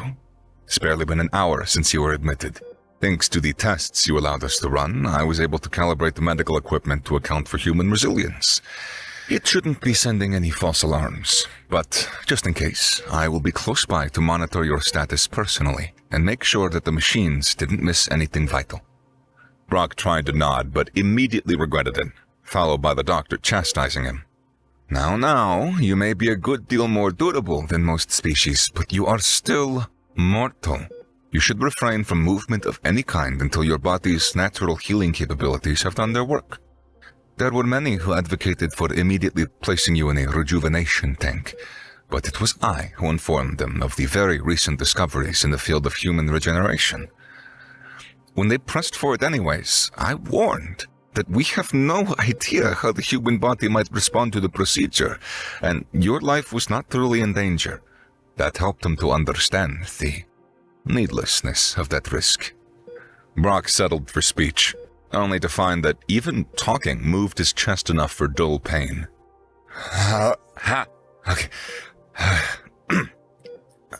Okay, Doc. That sounds good to me. Thank you. So, what's the damage? Dr. Safin, or is it just Dr. Hutt? Just the full name every time? Brock decided that his full name was few enough syllables. Dr. Safinhut analyzed the equipment around the room, as well as some holographic displays, and even showed some of them to Brock. Well, considering what you went through, the damage is shockingly light. I took the liberty of conducting research into Earth-based sports-related injuries, and it seems that even by your own people's standards, you are rather lucky. An incident like that, where nearly half an entire team tackles a single player all at once during a game of, football, has actually happened. And the damage was severe enough to put that player out of the game for the rest of their lives. Though the fact that they lived at all, considering Earth's gravity, is a testament to your people's sheer tenacity. He pulled up holographic x-rays. As far as long-term damage is concerned, I am unsure. Most of your ribs have suffered stress fractures, and one of them is broken entirely. Nearly every major muscle group shows signs of what would be severe tearing in other species, but for you, you should recover in several days, possibly a week or two. Most of the internal bleeding has already ceased, which in most species would be something of a halfway point in recovery. But again, with humans, it is difficult to tell. Earth's records of such things, what few we have been given, are shockingly inconsistent. For damage like this, you could recover in a matter of days. Others, it could remain for months. Another puzzle for medical science to decipher. The television took this moment to fill the brief silence that followed. In response to the stunning display of strength, the G-Ball Rules Committee has authorized a revision of the traditional G-Ball technology. The first revision in nearly 100 years. It seems that Hansen's Comet really is a once-in-a-lifetime event. From now on, the maximum strength of the field should exceed what even human super sapient strength can muster. But this leaves us all with one question. Where will Brock Hansen go next? Will Hansen's Comet strike again? Brock groaned in disgust at the sensationalization of his name. Seriously, do they have to make me sound so... ugh? The doctor commented. I think it's rather appropriate. It really did look like a comet trail. Brock quirked an eyebrow at this. You watch G-Ball? Brock didn't need to know a thing about Orion biology to tell the doctor was embarrassed. What? I mean, everyone has their own interests, even if they might not align with expectations. They shared a laugh. Well, the doctor did. Brock gurgled in pain the instant his diaphragm went to war with his ribcage. A week or so later, Brock was still in the bed, feeling much better but still in a great deal of pain. The doctor stepped in for his usual check-in. And how are we feeling, Mr. Hansen? Brock took a deep breath, wincing as his ribs are definitely still fractured. Ribs can take weeks to heal. Better. Still sore all over. Ribs still, yeah. But otherwise, it's great. Dr. Safinhat nodded in satisfaction. It's good. Very good to hear. Now that I've had some time to measure your progress, I can place a rough estimate for your recovery at about 5 weeks or so from today. But from what I can gather, from what little extra information I could collect, you should be free to move about and return to your classes. Just don't go doing anything physically extraneous. No G-ball practice, and certainly no exercise. Do you understand? Brock nodded. Yep, not my first rodeo. I used to play football back on Earth. The doctor shook his head softly. Why am I not surprised? To which Brock could only offer an embarrassed smile. Yeah, what can I say? I like playing rough. Anyways, so I'm good to go? Doctor's orders are no serious movements? He nodded this time. He's gotten good at human mannerisms, and Brock appreciated his dedication to friendliness. Yes, no serious movement, that's it. Anyone else would be resigned to a rejuvenation tank for quite a while. My assistants and colleagues have taken to calling humans the immortal Death Worlders, after your stunning displays of deathly defiance. Brock could only offer a sigh. Of course they are. Guess I'm gonna have to start apologizing to every member of my species for the special treatment. They shared another laugh. This time, Brock was actually able to participate, if painfully. Almost as soon as Brock was out of the Sunspire's hospital, he was assailed by a mob of students all trying to talk to him. How did you... Can I get your autograph? What was it like? Will you go out with me? Among other things, Brock could barely pay attention to any of them through the clamor. He tried to speak up to ward them off, but the pain in his rib prevented him. A handful of nurses and security guards also tried to intervene, and were moderately successful in buying Brock some space. Old habits and training kicked in, and Brock started his crowd routine of just smiling and waving, and answering no questions as he tried to make his way out. At last, a single loud voice managed to ring over the chaos thanks to a handful of speaker drones. It was the dean, Nuran Oubliette. Attention all students. I understand that many of you are excited to make a new friend, but please remember to be respectful of personal space. Just because someone has left the hospital does not mean that they are fully healed, only that they no longer require further treatment. The voice of reason, when projected so loudly, was enough to dissuade a significant number of the crowd and give the security guards time to push back the stubborn few that remained. Now, Mr. Hansen, if you would, I would like to see you in my office for a private discussion. A smaller drone more softly broadcasted from nearer to Brock. Brock simply nodded and spoke. Yes, sir, and thank you. Please, you may simply call me Mr. Oubliette. I believe that is the proper title in human language. Brock had a faint smile. Yes, Mr. Oubliette it is. I'll be right there, though I hope you don't mind if I stop by somewhere first? Not at all, Mr. Hansen. His understanding came to the drone clear as day, despite the lack of expression. Take as much time as you need. There is no rush.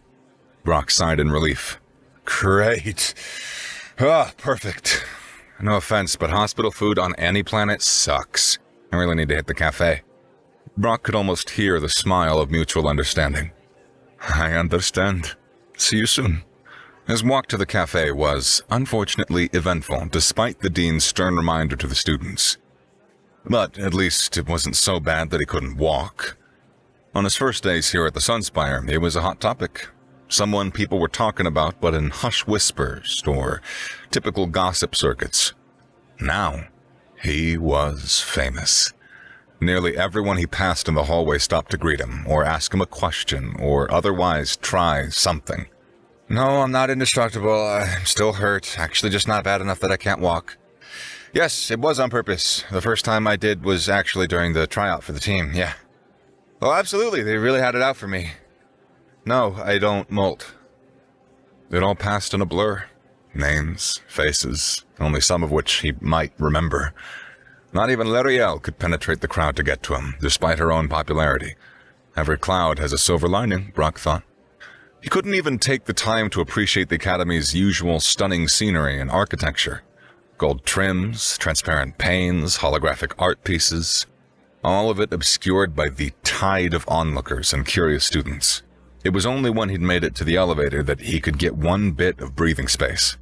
Would you mind if I take this elevator alone? My ribs are still a bit fractured, and I don't want to risk making it worse in a crowded elevator. That, thankfully, was enough to get people to step back. At least here in the Academy, the students were more polite than a human crowd would be back on Earth.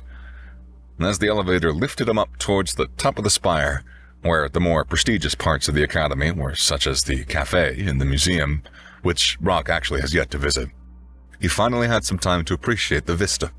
The elevators near the top of the spire were all external. both for structural reasons and aesthetic ones. The view from up here really is breathtaking. A glittering landscape of gold, bronze, and white. Clouds rolled like waves around the tips of the 100 spires. Engine trails from shuttles and freighters twinkled like highway headlights in a New York time-lapse video. Except this was real time. From up here, the minutiae and details of the city the Academy rested in all seemed to flatten into a colorful panorama of urban life. He hadn't visited the city yet, either. Or really done anything besides sit in his dorms or wander the Academy or hang out with Fleek. He really ought to take the time to get to know this place. He's going to be spending at least a few years here anyways. He can't spend years brooding in his private dorm out of spite for his father. And as much as he likes the sport, he doesn't want to make his entire life revolve around G-ball. He has no plans of truly going professional. Once he's no longer attending the Academy, he'll have bigger things to worry about. He wondered briefly where Fleek was, and he resolved to find him later. Brock knew how to get to the spot now, so chances are he could just wait there for however long it took Fleek to visit. Once he had some time away from the crowd, anyways. The last thing he wanted was to end up dragging a crowd to the one place in the spire Fleek and himself could go to get away from things. He didn't spend much time at the cafe. He immediately visited the central restaurant, usually reserved for staff, both because the head chef gave him special permission thanks to Brock's contributions to his cookbook, and because the other students were literally denied entry. It was the only way he could eat in peace. The staff themselves were significantly more respectful than the student body, thankfully, and didn't bother him despite the obvious glances of curiosity. Once Brock sat down, one of the servers hurriedly went to the kitchen, and within moments, Mohiel Talur, Orion head chef of Sunspire Cafe and one of the most renowned chefs in the entire galaxy, emerged boisterous. Ah! Brock Hansen, the immortal Death Worlder. Brock groaned with a hand up to his face. Please don't call me that. To which Chef Talur immediately retreated and bowed his head, the intricate patterns of his face glittering in the lighting of the restaurant. Ah, deepest apologies, Mr. Hansen. I did not think you averse to fame. Brock replied matter-of-factly. Most people aren't. For his part, Chef Talur did not allow for awkward silence. Now, let us speak no further of outside matters. Here is a sacred place. Food is the subject. Let us not dilute it. What shall I serve you? Brock couldn't help but smile at the almost theatrical performance. Any recommendations? Now it was Mochail's turn to smile. Well, I do believe we have finally finished our experiments with sourdough. Would you care to try some toasted, perhaps as the bed to a fine mound of Russerdale fowl marinated in a complement of interstellar spices? That sounds heavenly, Brock asked, mentally drooling at the thought. Excellent. It shall be prepared and ready in a scant few minutes. The fowl is slow roasted throughout the day. I need only toast the bread and briefly prepare some light vegetables. Brock curiously tilted his head now. Any condiments for it? A twinkle found its way into Chef Talur's eyes, though perhaps a trick of the light dancing off his cheek. The so-called mayo you informed me of. Ah, yes, I have a tub prepared exactly to your specifications. Although it took a few tries to get the consistency you described. Brock nodded now with a wide grin. Perfect. And make sure there's 2 slices of sourdough, one on top, the other bottom, so I can hold the whole thing in my hands to eat. Mochail cocked his head laterally. Ah, I see. Very practical. Less mess if your silverware to clean. And an excellent excuse to have more of this wondrous bread. Brock chuckled. Yeah, we call it a sandwich. But this only elicited confusion from the chef. It's quite an odd name. I can only imagine what cultural history lies behind calling an item of food after a mystical silicate mage. To which Brock painfully lost a full-bodied laugh. Ow! Ow! Oh, it's not that kind of witch. to which Tallur merely smiled, bowed, and set about his work. To call it the single most divine sandwich Brock had ever eaten would be an understatement. There are those who would mock visiting a prestigious restaurant for something so simple, but they would be naive and foolish. It takes a chef of paramount skill to elevate such a basic dish to the highest possible level. Brock recognized none of the flavors, but found all of them familiar in just the right ways. The bread was perfectly toasted with a satisfying crunch, yet retained its soft, fluffy interior. The sourdough flavor coming through in elegant notes unlike any Brock had ever tasted. There was simply no analog to which he could compare. It was unique to the cafe, as any good sourdough truly is. The Rosserdale fowl, some kind of alien duck, was exactly as advertised. Slow-roasted and pre-marinated in a variety of spices Brock could only call rich, savory, and exactly the correct amount of salty. The duck's skin was perfectly cooked, crispy like a pork rind, whilst containing tender slabs of fatty protein that oozed their buttery juices, which mixed so well with the fluffy and absorbent bread. The mayo, of course, lightly applied so as not to overwhelm the other ingredients, brought an acidic note that cut through the fattiness in just the right way. The various vegetables, all light and complementary additions that perfectly served their purpose of balancing out the heavy, fatty duck and calorically dense bread. A medley of unique flavors that Brock could close his eyes and savor for what felt like an eternity. Though he was remiss to find, when he opened them, the last bite had occurred barely 10 minutes after the first. Why must time be so tempestuous? Why must all that is good conclude so quickly? His satisfaction was clear as day upon his face. Neither he nor Chef Tallur needed to speak any further. They both knew that the perfection of the sandwich spoke for itself. A simple bow was their final exchange as Brock departed the cafe. The security guard offered to escort him out, and he gladly accepted. He didn't want another mob of students to rob him so quickly of the flavors that still danced upon his tongue. As he once again entered the elevator alone, Brock thought this the perfect chance to find Fleek. No other students around, no one quite knowing where he's going. He ordered the elevator up to its highest level. From there, it was a simple matter of walking the ever-thinning breadth of the top of the spire to a lonely staircase which rose to the highest ledge of the spire, as close to the roof access as such a pointed structure could have. The atmospheric shielding still worked, even up here, but it was somewhat weaker.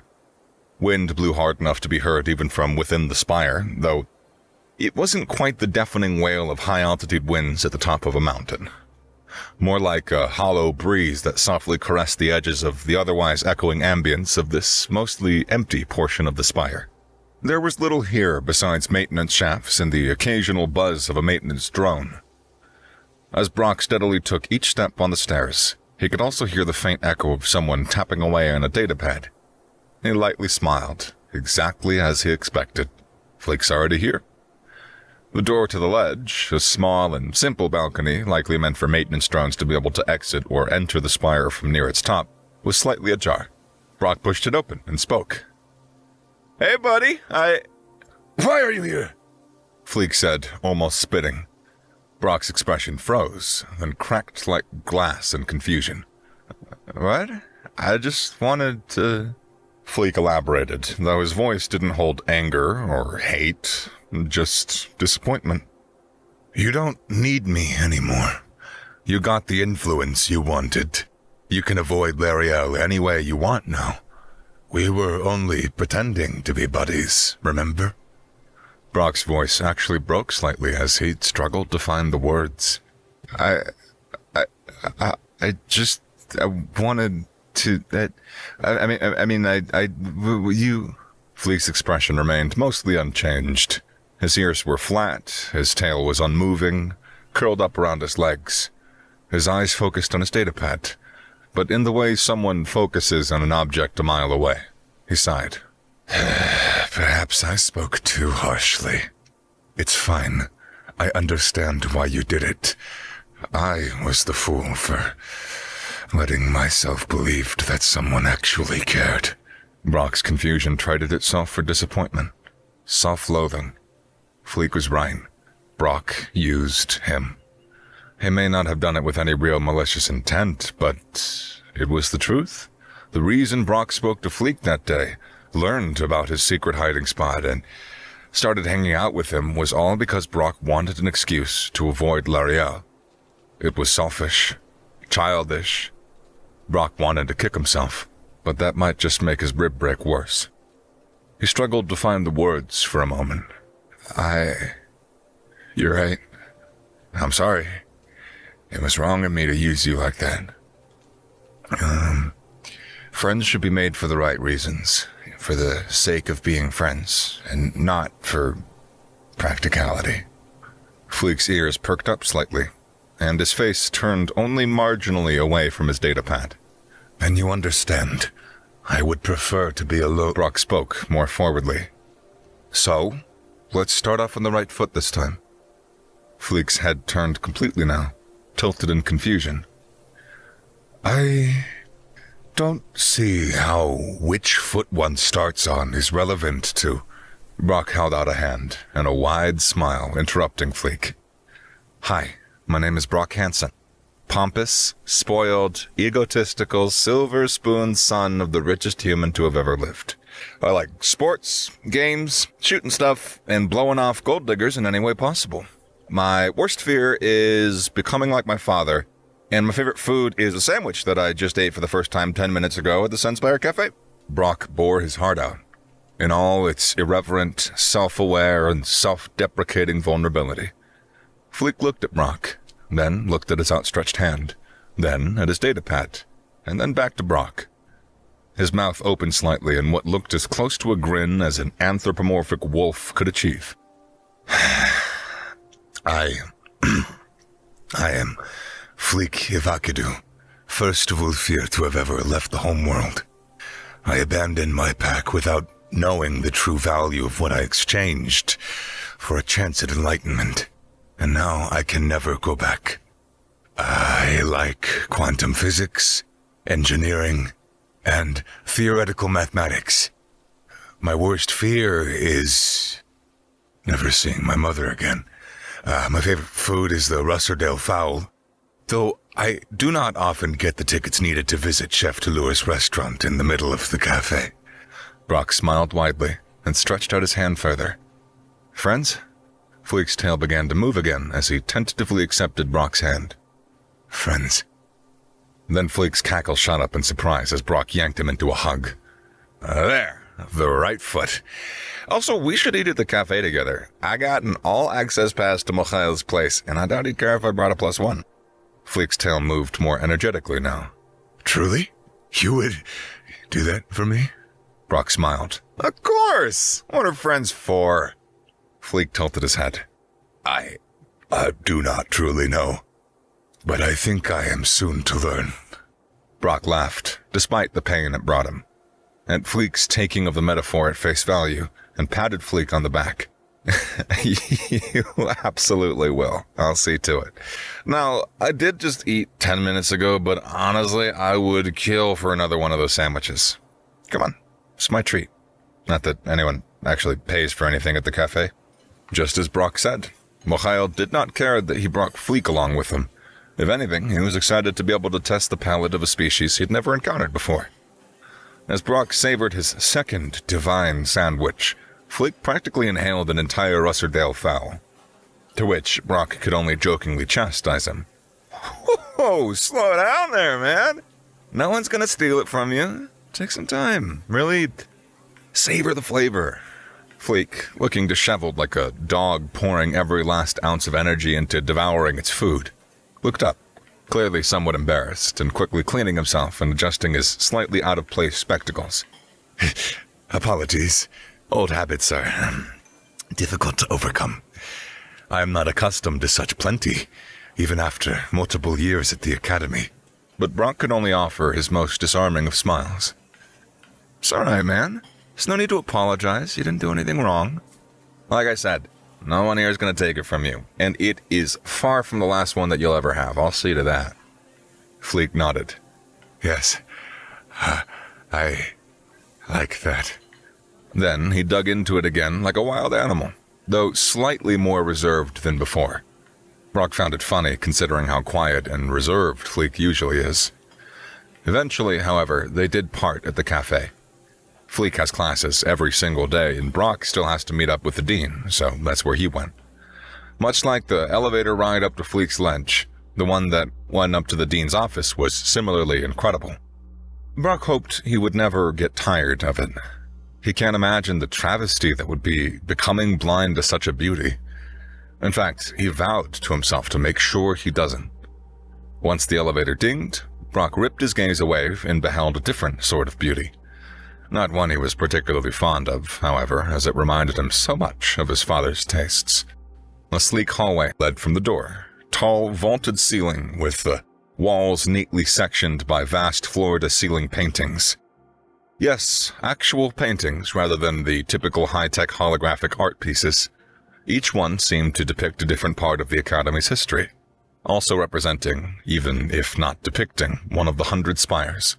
100 paintings in all, 50 on each side in this very long hallway. The early paintings seemed to concern the earliest days of the Academy, back before the Orions had ever achieved FTL and were setting up a colony for the first time on Orius II. Notably, it wasn't overtly habitable. In fact, it looked kind of like the moon, but obviously bigger. After that were many of the classic colonial steps: infrastructure, growth, the first spire. Apparently, the Orions default to spires when they build things. It wasn't an engineering convention. One of the paintings depicted what seemed to be the first atmospheric processor.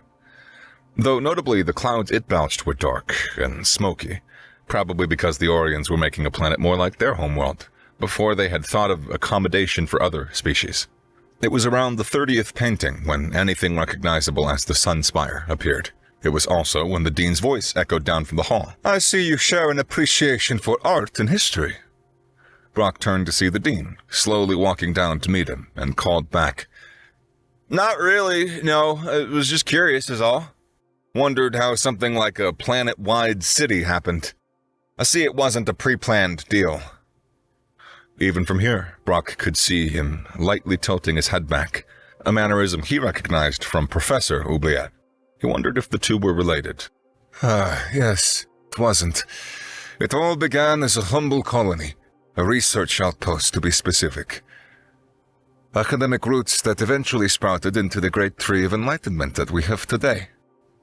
His voice grew louder as he finally approached to a more reasonable conversational distance. First 1 spire, then 2, eventually 10. As students become teachers and other things, the city grew up around them, joining the spires. New ones kept being added until eventually, one of the original designers decided that the 100 was a nice, poetic number. From there, we built upwards. It took dozens of generations before the entire planet had become a single grand city. Even if the vast majority of it is relatively sparsely populated agri-industrial districts. Sure, we could take the route that Aureus Prime did and rely entirely on imports for supplies. But we wanted something else. We wanted to be self-sustaining so that we could remain detached from the economics and politics of the greater galaxy. A detachment that has protected us for centuries and allowed us to become the beacon of learning and acceptance that we are today. Though, now of course, we still depend on regular deliveries of entangled particles for our communications. Some things just can't be gotten around. They walked as he talked, also like Brock's father. If not for the obvious physical differences, Brock would have believed the dean a long-lost uncle. He continued with a question. So, Mr. Hansen, how has your time at the Academy been so far? Brock gave his genuine answer. Great. Better than I was expecting. Though, to be fair, I wasn't expecting much. Thought it would just be another campus like any other. But I can't say I'm not impressed with what I've experienced. Outliers aside, most everyone's friendly. I can't speak to the accommodations because my father paid for private ones, but the cafe's great, and the professors at least seem to love their work. Notably, Brock did not mention anything about the gorgeous views and vistas and other various aesthetic aspects. It hasn't really been long enough for me to really judge the curriculum, but the classes have been interesting so far. I can tell that there is much for me to learn here. Environment's great. As you say, it seems mostly insulated from the outside world. There's news broadcasts and all, but it seems like the Academy and the city mostly focus on internal events. Now, speaking of, I assume the reason that I haven't been swamped with reporters has something to do with the reason you helped break up the crowd of students that swarmed me? Back on Earth, something like this happens, and I would spend weeks evading the paparazzi. He laughed, an actual full-bodied laugh. Brock had wondered before today if it was even possible for most species to laugh, or if that was also somehow unique to humanity. Now it seems like everyone's doing it. I guess it took him a bit to find his stride, humor-wise. The dean quickly recovered. No. Please, have at least some faith in the Academy. I'm sure you've been unimpressed with our procedures thus far, given how often you've caught us off guard. But we are the most prestigious academy in the galaxy, you know. Warding off news scavengers is a trivial task. No, as long as you walk these halls, you will be safe from external forces, be they political or economic. The Academy takes pride in the safety and well-being of its students, and of its 100 spires, none are safer than this, the Sunspire. It was at that precise moment that all the lights cut out with a booming thud, as, it seemed, the power shut off. The dull hum of the atmospheric shield gave way to the howl of high-speed winds as metal screeched and warped. Though thankfully the spire itself seemed to hold. Distantly, screams of shocked students could be heard resonating up to the superstructure. After a moment, the dull red of emergency power lights flickered on, and the hum of the atmospheric shield returned, if with the occasional sputter. And then a voice rang out, echoing up and down the long hallway and all throughout the entire spire, as every drone, speaker, intercom, and even personal communication devices spoke in unison in a gruff and openly venomous voice. Cowards, soft-scale weaklings of the vaunted Sunspire! I am Pirate Lord Curfix Grenagast of the Wild Tree Fleet, and I am here for one reason, and one reason only. Booms echoed as the spire shook from distant explosions, likely near its more structurally sound base. Give me Brock Hansen, or your precious academy shall burn. So, Brock begins. What was that about? Please do not joke about this. Something like this has never happened since the founding of the Academy. It is unheard of for pirates to strike this deep into civilized space, let alone the notoriously elusive Whale Tree Fleet. Dean Oubliette retorts, his nervousness tempered by a professional calm. Oh, you know them? Of course I do.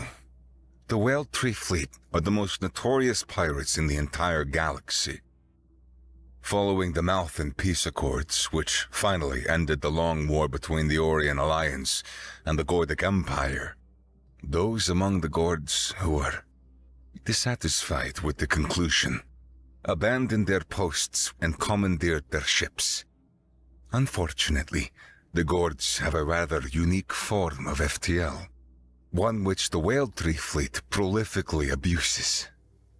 The Dean explains as he hastily presses nearly a dozen different secret buttons, all popping out of his desk at once, in seeming response to the emergency, groaning in apparent frustration when nothing happened following any such presses. Unique how? I don't know the specifics.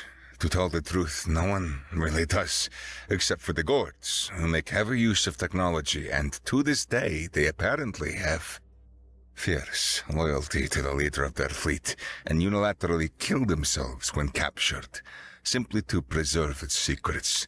Secrets which the civilian populace of their empire are not privy to either.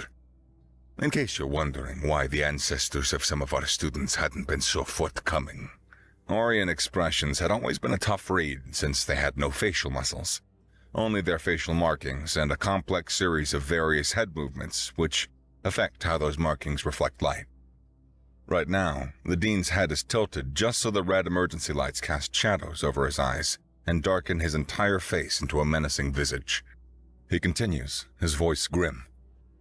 All that is known is that the pirates can strike nearly anywhere, seemingly without warning, and vanish just as quickly without a trace. There is a very, very long history of scientists trying to find patterns in the movement that could give some clues as to what their limits truly are.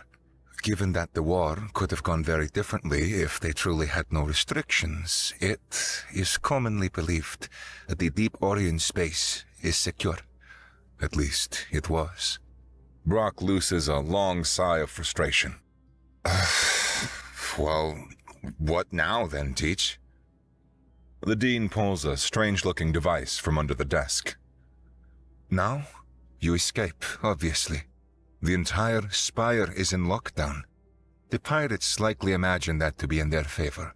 But with this, it is in yours. He practically forces the item into Brock's hands before returning to his desk and hastily typing what seems to be commands into it. I do not know how, but they have locked out my administrative controls. I can't access the quantum entanglement array from here, so I cannot contact the outside. And all conventional communications are jammed. The array itself is behind us in a secret chamber, but for security reasons, it can only be opened by a combination of factors, including a remote administrative command, which means that it is currently inaccessible, unless you happen to have welding equipment or explosives. Brock's eyes widen. Are you seriously asking me that? I suppose not, then, he replied before hitting one last button and shutting off his desk, which had at this point become an array of holographic projectors and control panels. It returned once again to seemingly a mundane wooden object. Now the Dean turned to Brock. There is little time left now, so I'll explain. Thankfully, it is simple. What I have given you is a one-of-a-kind device. The single only object in the galaxy containing an absolutely complete schematic of the entire spire, along with the features for navigating it.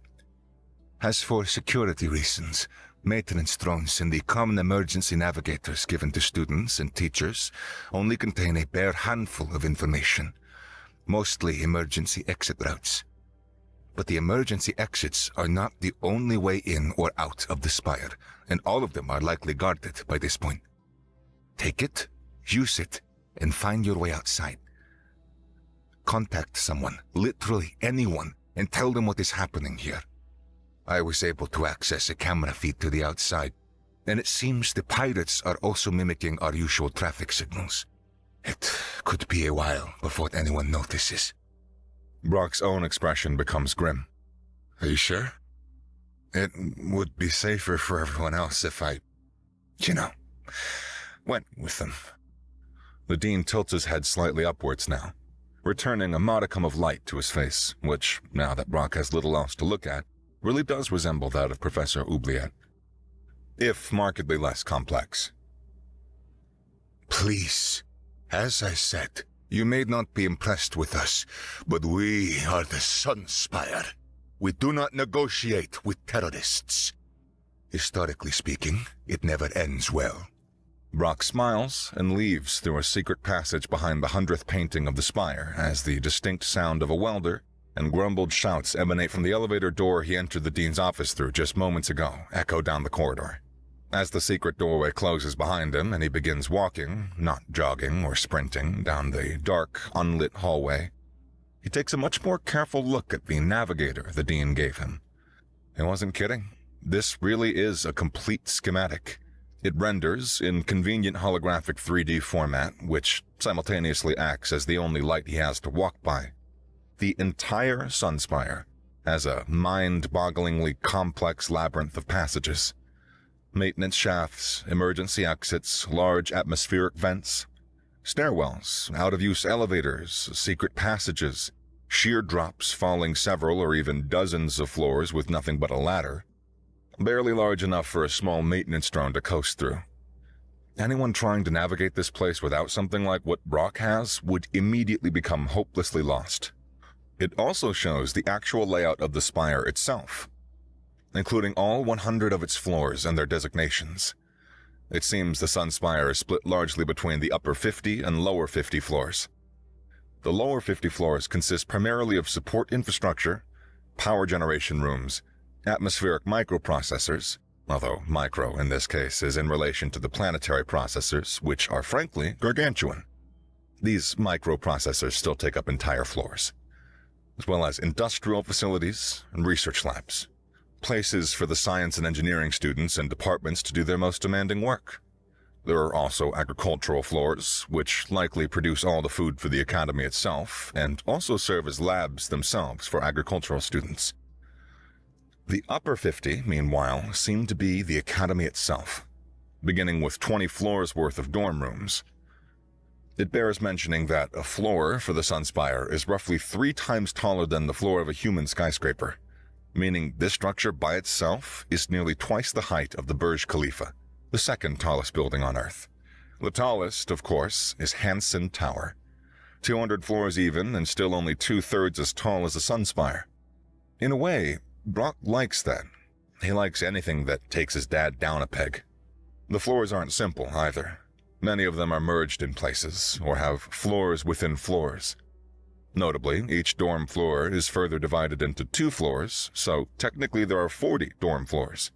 Above those are the athletics facilities, and hot damn are there athletics facilities. Brock had no idea just how many different sports exist. He thought G-ball was the big one, and it is, sort of. It's several floors tall, but in truth only takes up a portion of each.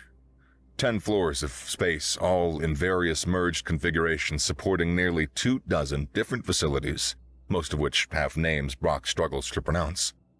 After that, there are the classrooms, 19 floors of them, split into double floors like the dorms are supporting hundreds of lecture halls. You know, Brock always appreciated the aesthetic scale of the Sunspire, of the entire planet really, on his morning commute. But there is a stark difference between seeing a mountain and allowing its size to overwhelm your senses, and seeing the mountain. Comprehending the true layout of a structure so large is, well, if you want overwhelming, that's a way to go. Seeing it all put together in such a complex fashion, like a staggeringly complicated puzzle, except in 3 dimensions. Sort of like when you look down at the surface of Earth, see the almost flat-seeming painting of its cities and land area, only to then get low enough to pick out specific buildings and structures, to see the way that everything lines up. It's chaotic, but it's not a mess. It's all constructed and built. It's designed. They didn't just slap together a bunch of structural materials and call it a day. You can see the history of the spire in its construction and its layout. The 90th floor is the Sunspire Cafe, which is largely as hollow as it visually seemed, except for the support pillars, all of which are actually larger than they need to be to support both the maintenance passages, many of which also go through the external walls and internal floors/ceilings of the Sunspire itself, and the restaurants that built up around them. Above that is the 10 floors of offices and administration facilities for the thousands of faculty, with the dean's office, of course, being floor 100. Brock can even see Fleek's Ledge. Above even that, as well as the stairway leading up to it, and several other similar ledges. The tip of the spire is an extremely dense pipe maze of passages, definitely for the exclusive use of maintenance drones filtering down to the lower floors. Brock also noticed that this isn't just a schematic. It also has small moving pinpricks of various colored lights. He quickly manages to decipher that they are the positions of various entities, drones of all kinds, as well as the students and faculty. He also notices several red dots, unidentified life signatures, several thousands of them. One thing that old Earth fiction got wrong, at least most of the time, was the scale of naval warfare. Even before war took to the stars, small sea-based vessels would have crews of a few hundred, the largest well over 1,000. And space is cheap. Vessels not meant to land or go into the atmosphere are huge and often have crews in the multiple thousands with tens of thousands for the largest vessels, even with drone-based automation of mundane tasks. So, naturally, this extends to pirates as well. And unlike military vessels, they don't exactly have rules about who can or can't deploy off the ship. So chances are this is most of their crew. Thousands of them, all scattered across the spire in a small 2 to 5 size squads covering, exactly as the dean said, every single exit both emergency and conventional, including, of course, every last shuttle pad. But as the Dean also said, there are thousands of maintenance entrances for drones all over the structure. It would be trivially easy for Brock to escape. To leave. His eyes glanced at where the largest concentration of dots was. Some of them are red. Some of them flash with the warning symbol. You know, now that Brock thinks about it, he's pretty sure cowardice isn't actually a word in the dictionary. Not his, anyways. But the Dean's right. Word needs to get out. This is thousands of armed individuals, and Brock doesn't bring his guns with him on the shuttle because, obviously, weapons are illegal for civilians to carry in public places, let alone a school. But even as easy as it would be to get out, there are problems. For one, who would believe him? What is he to say? Oh hey, the Sunspire is being attacked by pirates. They'd look up at it, see nothing out of the ordinary, check the news, see nothing, and laugh him off because the galaxy believes it's literally impossible for pirates to get anywhere close to this part of space, let alone this planet. Even if he tried to contact police, there's no telling how long it might take them. If the pirates really are faking communication signals, they could easily throw the police for a loop for a while. Not to mention, it would take at least several hours for Brock to make it to the ground floor and even get out of the spire, since the elevators are a no-go. The dots he spotted flashed brighter now, and more vigorously. Hours is too long. The Dean did mention something about a quantum entanglement array. That's pretty high-tech, but Brock isn't surprised to hear the Sunspire has a private one. QE arrays, although most people Brock has met just say QCOMs, make use of quantum entangled particles for communication. When entangled, a change to one particle changes the others. It's a bit finicky, and Brock definitely doesn't understand the full science behind it, but what he does know is that they are extremely expensive and require constant logistical transport of massive bit storages between specific arrays in order to function. Which means that they are almost exclusively used for important, high-priority communications across cosmic distances. Not the kind of stuff normal people would make calls with. Which also is exactly why a message sent through it would be taken seriously, no matter the outlandishness of the claim. But the problem is getting into that room. There are no secret passages or maintenance ducts that go into it. The air vent for it is tiny, it's hidden behind the wall behind the Dean's desk. And Brock can see that the Dean is now surrounded by at least a dozen red dots. He needs a plan. He needs help. So he fumbles with the device for a bit and discovers a search function. He can find individuals by name. So, naturally, the first person he looks for... Fleek Ivakadu was tinkering with his datapad inside the lockdown elevator, patiently waiting for help to arrive when his heart skipped a beat at a dull thud noise from above him. For a brief moment, he unconsciously draws back his lips and flares his ears in an instinctual threat display, but quickly composes himself as a distinct human foot kicks open the emergency access panel. Yo, Fleek, how's it hanging? Brock's voice calls out. Securely? Fleek responds. The elevator's not damaged, so I doubt that there's any chance of... Not what I meant. Brock interrupts with a smile as he drops down into the elevator. Fleek will ever be confused as to how humans think showing teeth is a positive thing, but alas. I meant, how are you hanging? How you doing? Ah, of course, another one of his colloquial phrases. Fine. I heard the announcement. I believe everyone did. Brock's smile turns into a smirk. So, what do you think? Give me up to him? A foolish assumption. No, of course not. These are criminals. To expect them to honor their word is like expecting a stream to not flow downwards. They claim the Sunspire will burn. Either it is a bluff, or they plan to do so regardless of the outcome, even if only to erase trace of their presence. If these truly are pirates of the Whaled Tree, then I suspect the latter, given their historical tendency for thoroughness in covering their tracks. I've been trying to break through their access logs on my datapad, but ever since my first year at this academy, they have made the protocols quite complicated. nor will they allow me a more sophisticated device. Wow. Really? I didn't take you for a troublemaker, Fleek. Fleek looks elsewhere, clearly embarrassed. Well, yes, I was rather uncouth in my younger years. That piques Brock's curiosity, but given the prevailing crisis, he'll have to settle for a rain check. We're definitely talking about that later. Fleek merely sighs in resignation, though Brock detects a faint hint of joy in it. Now, we need a game plan, Fleek, so that's why I'm here is to recruit my aid in accessing the school's private quantum entanglement array? Brock blinks in surprise. Wow, you really are smart. Fleek's head tilts. Did you doubt that? To which Brock shrugs. No, not really, just damn. But, yeah. I was just at the dean's office, but as you can see from this handy hollow thingy that the dean gave me, It is swarming with those pirate guys, and Fleek's hackle shot up. The dean gave you the school's original schematic? Brock looks taken aback. Yeah? I mean, it seemed like an emergency and all, so it made sense, and Fleek shakes his head vigorously. No. Even in emergencies, that schematic is given to no one.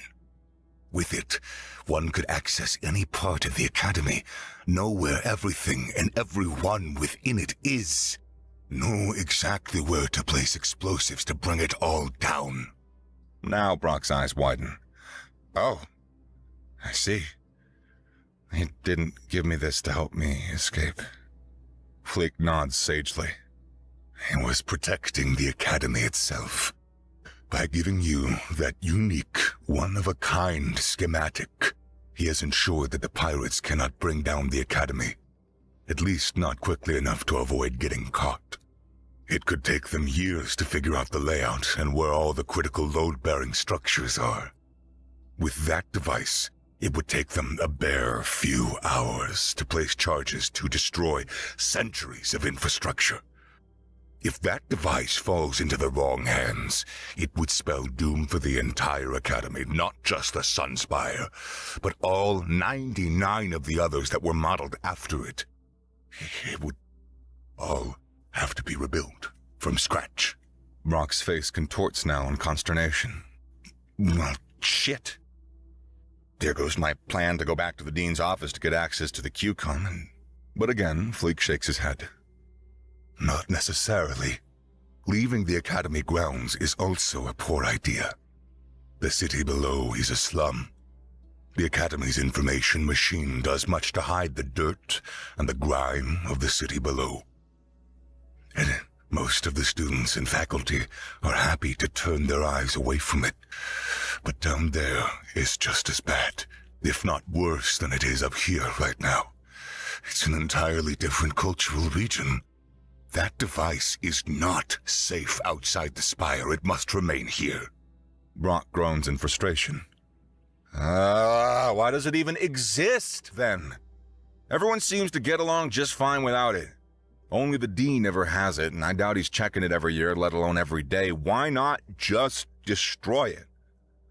Fleek again elaborates. Because it is linked via a one-way quantum connection to all navigational devices in this spire and to 99 others. It remains at the dean's desk, where quantum bits are entangled at the array behind it and delivered through physical transference channels to the navigator charging stations throughout all 100 spires. Without it, navigating would be a chore. In emergencies, potentially fatal. That device gives every other navigator precisely and only the information it needs to go from point A to point B. Nothing else is stored in the navigators. The drones that maintain the spire and serve our daily needs, of course, would also fail to function regularly without such a device.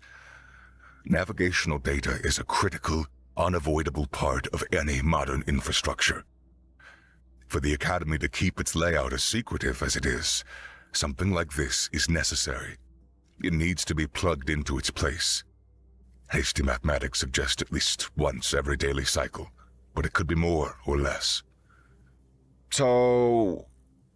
Brock, not bothering to ask how Fleek even knows all this, breaks the awkward silence that followed Fleek's info dump about just how valuable the doohickey in Brock's hands is.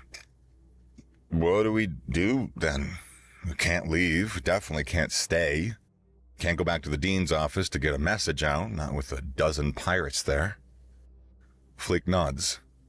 We need weapons and manpower. We also need knowledge of potential weaknesses. The Academy disallows firearms, and even sharp instruments are regulated.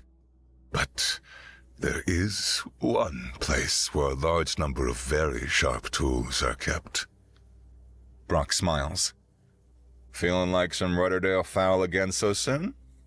A coincidence, I assure you. The Sunspire Cafe was, ironically, one of the safest places in the entire Academy at the exact moment.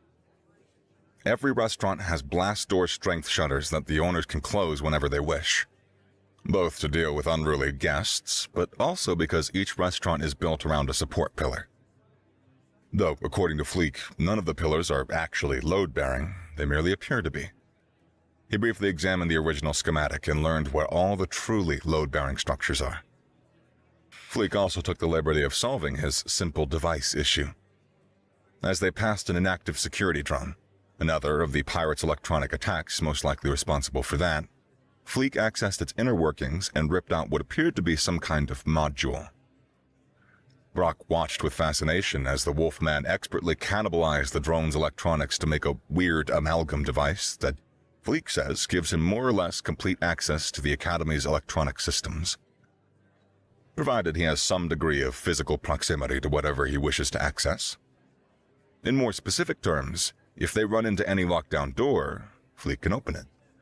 They can also activate nearby drones if needed, but Brock's suggestion of just reactivating all the security drones was met with concerns about what happens to the students caught in the crossfire. The plan is minimal contact. Don't fight if it's avoidable. Most of the student body are safe behind lockdown doors. Though, obviously, there are those who aren't so lucky. But trying to go to them to fight and defend them is liable to only make things even worse, as pirate reinforcements arrive and start to chase them around. Not to mention how bad things get if they ever get their hands on the schematic device. So, though reluctantly, here they are at Sunspire Cafe. Well, more specifically, they are inside a drone maintenance shaft climbing down a very, very long ladder over what should be Mikhail Tulare's restaurant. He has a massive collection of sharpened cookware that should serve as basic weapons in case they do end up having no choice but to fight. Brock kicks open the vent and drops down onto the floor of Laze Ekal, the Orion name for Mikhail's restaurant, which translates very simply to good food. There are gasps and a handful of short screams as the many students and faculty who have holed up in the restaurant panic in response to a sudden, unannounced entry. Thankfully, none of them saw fit to throw food at him or use the knives lying around. Thank God for that. Whoa, whoa! Calm down, everyone. It's just me. Here to help. Brock says as he splays out his arms in a motion typical for calming crowds. You! A random one of the students shouts in aggravation. You're the cause of all of this. You and your human antics. That's why we're here. Because you just couldn't be normal like the rest of us. Always flaunting your human superiority. That one struck deep. Brock never did anything with the intent of coming off as arrogant. He never wanted to be special. It was always an accident, but it doesn't change the fact that it's led to this. That his being human is why these pirates are even here. That his being Gabriel Hansen's son is why he is even here. Brock could do nothing but shamefully remain silent, expecting others to join in on the finger-pointing, as crowds of scared people are often so wont to do. But something else happened instead. The student was immediately slapped on the back of their head by one of the faculty, and other students turned on them instead. Brock didn't do anything wrong. Yeah, what do you even mean by normal anyways? Is there anything in this academy normal? I'm pretty sure that there are at least 100 one-of-a-kind students here, probably more. It's not like he invited pirates in. I'm in one of his biology classes. He's a nice guy. Arrogant is the last thing I'd ever call him. Mr. Tavian Fourthring, your behavior is unbecoming of a student at Sunspire Academy. When this crisis has passed, I would very much like to have a discussion with you in my office about the values of our academy. Shut up, Tave. Hey, guys, come on. Dave is just as scared as the rest of us. I'm sure he didn't really mean it. Brock was thankful that crying wasn't common enough among species for the others to really know what it meant when he teared up a little at being defended rather than crucified. Tave himself stepped forward. I'm sorry. Eunuch is right. I don't really mean what I said. My mother was supposed to visit today, and, I don't get to see her too often, and if I shut a lens on one of the pads right now, then I don't know what... He simply goes silent, tilting his head far forward both in an apologetic display and in the subtle way that Orions do when they're deeply grieved. Others move in to console him as Brock turns to try and find Chef Talur. Fleek drops down, albeit far less gracefully, not long afterward, as Brock calls out, "Chef Talur, are you around? I need a bit of help." The familiar voice of Mihail emerges from the crowd, somewhat in the back in the proper kitchen. Brock Hansen. So that is what all the commotion is all about. Come, I am in the kitchen. Brock is surprised as he enters the kitchen. Not because the kitchen is surprising, but because it isn't. It seems when it comes to practicality, there isn't a ton of wiggle room for aesthetic and organizational preference. It looks more or less like a kitchen at a restaurant. Even rows of cabinets and large cooking appliances and an array of kitchenware and tools, including exactly what Brock and Fleek are after. A few dozen large knives arrayed on the wall in an apparent collection. Mihail himself is hard at work, as if nothing had happened and this were a casual visit. Mr. Hansen, while I am sure you enjoyed those first 2 sandwiches so much you wish for a third, I imagine you are here for a different reason. Brock sighs and nods darkly. Yeah. Fleek and I have a plan. We need weapons. I hate to ask a chef to use his knives for evil, but... Mihail puts a hand out. No. While you may be a student, you are not a child. I know that much. But that you are considered at least a young adult by your age and your species. And if you wish, in sound mind, to risk your life for the sake of the Academy's defense, I would be the worst for denying you. My knives are not exactly designed for combat, but they are sharp enough to cut bone with sufficient force. Just try not to break them entirely. Brock knows just how serious Mihail is in this moment, because he is talking about something that isn't food inside his own kitchen.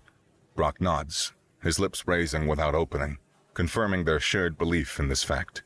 Thank you, Chef. I'll need a few. I plan to recruit some willing volunteers. But Talur is already moving, placing a great number of his knives into a convenient box with straps for carrying even without his hands. Perks of a society of many morphologies. Some species don't have hands, so even things as simple as cardboard boxes come with such design considerations. Say no more. Do as you will. I do not know if you will succeed, but I know that you will try, and should you live to tell of it, I will be here to provide a meal fit for a tale. Brock shuts up, deciding not to tarnish Mihail's determination with further flowery language. They leave just as unexpectedly as they arrived, with many of the students and teachers quickly catching wind of Brock and Fleek's intent to do something, and many urging them to reconsider. But they leave, regardless, offering only affirmations that they will avoid dying, as hollow as they might sound. Our next destination is less obvious. Fleek begins as they trek down another of the dark, unlit corridors, guided now by the shining light of a small drone Fleek decided to hack and keep around as they traveled in lieu of wielding a knife directly.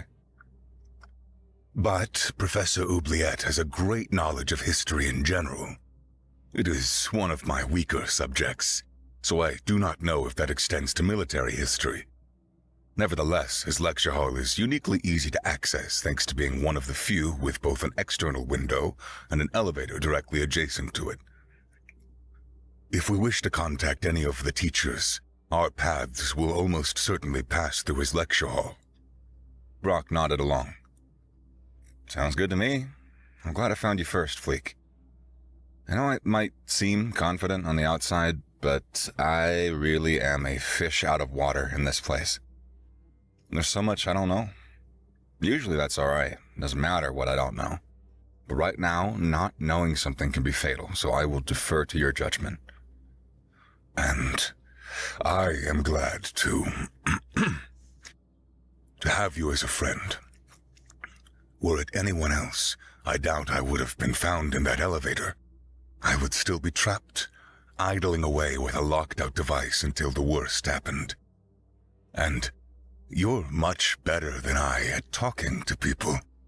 I doubt any other student could have gotten Chef Tallur to part with his 500,000 oral collection of knives.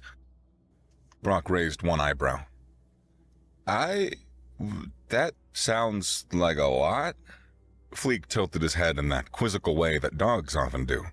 Though Brock really tries to avoid seeing a full sapient being as a dog. It's hard not to make the comparison, though, from time to time. I believe that conversion is approximately 3.3 million human dollars. Brock's eyes widened at that. Jesus, that is a lot of money to spend on just knives. That's coming from me. My father considers that pocket change. I, at least, try to make sure I can appreciate the value of money, no matter how little. Doesn't always work. It's hard to know how bad it can be for some people when you have not had to go through it yourself. Fleek shrugged. The chef is very particular. Each of them has a near monomolecular edge. They could cut through solid steel if utilized properly, though I imagine will blunt them very quickly. Brock made a mental note to not try anything funny with the edge of the knives. Not that he was planning on it, but losing a finger because he got a teensy bit curious about the edge did not seem like a fun way to bleed out. It didn't take them too long to reach Oubliette's classroom. The path was longer than a straight walk there, of course, but a straight walk included at least half a dozen red dots that were actively trying to break into classrooms on the subfloor above, likely searching for Brock. With an out-of-place ding, the elevator that opens directly into Oubliette's classroom arrives and unloads its cargo of 2 passengers, Brock and Fleek, who entered the elevator through the maintenance shaft and rode it down to the room. It wasn't pretty in there. The lockdown door had a hole in it from what was likely an earlier breach. The pirates did their homework. This was one of the first classrooms they checked. Several of the students were beaten, one of them bad enough that they certainly needed medical attention. A different student was tending to them, but clearly struggling despite a small amount of medical tools. Brock recognized them. Alendare Truthic, a Portlayan. He's one of the medical students and was also taking this class as an elective. Brock opened his mouth to say something, but was immediately warned off by Oubliette with a universal gesture for silence, a single finger over the mouth. Thank God for that bit of convergent culture. Instead, Brock moved as carefully and quietly as he could, with Fleek not far behind, eventually making it to Oubliette's desk, where they engaged in whispered conversation. Professor, Careful. They are still here, in the hall around the corner. I don't think they know about the dampening field of the doorway that keeps the classroom insulated from the sounds of the other rooms and hallway. But it doesn't silence, it only dampens. I doubt they heard the elevator, but they will hear us talking, given how quiet the entire academy is right now. Whisper only, and avoid tripping on anything or making heavy footfalls. I understand, Professor. Fleek and I are here for a couple of reasons. So first, we decided that I'm not giving myself up. Obviously, that would be foolish. Yeah, it would be.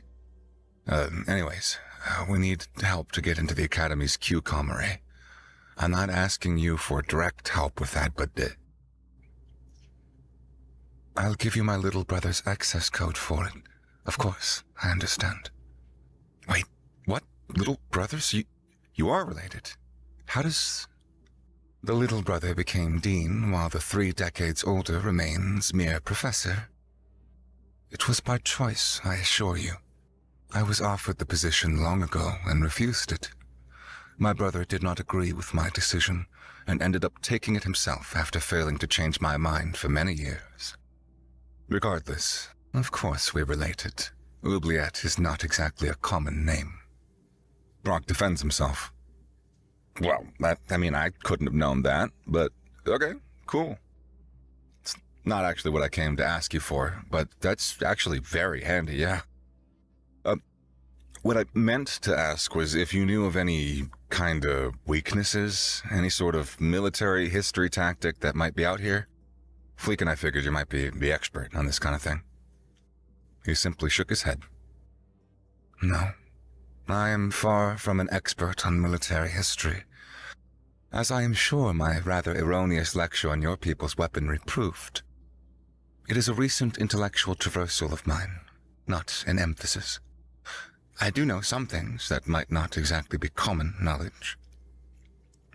But if you wish for a true expert, then there would in fact be many floors below us in the athletics wing.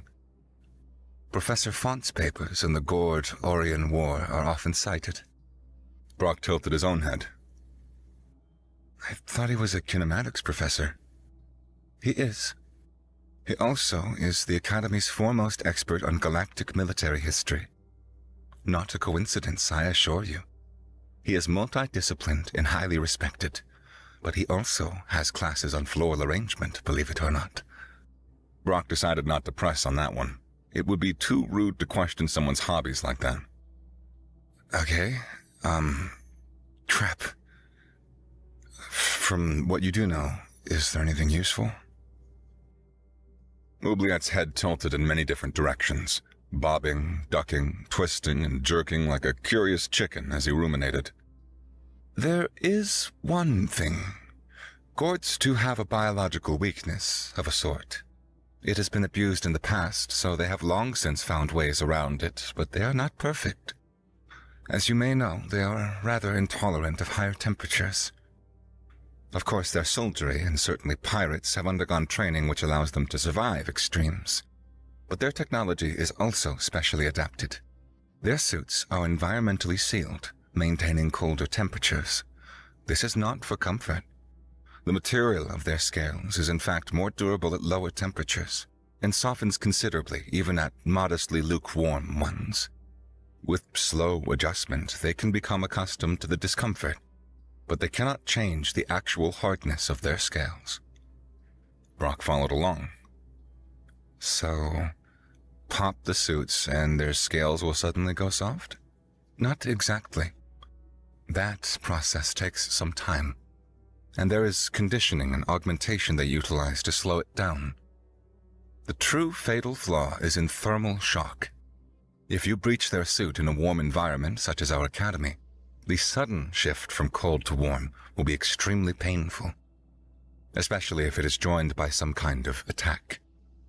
Not even the best trained soldier will be able to maintain perfect composure, which could give you a brief opening to take them down before they can respond properly. Brock's head twisted slightly sideways in a diagonal nod. That could work. It's actually kind of big. Sneak attacks, ambush. Hit them and take them down before they have a chance to fight back. They're weak to ambushes in warm climates. Precisely. In other words, with them as spread out as they are across the academy in unideal conditions, should be fairly easy. Given you've made it here uninjured and unpursued, I assume my brother gave you the original schematic. But will you need weapons of some kind? Brock pats, lightly so he doesn't make a noise, the box he got from Toulour. Handled. Knives, monomolecular. One of Oubliette's hands rubs his chin, creating something of a pretty display as it occludes and reveals different parts of his extensive facial patterns. Toulour's collection. Smart. But you and Fleek are only 2 people. Why not take Lariel with you? Brock was slightly taken aback at that. Lariel? What? Why her? No, she's... What is going on in that, whelps? A gruff and very mean voice echoes around the corner, clearly one of the pirates checking in on them. Shit, they must have heard Brock when he spoke a bit too loudly with the surprise Professor Oubliette gave him. Brock's adrenaline spiked as he drew 2 knives, arcing to begin running over and imagining all the ways he'd have to move to try and dodge whatever space-age weapon the pirate is wielding as the big, heavily armored form of a whaled tree pirate entered the doorframe. Huge, broad-shouldered, far larger than even Bjorngeir, though that's likely due to the armor and perhaps being a bit older and maybe some kind of genetic variation. The armor itself was charcoal black with faint dark red tracing along it like the roots of a tree. The weapon was a massive rifle-looking thing, vaguely, but Brock truly had no clue if that held comparison up to its actual usage. He was about to find out when suddenly the pirate groaned, one hand dropping the rifle while the other reached toward their own back before falling over slowly like a tree going timber.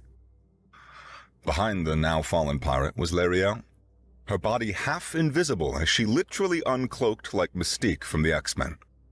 Blue skin, orange hair, and everything. Brock had never made the comparison before now. Behind her, the fallen body of a second pirate could be seen poking from behind the door. Brock didn't even hear that one falling. Satisfy me, Brock Hansen. You would be amazed what one can accomplish with artificial chromatophores. Though I usually use mine to maintain peak stylish charm, but in emergencies they have their uses. Latest models even sync to my clothing so I can do it all in their perfect outfit. In her hand was one of Tellur's knives. Brock reached to check, and indeed the box's flap was open.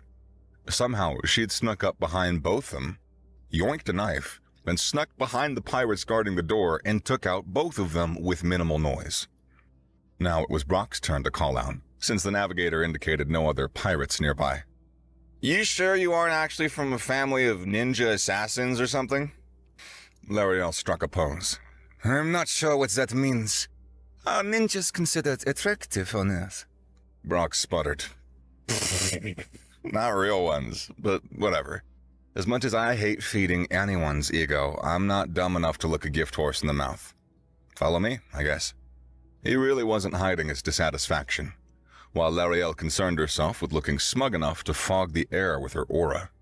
The rest of the students in the room, for their part, contained their excitement. Some of them were still injured, and the rest were too scared out of their wits by the violence to really comment. And now they numbered 3.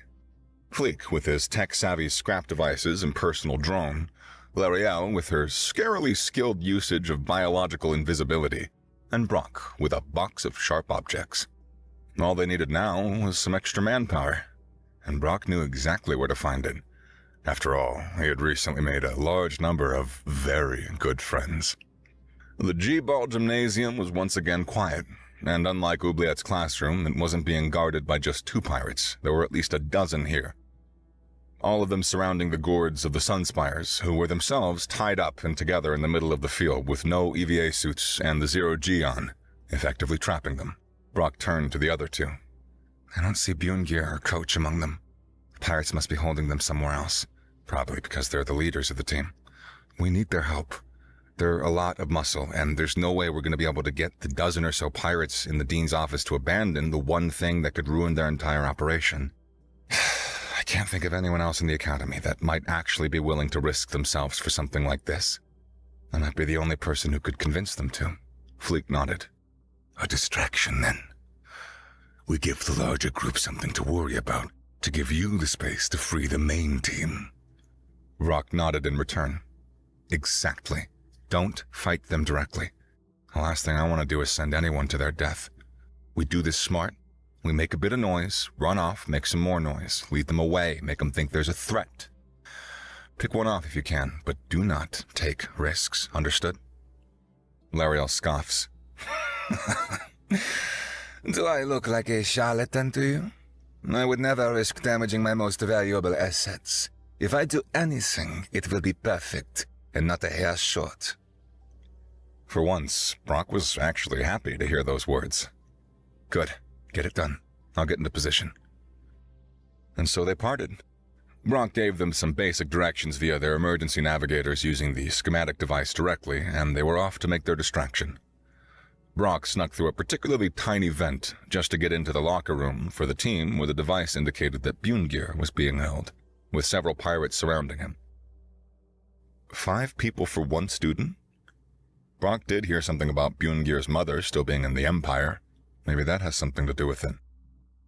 Was not part of the deal. You do not dictate to me, soft scale.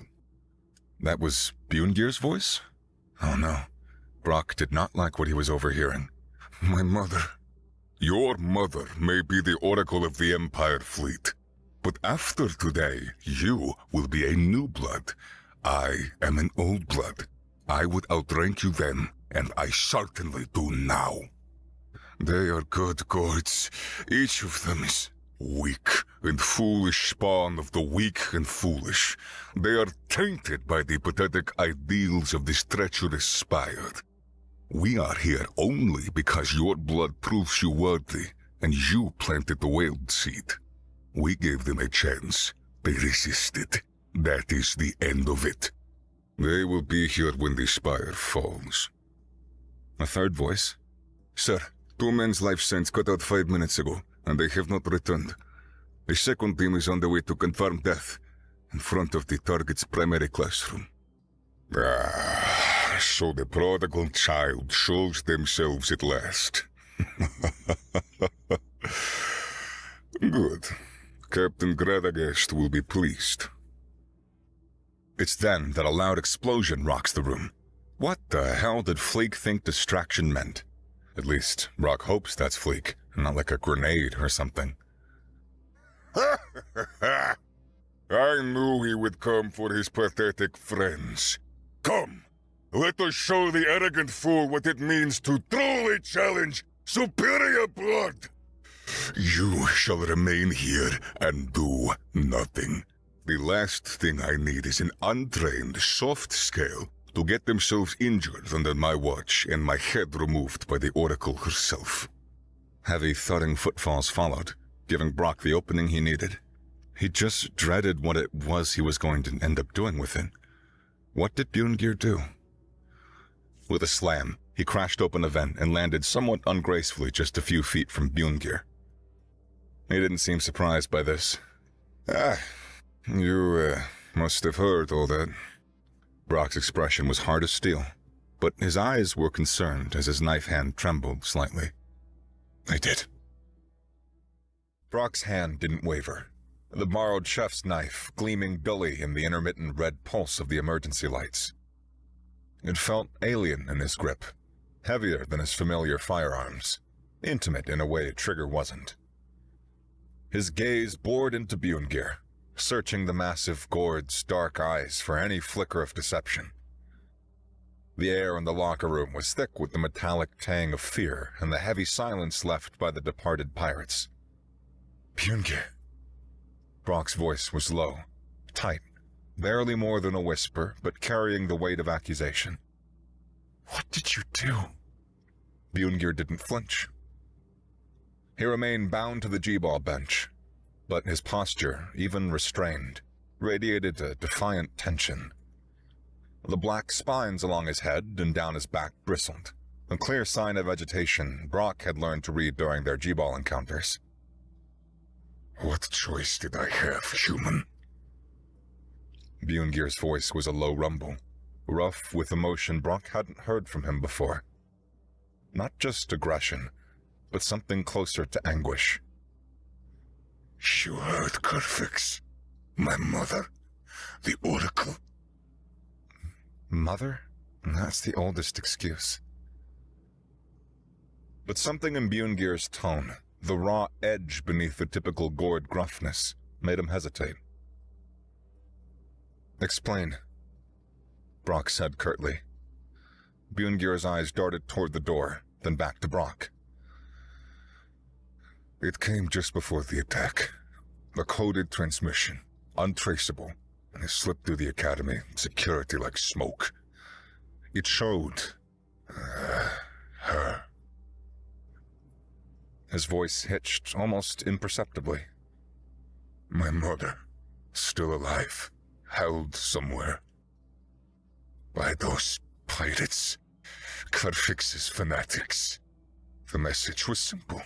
Plant the device they called the Wild Seed at the coordinates provided, near the QCOM array, without alerting anyone. Or she would die, slowly, horribly. He strained against the restraints.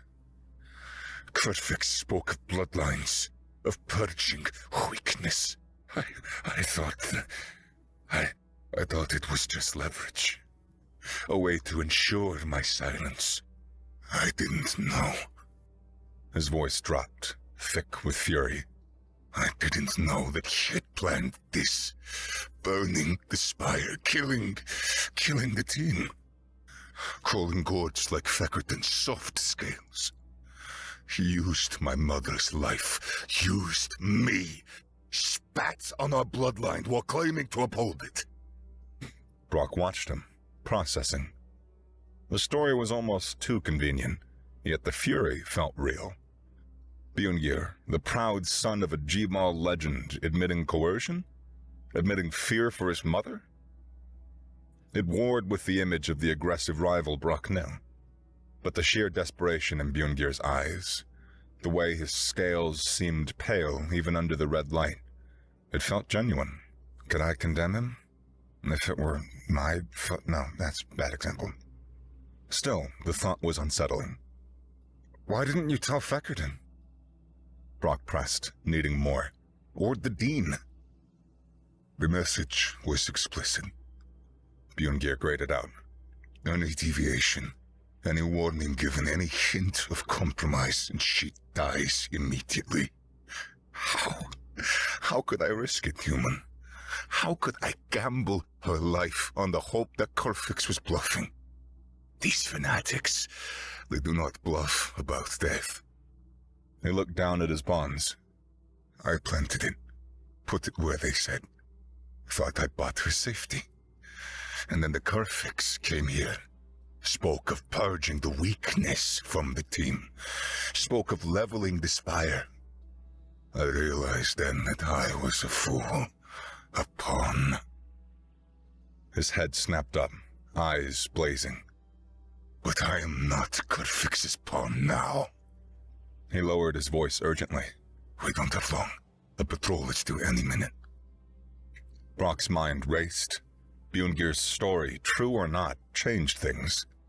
He glanced at the schematic navigator Dean Oubliette had given him. The intricate map pulsing faintly in his hand, casting shifting blue light on their faces. He quickly scanned the area around the locker room. Maintenance access, environmental controls. An idea sparked. Just then, the distinct, heavy rhythm of approaching bootsteps echoed down the corridor outside. Metallic clangs against the floor. Getting closer. Fast. They're here. Brock hissed. Get ready. Brock lunged towards a damaged panel on the wall near the showers, indicated on the schematic as an access point for local environmental systems. Ripping it open revealed a tangle of conduits and a simple control interface. He didn't know the exact commands, but context suggested options. Coolant flush? Emergency lighting? He slammed his palm onto a large red button labeled System Purge, Coolant Cycle, and hoped for the best. With a pneumatic hiss and a sudden roar, icy coolant mist erupted from the vents near the locker room entrance, thick and white, instantly obscuring visibility. Simultaneously, a ceiling-mounted strobe light kicked on, blasting the entryway with disorienting high-frequency flashes of harsh white light. The heavy locker room door slammed open, and two gored pirates barged in, weapons raised. They were younger than Carfix's main guards, clad in the same charcoal and dark red Weldtree armor, but they were momentarily thrown off balance, recoiling instinctively from the sudden cold blast and blinding light, shouting in surprise and confusion. In that split second of disorientation, he darted forward, the chef's knife slicing cleanly through the thick restraints binding Bjorngir's wrists and ankles. "Now!" Brock yelled. Freed, Bjorngir didn't hesitate. A guttural roar of pure, unadulterated fury ripped from his throat as he surged upwards off the bench.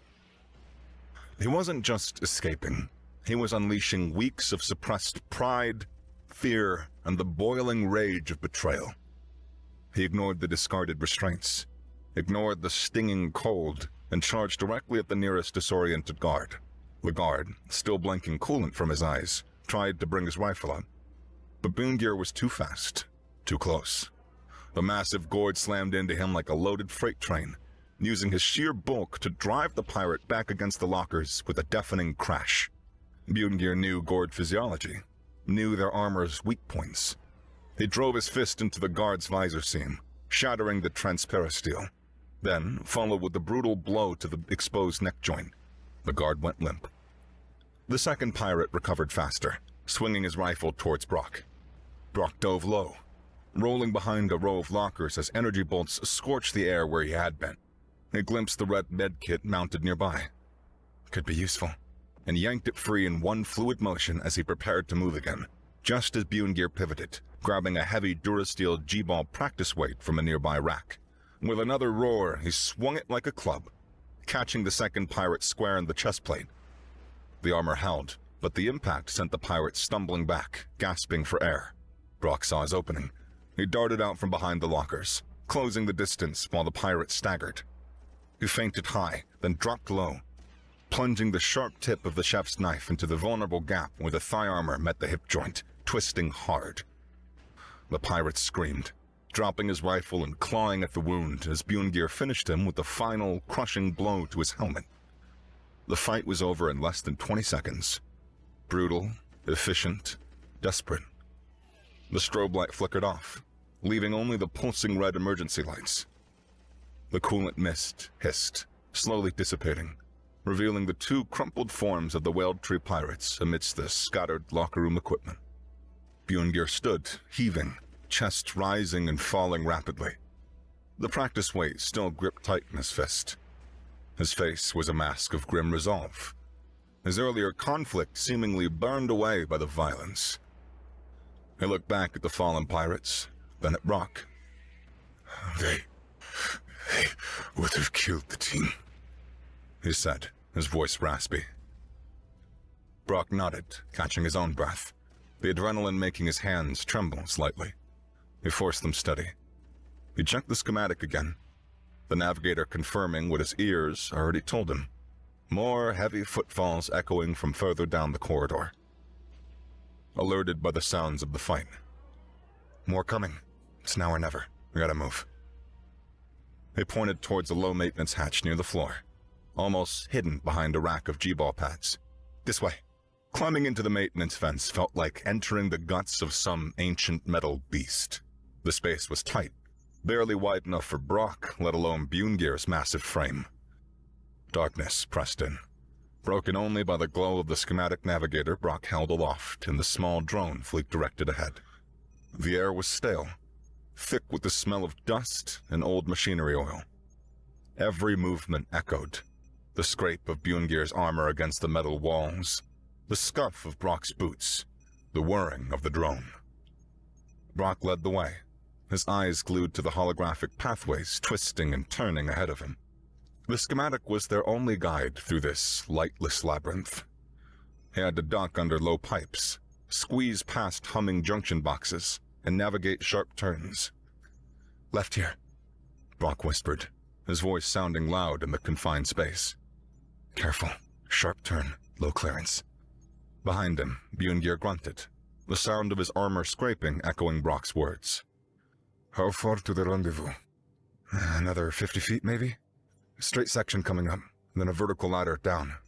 Brock kept his voice even, projecting confidence he didn't entirely feel. The responsibility of the schematic, of leading them through this death trap, weighed heavily.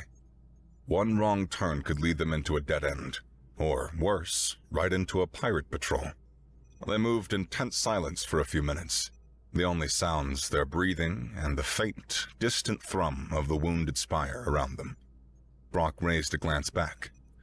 Boongear's eyes glinted in the low light, his expression unreadable, but focused. You okay? Brock asked, keeping his voice low, hearing the heavy scrape of Boongear's armor echoing just behind him. A pause followed, filled only with the sound of shifting metal against the vent walls, Then a gruff rumble came from behind him. This passage favors your size, human. I manage.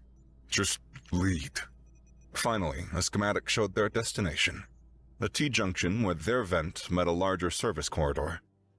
Brock slowed, signaling for Bjorngeir to halt. He carefully pushed open the vent cover. They emerged into a wide, dusty service corridor. Unlike the cramped vents, this space felt cavernous, though still dimly lit by sparse emergency lighting strips overhead. Pipes and conduits lined the walls, casting long, distorted shadows. And waiting there, near the junction, were Fleek and Lariel. Fleek looked up from the scavenged tech device he was tinkering with, his ears perking slightly. His thick-rimmed glasses caught the faint light. You've returned. Your vital signs are elevated, but stable, he reported, his voice calm and analytical as ever. Minimal external injuries detected on both subjects. Very good. Lariel, however, was anything but analytical. She pushed herself off the grimy wall she'd been leaning against, her sapphire skin seeming to absorb the dim light. Her arms were crossed, and her striking orange hair seemed to blaze even in the gloom. Her gaze fixed on Bjorngeir with undisguised suspicion, her melodious voice dripping with ice. Well, well, she said, ignoring Brock entirely. Look what the human has dragged in. So, the traitor decides to switch sides when it suits him. Bjorngeir's spine ridges stiffened, but he didn't rise to the bait directly. His attention was locked on Brock and Fleek, his voice urgent, still rough from the earlier exertion. Corfax lies. He threatened my mother. He dishonors true gods. My reasons are my own. He gestured sharply towards the schematic in Brock's hand. The whaled seat. It requires physical access to disable it properly.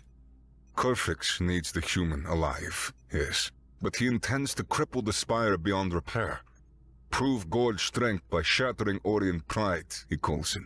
His followers are fanatics, and they believe every word. He paused, taking a breath, his eyes hardening. There is more. While I was restrained, I overheard Gronak, one of Corfax's commanders. They were specifically hunting Coach Fakerdin. Brock frowned. Fakerdin? Why? They mentioned codes, Bjorngeir confirmed. Biometrics, access to primary systems. Gronak seemed convinced Fakerdin held keys to something critical. Fleek immediately chimed in, looking up from his device. Primary systems could encompass numerous critical functions. Power distribution networks, environmental controls, shield modulation matrices, internal defense grids. Access would be catastrophic. Brock quickly manipulated the schematic, searching for Fakerdin's unique identifier. Faculty members had them, linked to their emergency beacons. The small, flashing dot appeared. I found him, floor 78, near Power Junction Gamma 7. He zoomed in. The display showed a dense cluster of red dots, pirates surrounding Fakerdin's location. Damn it. Heavy concentration. The immediate priority shifted in an instant. The Q-com array was still the ultimate goal, but Fakerdin might hold the key to stopping the pirates from doing irreversible damage before they could even send a signal. Or worse, he might unwittingly give them the tools to achieve it. Lariel scoffed softly. Rescuing another god? Charming. Brock ignored her, meeting Fleek's gaze, then Bjorngeir's. The suspicion hadn't vanished, not entirely, but Bjorngeir's intel felt vital. His desperation earlier, too raw to be faked. And his actions against the guards spoke louder than words. For now, they needed him. They needed everyone. He made the call, the burden of leadership settling more firmly onto his shoulders. We don't have time for grudges, Brock stated, his voice firm, cutting through the tension. Fakerdin has information, maybe codes, that could stop them or help them destroy this place. He's our priority now. Fleek, find the safest, fastest route to Power Junction Gamma 7. He turned to Lariel. We need your eyes. Scout ahead. Keep us clear. Finally, he looked at Bjorngeir. Watch our backs. Let us know if you hear anything, or see anything Gord-specific. He took a steadying breath. Let's move. The spire's hidden arteries were a disorienting maze. One moment they were squeezing through dusty ventilation shafts where the air tasted stale and metallic. The next, they emerged into the cavernous maintenance corridors where their footsteps echoed ominously, amplifying the unnerving silence between distant, muffled thuds that might have been explosions or collapsing structures. Emergency lights flickered inconsistently, casting long, dancing shadows that played tricks on the eyes, making stationary pipes seem to writhe and inert machinery appear poised to strike. Brock kept the schematic navigator held high, its cool blue light a small beacon against the oppressive gloom. The device felt impossibly heavy, not just in physical weight, but with the burden of knowledge it contained. The spire's secrets laid bare, and the flashing red dots representing thousands of hostile invaders crawling through its veins. He led them onward, his eyes constantly scanning the holographic display, cross-referencing the twisting paths with the real-world environment. "Sharp drop ahead," he warned, his voice low. "Ladder access. Looks rusted. Buengear, test it first." The massive gourd moved forward without comment, gripped the corroded metal rung set into the grimy wall. He gave a tentative pull, then a stronger one, the metal groaning in protest, but holding firm. "Stable enough," he rumbled, beginning the descent into the deeper darkness below. They moved through the sections Brock didn't even know existed. Vast, silent chambers filled with hulking, dormant industrial machinery coated in years of dust, remnants of some forgotten manufacturing process. Automated factory lines stood frozen mid-cycle, robotic arms poised over unseen components. The scale was immense, humbling, and deeply creepy, like walking through the corpse of a sleeping giant. The silence in these areas was profound, broken only by the drip of unseen water or the scuttling of some small, unseen thing disturbed by their passage. That was a stark contrast to the pristine, humming efficiency of the Academy proper, a hidden layer of utilitarian grit beneath the gleaming facade. Their progress was slow, dictated by caution and the ever-present threat markers on the schematic. Several times Brock had to call a halt, pressing them back into alcoves or behind towering banks of capacitors as red dots swept through nearby corridors. They relied on Buengear's keen hearing, honed by gourd senses and G-ball instincts. "Movement," Buengear muttered once, head tilted, his spine ridges barely moving. "Soft clicks. World 3 comms units. Close. North corridor. Parallel to this one. Moving away." Brock checked the schematic. Confirmed. Patrol heading towards Sector Beta. "We cut south here. We used the old coolant tunnels." These tunnels were damp and cold, water pooling onto the floor, the air thick with the smell of mildew and stagnant chemicals. It was claustrophobic, forcing even Brock to stoop, while Buengear had to practically crawl in places. But the schematic showed them clear of pirate activity, a necessary detour. It was in one of these cramped tunnels that L'Oreal proved her worth beyond mere observation. They reached a junction where the schematic showed a single pirate icon stationary just around the corner. A sentry, blocking the only viable path forward. Retreat meant backtracking significantly, losing precious time. "I will handle it," L'Oreal whispered, her voice barely disturbing the damp air. Before Brock could argue, she seemed to dissolve. Her form shimmered, the vibrant blue skin and orange hair blending seamlessly with the corroded metal and deep shadows of the tunnel wall. It was perfect environmental mimicry. She flowed forward, silent as drifting smoke. Brock held his breath, peering around the corner just enough to see. The gourd sentry stood alert, rifle held ready, his helmeted head scanning methodically. L'Oreal emerged from the shadows directly behind him, like a phantom coalescing from the gloom. There was no wasted motion, no sound. A flicker of movement, a glint of the chef's knife and the faint light reflecting off wet surfaces. A soft, choked gasp from the gourd, his rifle clattering harmlessly to the floor as he slumped forward. L'Oreal already melting back into the shadows. She reappeared beside them a moment later, wiping the knife clean on a discarded rag. "Okay, definitely not just a prep queen. Path is clear," she stated, her tone coolly efficient. betraying nothing of the lethality she had just displayed. Brock found himself looking at her with a new, unsettling respect. She wasn't just a socialite playing dress-up. There was something dangerously competent beneath that high-fashion exterior. Further on, the path was blocked by a heavy Durasteel bulkhead, sparks occasionally spitting from its damaged control panel. The schematic indicated it sealed off access to a critical service elevator shaft they needed to bypass a heavily guarded stairwell. Red dots were converging on their position from a lower level. Crufix's forces were actively searching, tightening the net. Locked down tight, Brock muttered, studying the schematic's internal diagnostics. Pirate override. Standard encryption. Allow me, Fleek said, pushing his glasses up his snout. He knelt by the sparkling panel, plugging his scavenged device into an auxiliary port Brock hadn't even noticed. He muttered under his breath as he worked on the machinery. Archaic security protocol. Brute forcing the handshake, isolating the command relay. They routed the lockdown through a secondary network. Sloppy. Sparks showered from the panel as Fleek worked. Almost. Need to physically override the magnetic lock actuator. Byungye, this panel here. He pointed to a heavy plate near the door hinge. Pry it open. Just enough for me to reach the primary coil. Byungye wedged his fingers into the seam, muscles straining. With a screech of protesting metal, the panel bent outwards a few crucial inches. Fleek reached in a slender tool from his kit, manipulating something inside. Got it. Rerouting power signature. Now!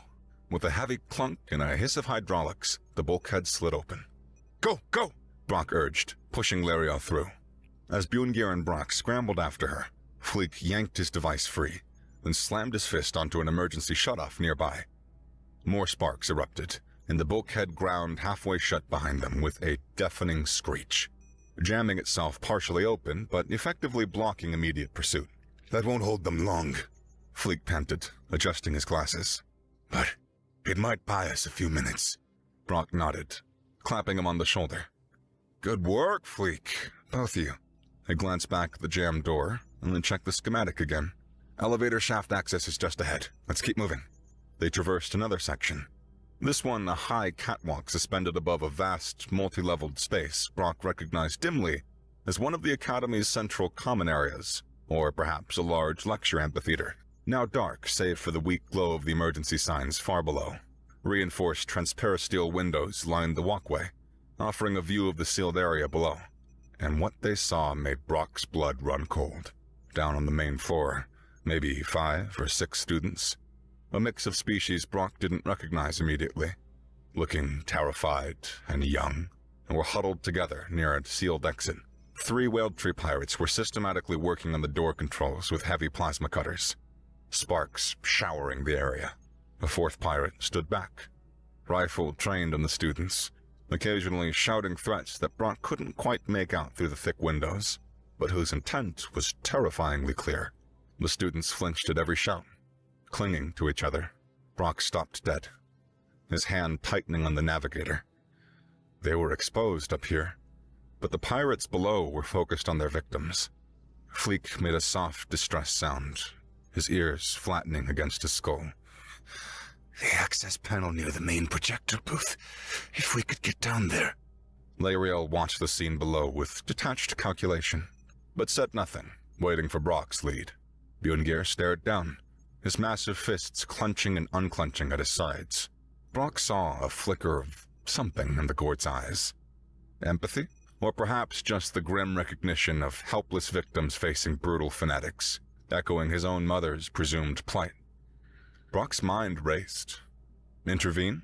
They could probably take out those 4 pirates, ambush them from right above, use the element of surprise, but the plasma cutter noise, the potential firefight, it would echo through this whole sector. It would bring dozens more pirates running. It would cost them precious time. Minutes they desperately needed to reach Feckerden before Grolnak got whatever codes he was after. Feckerden, who might hold the key to saving the entire spire from suffocation. He looked at the terrified students below. He looked at the schematic, the flashing red dots representing the larger threat, the timer he felt ticking down. Leadership, he was learning, sometimes meant making the decision that felt utterly wrong for the sake of a potentially greater good. It tasted like ash in his mouth. We can't. Fleek's ears drooped further. Lariel gave a sharp, almost imperceptible nod, her expression unchanging, cold pragmatism winning out.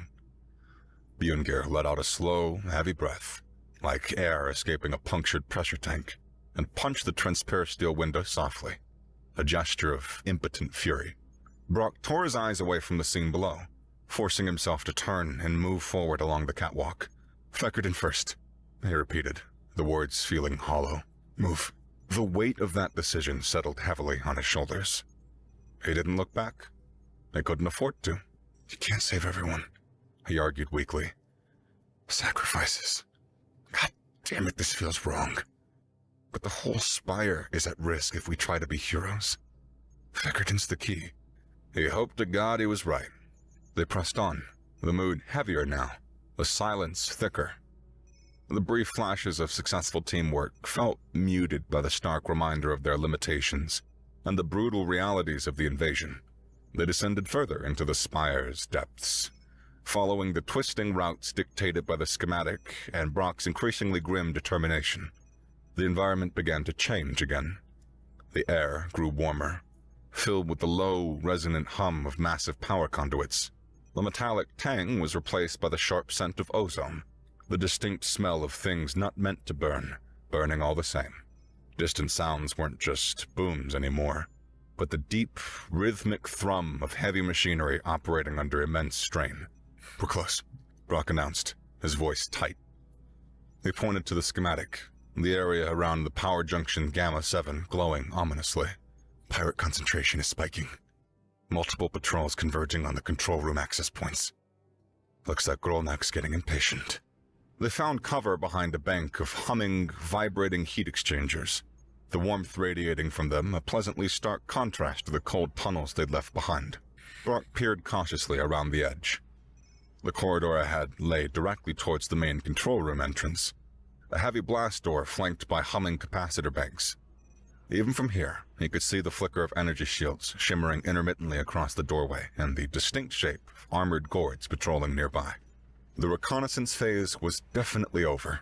The sounds of the Spire's beating heart, or perhaps its struggling one, surrounded them. Feckerden was just a couple feet away, held captive at the center of a hornet's nest, and the time for stealth and evasion was rapidly running out. Main door suicide, Brock whispered, tracing a finger across the holographic display. Sensor grid, energy shield, at least 2 guards visible, probably more inside. Lariel, having done a swift, shadowy reconnaissance closer to the control room entrance, added her assessment, her voice a low murmur. Confirmed. 2 heavy guards outside the main door. I glimpsed inside through a viewport. At least 4 more, plus 1 significantly larger giving orders. The energy shield cycles, but it's irregular. There's ventilation shaft access, high on the west wall, shielded from the main corridor's line of sight. Minimal external security focus there. Brock pinpointed it on the schematic. It leads almost directly above the primary console bank. Feckerden's signal is originating from near there. He looked at Fleek. "Can you give us cover? Jamming, diversion, anything?" Fleek nodded, already plugging his scavenge device into a thick data conduit snaking along the floor. I can create a localized sensor blackout and communication jamming bubble. Short range, maybe 30 seconds max duration. I can also try overloading a non-critical capacitor nearby. Should create a loud discharge. Draw their attention for a moment. Good. Do all that. Brock turned to the others. Plan is simple. Fleek jams and creates a diversion. Lariel, you take out the guards covering the vent access, silently. Bjorngir, you're with me. We go in through the vent. Hit the guards inside hard and fast. Thermal shock tactic. Aim for the suit coolant lines. Follow up immediately. We need to overwhelm them before they know what hit them. Bjorngir gave a curt nod, his eyes fixed on the schematic of the control room interior Brock projected. Lariel simply touched the hilt of her knife, a silent affirmation. All right. Brock took a breath, the weight of the impending violence settling in his gut. Fleek, on your signal. Lariel, move into position. Let's do this. Lariel melted into the shadows, flowing towards the west wall where the vent access was located. Brock and Bjorngeir tensed, knives ready, eyes locked on the corridor leading to the control room. Preparing capacitor overload, Fleek muttered. Jamming field initiated. Now. A blinding flash erupted down the corridor near the main control room door, accompanied by a deafening crack boom as the capacitor bank deliberately overloaded, showering the area with harmless but dramatic sparks. Simultaneously, the sensor indicators on Brock's schematic around the control room flickered and died. The jamming field was active. The two guards outside the main door instinctively spun towards the explosion, weapons raised, momentarily distracted. In that instant, Lariel struck. Moving from the blind spot near the west wall, she was a blur of motion. Two swift, precise attacks. One guard collapsed with a knife embedded in the vulnerable joint beneath his helmet. The other crumpled silently as Lariel applied some kind of disabling nerve strike to his neck. It was over before the echoes of the capacitor blast faded. From the shadows near the high vent, Lariel gave a quick, almost invisible thumbs up. Go! Brock hissed. He scrambled up the conduits lining the wall, reaching the vent cover. It was heavy, bolted shut. Bjorngeir was right behind him, leveraging his massive strength to wrench the bolts free with a groan of protesting metal. Brock pulled the cover open and slipped inside, dropping lightly onto the grating below within the brightly lit control room. He landed in a crouch, knife held low, scanning rapidly. The room was a hive of activity. Humming consoles, flashing displays, thick power cables snaking across the floor. 4 gored pirates, startled by the capacitor blast outside and the sudden intrusion, were turning towards the vent, raising their heavy energy rifles. Coach Fackerdin was visible further back, slumped in a chair near the large console bank, guarded by the larger, heavily armored guard Lariel had spotted. Grolnak. Bjorngeir landed beside Brock with a heavy thud that shook the grating. There was no time for finesse. Take right! Brock yelled, darting left. Got it! Bjorngeir roared, charging right. Brock moved fast, low to the ground, using the consoles as intermittent cover.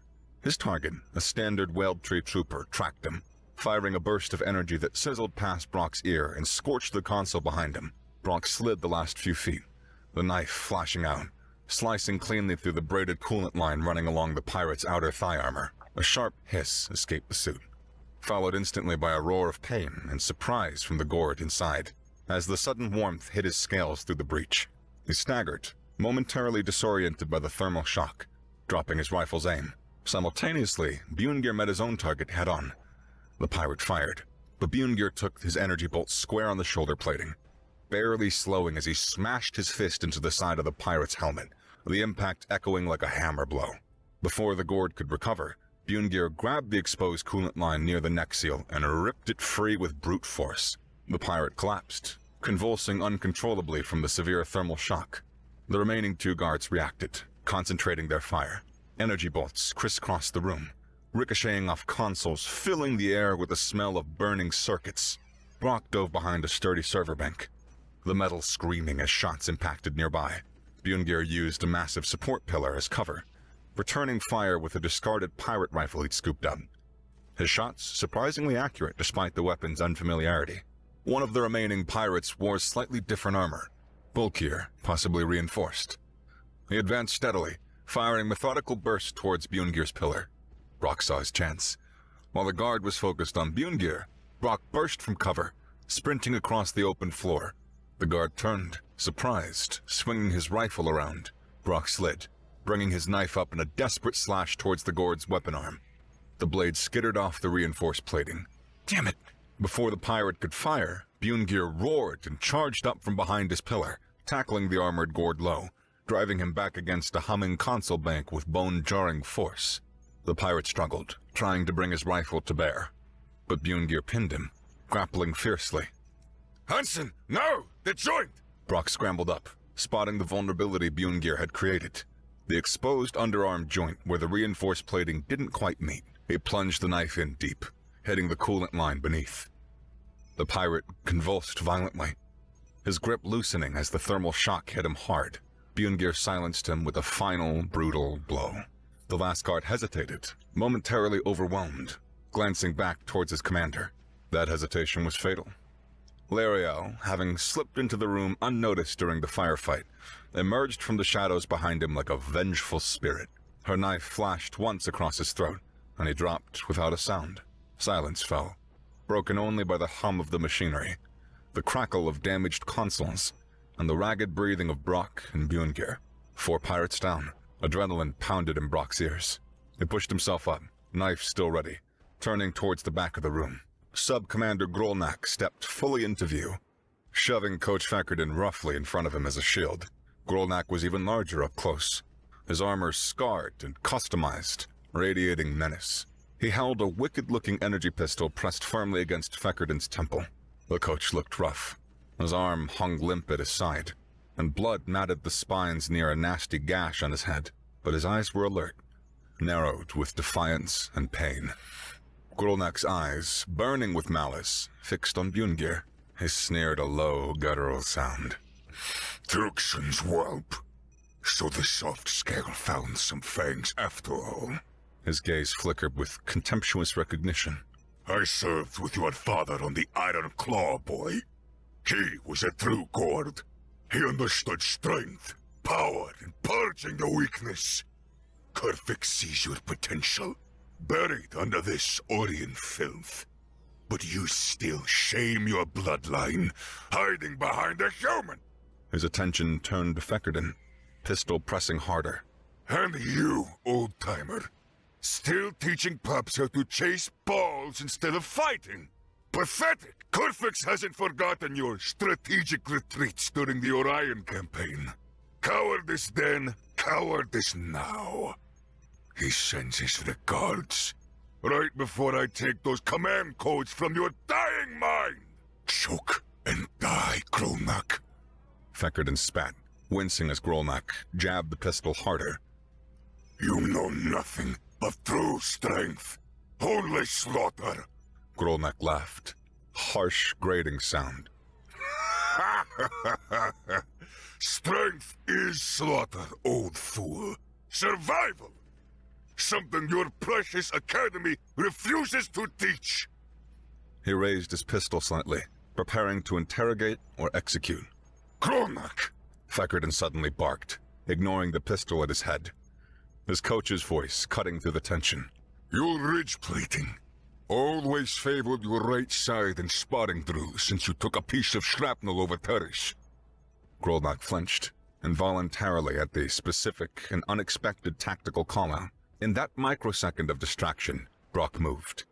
He hurled his borrowed knife not at Grolnak, but at a control panel beside him. Aiming for a large, exposed emergency release button Fackerton had subtly indicated with the flicker of his eyes. The knife struck true, the button depressed with a loud clack. Sparks erupted from the ceiling directly above Grolnak as an emergency fire suppression nozzle discharged. A thick, viscous, rapidly cooling gel designed to smother electrical fires. Grolnak roared in surprise and anger as the cold, sticky substance rained down on him, partially obscuring his vision and making his footing treacherous. He shoved Fackerton away instinctively to clear his line of sight. Bjorngir seized the opening Fackerton and Brock had created. With a bellowing war cry, he charged, ignoring the sticky gel splashing around him. He slammed into Grolnak, the impact echoing through the control room. Grolnak, hampered by the goo and Bjorngir's sheer fury, struggled to bring his pistol to bear. Brock scrambled forward, scooping up a heavy wrench dropped by one of the fallen pirates. Fackerton, despite his injuries, shouted again. The primary capacitor bank behind him! Overload the conduit! Brock saw it. A humming bank of cylinders Grolnak was staggering near as he wrestled with Bjorngir. Lariel suddenly appeared from the side, darting in low, her knife slashing deep into the back of Grolnak's knee joint, eliciting another roar of pain and making him stumble farther. Brock didn't hesitate. He grabbed and swung the heavy wrench with all his might, smashing it into the thick, glowing power conduit feeding the capacitor bank Fackerton had indicated. The effect was instantaneous and spectacular. With a blinding flash and a sound like tearing metal, the conduit ruptured. Raw energy arced violently, striking the capacitor bank. Consoles exploded nearby, showering the area in sparks and shrapnel. Grolnak screamed as stray energy tendrils licked across his armor, overloading its systems. He convulsed, pistol firing wildly into the ceiling before clattering from his grasp. Bjorngir, shielded somewhat by Grolnek's bulk, delivered a final, brutal punch that sent the incapacitated sub-commander crashing heavily to the floor amidst the sparking debris. His armor smoking. The immediate threat was neutralized. Brock rushed to Fekerdin, quickly cutting his remaining restraints with the knife he retrieved. The coach slumped forward, gripping his injured arm, breathing heavily but conscious. Took you long enough, Hansen. Fekerdin grunted, managing a grimace that might have been a smile. I thought I'd have to fight him myself. But the victory was short-lived. The system overload had triggered every alarm in the sector. Klaxons blared deafeningly. Emergency lights flashed strobing red. And from the approach corridors, the heavy, rhythmic thudding of dozens of armored boots grew rapidly louder. Reinforcements were converging, sealing off their escape. Brock checked the schematic. A flood of approaching red dots confirmed it. They were trapped. "Main corridors are blocked!" he yelled over the din, pointing at the screen where converging red dots formed solid barriers. "They're boxing us in!" Fleek, who had cautiously entered the control room after the main firefight, was already scanning the area with his scavenged device. His ears fought against his skull from the noise. Secondary access tunnels are also compromised. Pirate forces rerouted. Structural damage reported in Sector Gamma 8 blocking that route.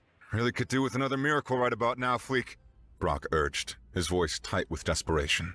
Fekerdin, leaning heavily against a console, grimacing with pain, pointed a shaky finger towards a dark, unassuming section of the far wall, partially obscured by hanging cables.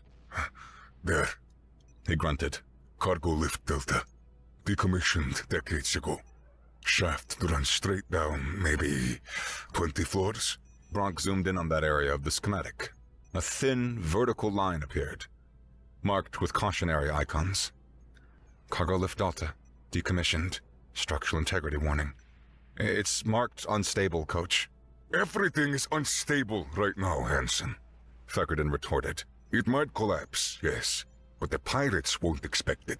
They probably don't even know it exists. It is our only shot. Brock made the split-second decision. Okay. Fleek, can you get the access door open? Lariel, Bjorngir, cover our rear. Buy us some time. Lariel nodded sharply, melting back towards the main entrance corridor, knife flashing as she prepared to delay the inevitable. Bjorngir hefted the heavy pirate rifle he still carried, planting his feet near the sparking bulkhead Fleek had previously jammed, ready to meet the first wave. Fleek scrambled toward the wall Fekerd had indicated, his device already interfacing with the grimy, archaic-looking panel nearby. It's an old hydraulic system. Manual override required. Bypassing safety interlocks. Heavy pounding began outside the control room's main blast door, accompanied by the hiss of plasma torches. They were cutting through. "Fleek, faster!" Brock yelled, helping Fekerdin towards the cargo lift access point. Almost there. Fleek manipulated a large, rusted lever beside the panel.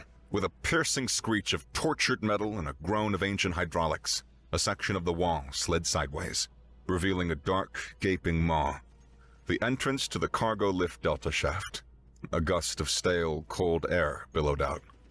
"Go, go!" Brock shouted, urging Fekerdin toward the opening. The main blast door buckled inward with a deafening crash, revealing a phalanx of whaled tree pirates surging into the room, weapons blazing. Bjorngir roared, opening fire with the rifle, cutting down the first few attackers, but immediately drawing intense return fire that forced him back towards the lift shaft entrance. Lariel moved like a whirlwind near the breached doorway. She wasn't trying to hold the line, but to disrupt and delay. Knives flew out with uncanny accuracy, finding gaps in armor, causing pirates to stumble, to hesitate. She used the chaos, the sparking debris, the slippery coolant gel on the floor to her advantage, a fleeting, deadly presence that bought them precious seconds. Brock helped the injured Fekerdin into the dark shaft. Thick emergency cables hung down into the abyss, coated in dust and grime. "Grab a cable, rappel down," Brock instructed, shoving a cable into Fekerdin's good hand. He grabbed one himself, looping it around his arm. Bjorngir laid down a final burst of covering fire, then turned and launched himself into the shaft, grabbing a thick cable bundle. Lariel, seeing them descending, threw one last knife, catching a pirate in the throat, then sprinted and leapt into the shaft just as energy bolts scorched the wall where she had been. Fleek was the last one at the edge.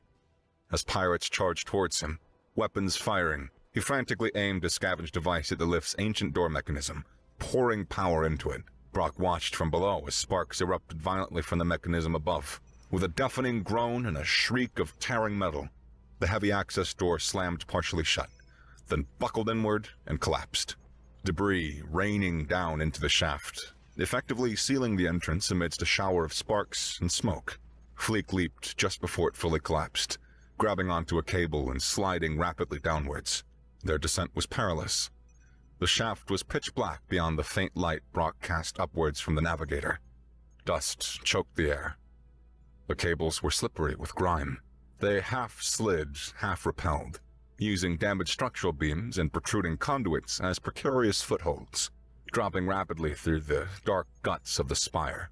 Brock kept the navigator active, confirming their downward progress, praying the ancient shaft wouldn't choose this moment to fully collapse.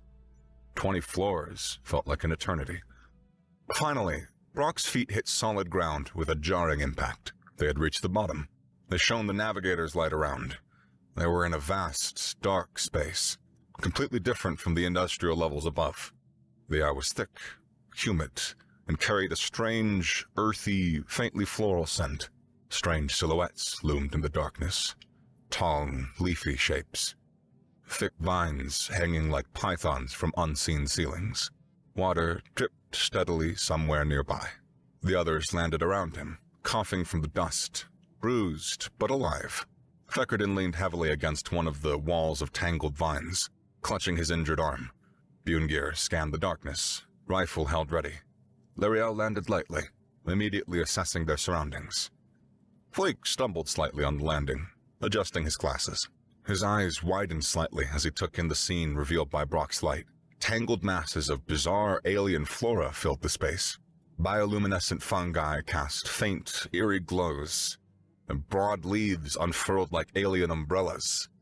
Thick roots snaked across the floor, and looked like a jungle had somehow taken root deep within the metallic heart of the spire.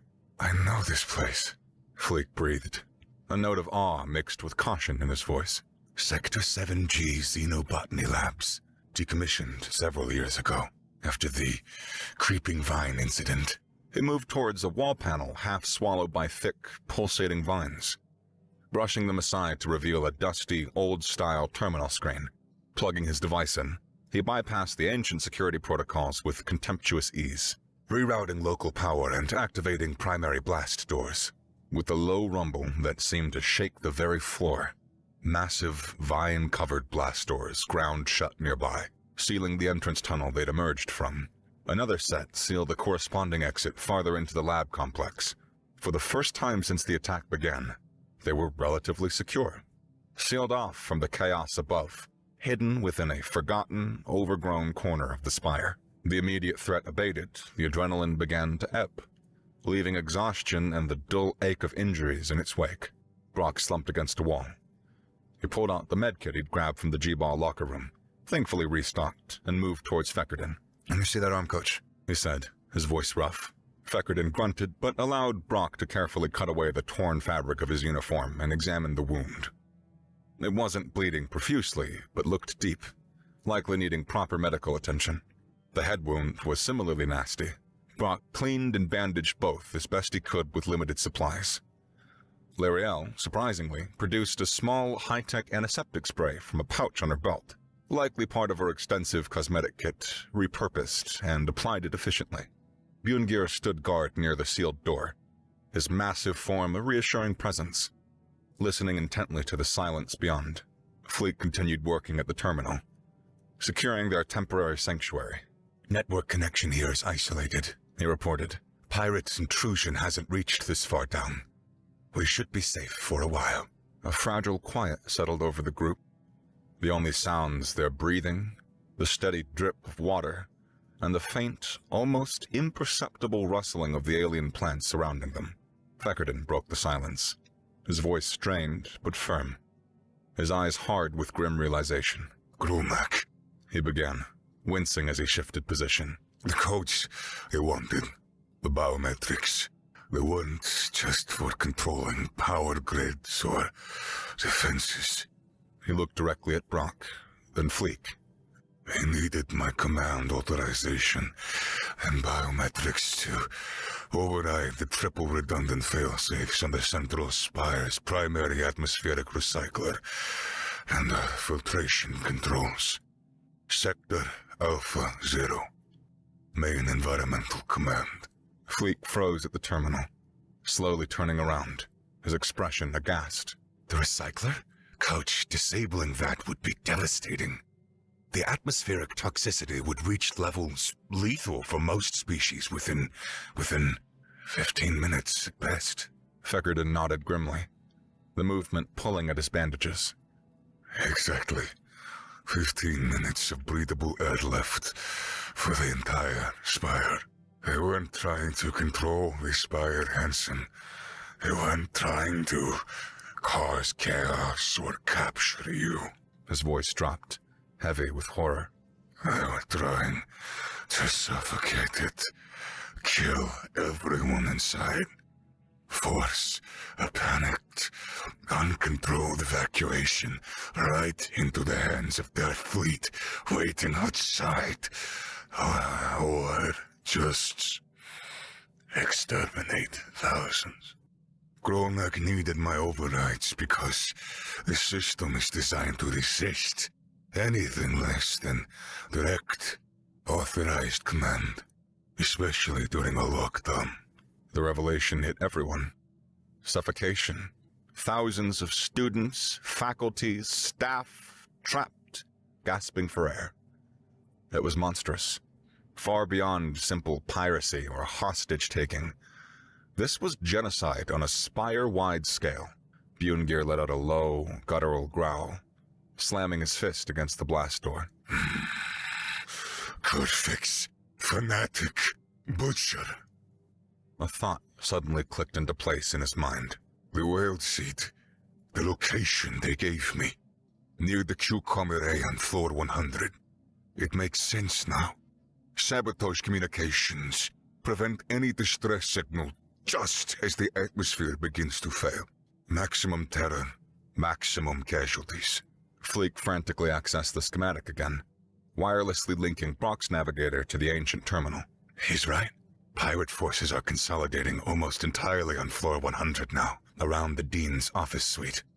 He pointed at the display, showing a dense, angry red swarm. The suite contains direct access to the Q-com array, and likely houses the ultimate secondary command interfaces for major Spire systems, including atmospheric control, meant for use only if primary command nodes like Gamma 7 are compromised. The horrifying picture snapped into focus for all of them. The pirates weren't just trying to break into the Dean's office for the Dean himself, or even Brock if they thought he was there. They were trying to secure the Spire's communication nexus and its final environmental kill switch. Dean Oubliette was the last physical barrier preventing Kurfix from unleashing atmospheric death upon tens of thousands of unsuspecting souls. Brock stared at the schematic, at the overwhelming concentration of red around the Dean's position. The dot representing the Dean was still active, but flickering slightly, indicating what? Injury? A failing signal? It was holding them off somehow, buying time. How much time? As if summoned by their dread, the ancient emergency lights in the xenobotany lab flickered violently, casting strobe-like shadows across their horrified faces. A harsh, crackling sound emanated from a dusty speaker grill set high on the wall, startling them all. Then, Kurfix Gradagast's voice, amplified, distorted, dripping with venomous triumph, boomed into the sealed lab, overriding the local systems. Dean Nuran Oubliette. The voice scraped like rusted metal. Your time is up. Give me the human Brock Hansen now. Kurfix's voice dropped, becoming almost a predatory snarl. Or the Spire's heart dies with you. The final, chilling words were instantly punctuated by a sound that made Brock's blood freeze. The distinct, terrifying discharge of heavy energy weaponry firing at close range. Not distant booms, but powerful, rapid crack, crack, crack sounds, followed immediately by the sharp, shattering screech of reinforced plastisteel or transparasteel giving way under assault. The sounds echoed hideously through the speaker, painting a vivid picture of the final, desperate moments outside the dean's office. Then, abruptly, silence. Absolute, profound silence from the speaker, leaving them again with only the drip of water and the frantic hammering of Brock's own heart in the eerie, overgrown lab. The silence crashed down, heavier than any explosion, thicker than the humid, earthy air of the xenobotany labs. The speaker grill high on the vine-choked wall was dead. The horrifying sounds of heavy weapons fire and shattering transparasteel abruptly cut off, leaving only the persistent drip of unseen water and the frantic drumming of Brock's own heart. Did Kerfix just execute the Dean? The chilling static that had replaced the Pirate Lord's snarl felt like ice in Brock's veins. He stood tense, silent. Across the dimly lit, overgrown space, the rest of the makeshift team reacted. Fleek let out a soft, distressed whine, his ears pressed flat against his skull. Bjorngir stood rigid near the massive vine-covered blast door Fleek had sealed. The captured pirate rifle held tight across his armored chest. Even L'Oreal lost a fraction of her cool composure, her brilliant sapphire skin seeming to pale slightly under the eerie, bioluminescent glow of strange fungi clinging to the walls. Fleek! Brock's voice was a harsh rasp, cutting through the paralysis. Status report, now! Floor 100, life signs, power grid, anything. Fleek scrambled back to the dusty, old-style terminal, half swallowed by pulsating, fleshy vines. He jacked his scavenged interface device into a dusty port. Holographic displays flickered to life, overlaying complex diagnostic readouts onto the 3D schematic map wirelessly fed from Brock's navigator. Accessing network relays, rerouting through emergency conduits, he muttered, his usual calm strained. Trying to ping sensors near the Dean's suite. Negative. It's a total blackout now. Localized around floor 100. No sensor readings transmitting outwards. No life signs. No environmental data. He tapped furiously, checking adjacent levels. Heavy interference bleeding down. They must have activated the whaled seed after breaching the office. Or the fighting itself took out the local network relays. Either way, they're jamming near the arrays absolute now. We're blind up there. We have no way of knowing the Dean's status. Or if Kerfix has already begun the atmospheric override sequence. The implication hung heavy. The situation upstairs had deteriorated significantly since their last glimpse. He hasn't gotten my authorization, at least. Coach Feckerton's voice, though strained with pain, cut through the rising panic. He leaned heavily against a thick network of roots, his freshly bandaged arm held close, his face etched with grim certainty. Grolnak failed, and as long as I am secure down here, he gestured weakly, Kerfix can't easily use my specific biometrics or override keys. He paused, taking a shallow, pained breath. That buys the Spire some time from at least that critical failure point. His gaze hardened. But don't mistake that for safety. Kerfix will still target the secondary atmospheric controls near the array on floor 100 directly. Physical access changes the game. He could brute force those secondary systems given time, especially if the whaled seed is disrupting network integrity. We have to stop him reaching that console. So, the objective's the same, Brock confirmed. The path forward clear despite the unknowns. Get to floor 100, disable the whaled seed, secure the QCOM array, send the signal. He turned to Fleek. Talk to me, Fleek. How tough is this going to be? What are we up against trying to access the array?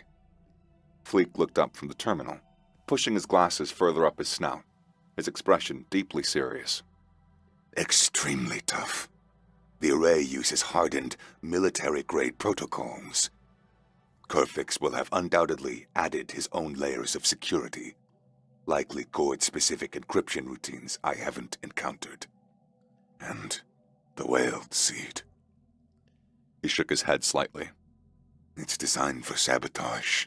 It will have strong defenses, physical locks, energy shielding, maybe even internal counter-intrusion measures. We absolutely need physical access to the console, yes, but even then... He trailed off, his claws tapping rapidly on his device as he ran calculations based on known Academy security architecture. Bypassing these defenses quickly enough, standard intrusion techniques, even with my tools, it might take hours against that level of hardening. What we need is something faster. A direct override. Something like root system access. Which we don't have, Brock stated flatly, the implication sinking in. It's too slow. No. Fleek agreed, then paused, his gaze flicking thoughtfully towards the schematic navigator Brock held. Unless... His ears twitched. That device. The Dean gave it to you. It contains the only complete schematic, including hidden structural and system data no one else is supposed to have. It feels significant. More than just a map. He looked at Brock, a new intensity in his eyes. Maybe it holds more than just layouts. Brock, let me interface it directly with the terminal again, deeper this time. If there are any hidden system identifiers, handshake protocols, or even residual administrative data linked to its core programming, anything I can leverage, it might give us an edge. An edge is better than nothing. Brock nodded, stepping closer and carefully plugging the intricate handheld device back into a corresponding port on Fleek's interface. The navigator's blue holographic light flared as Fleek initiated a deeper diagnostic scan. Data streams, far more complex than simple map coordinates, began scrolling rapidly across Fleek's display. Intricate code, system architecture diagrams, access logs. Fleek leaned closer, his breath catching, eyes scanning the cascading information. He let out a sharp intake of breath, tapping frantically to isolate data packets. Wait, this interface, these directories, they're not just read-only map files. Authentication keys, fail-safe overrides, system kernel access protocols. His head snapped up, eyes wide behind his lenses, staring at Brock with dawning, almost fearful comprehension. Brock, this device, it's imbued with root authentication sequences for the Spire's primary operating system. Core logic access, high-level security overrides, including the QCOM array and its adjacent systems. It is not linked to the master key. It is the master key. Fleek practically vibrated with the discovery. The Dean didn't just give you a map. He gave you the keys to the kingdom. With these root protocols physically plugged into the array console, I can directly challenge Kerfix's locks. Target the whaled seed hardware signature by its anomalous system ID and bypass its defenses. Without it...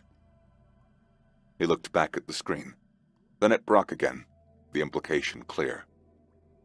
We'd have no chance.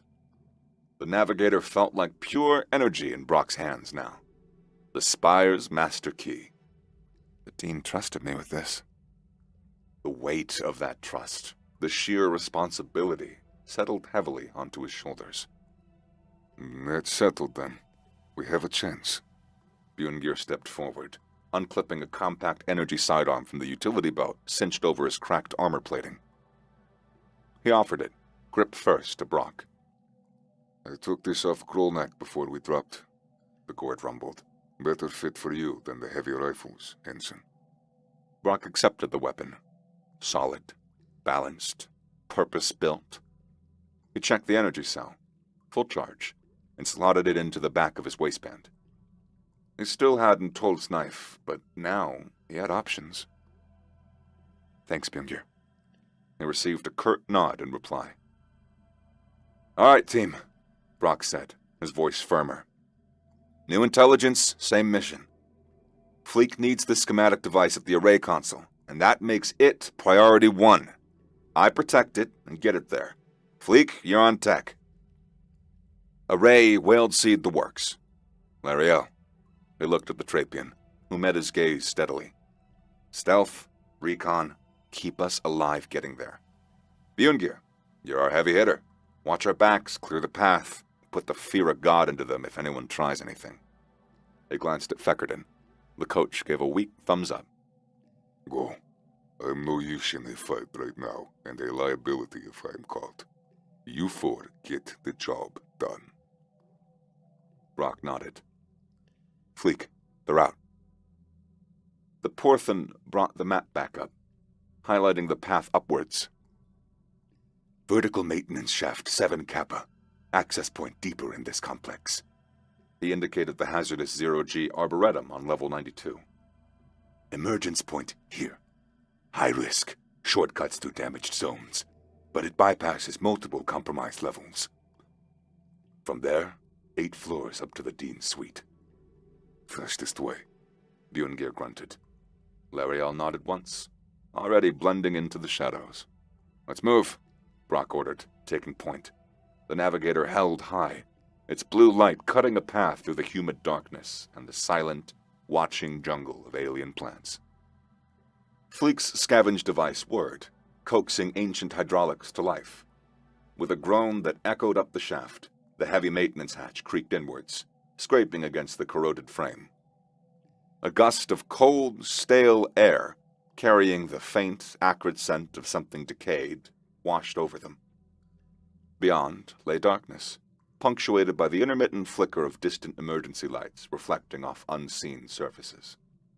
8 floors to the Arboretum level, Brock confirmed, shining the navigator's beam upwards into the abyss. Thick cables and conduits lined the shaft like metallic veins. Lariel, take point. Watch for surprises. Without a word, Lariel flowed into the shaft. She tested each rung with economical grace before ascending, disappearing into the oppressive blackness above. Brock followed, the navigator's light pushing back into the shadows, revealing damp patches of rust, dangling wires, and the occasional scorch mark from some past incident.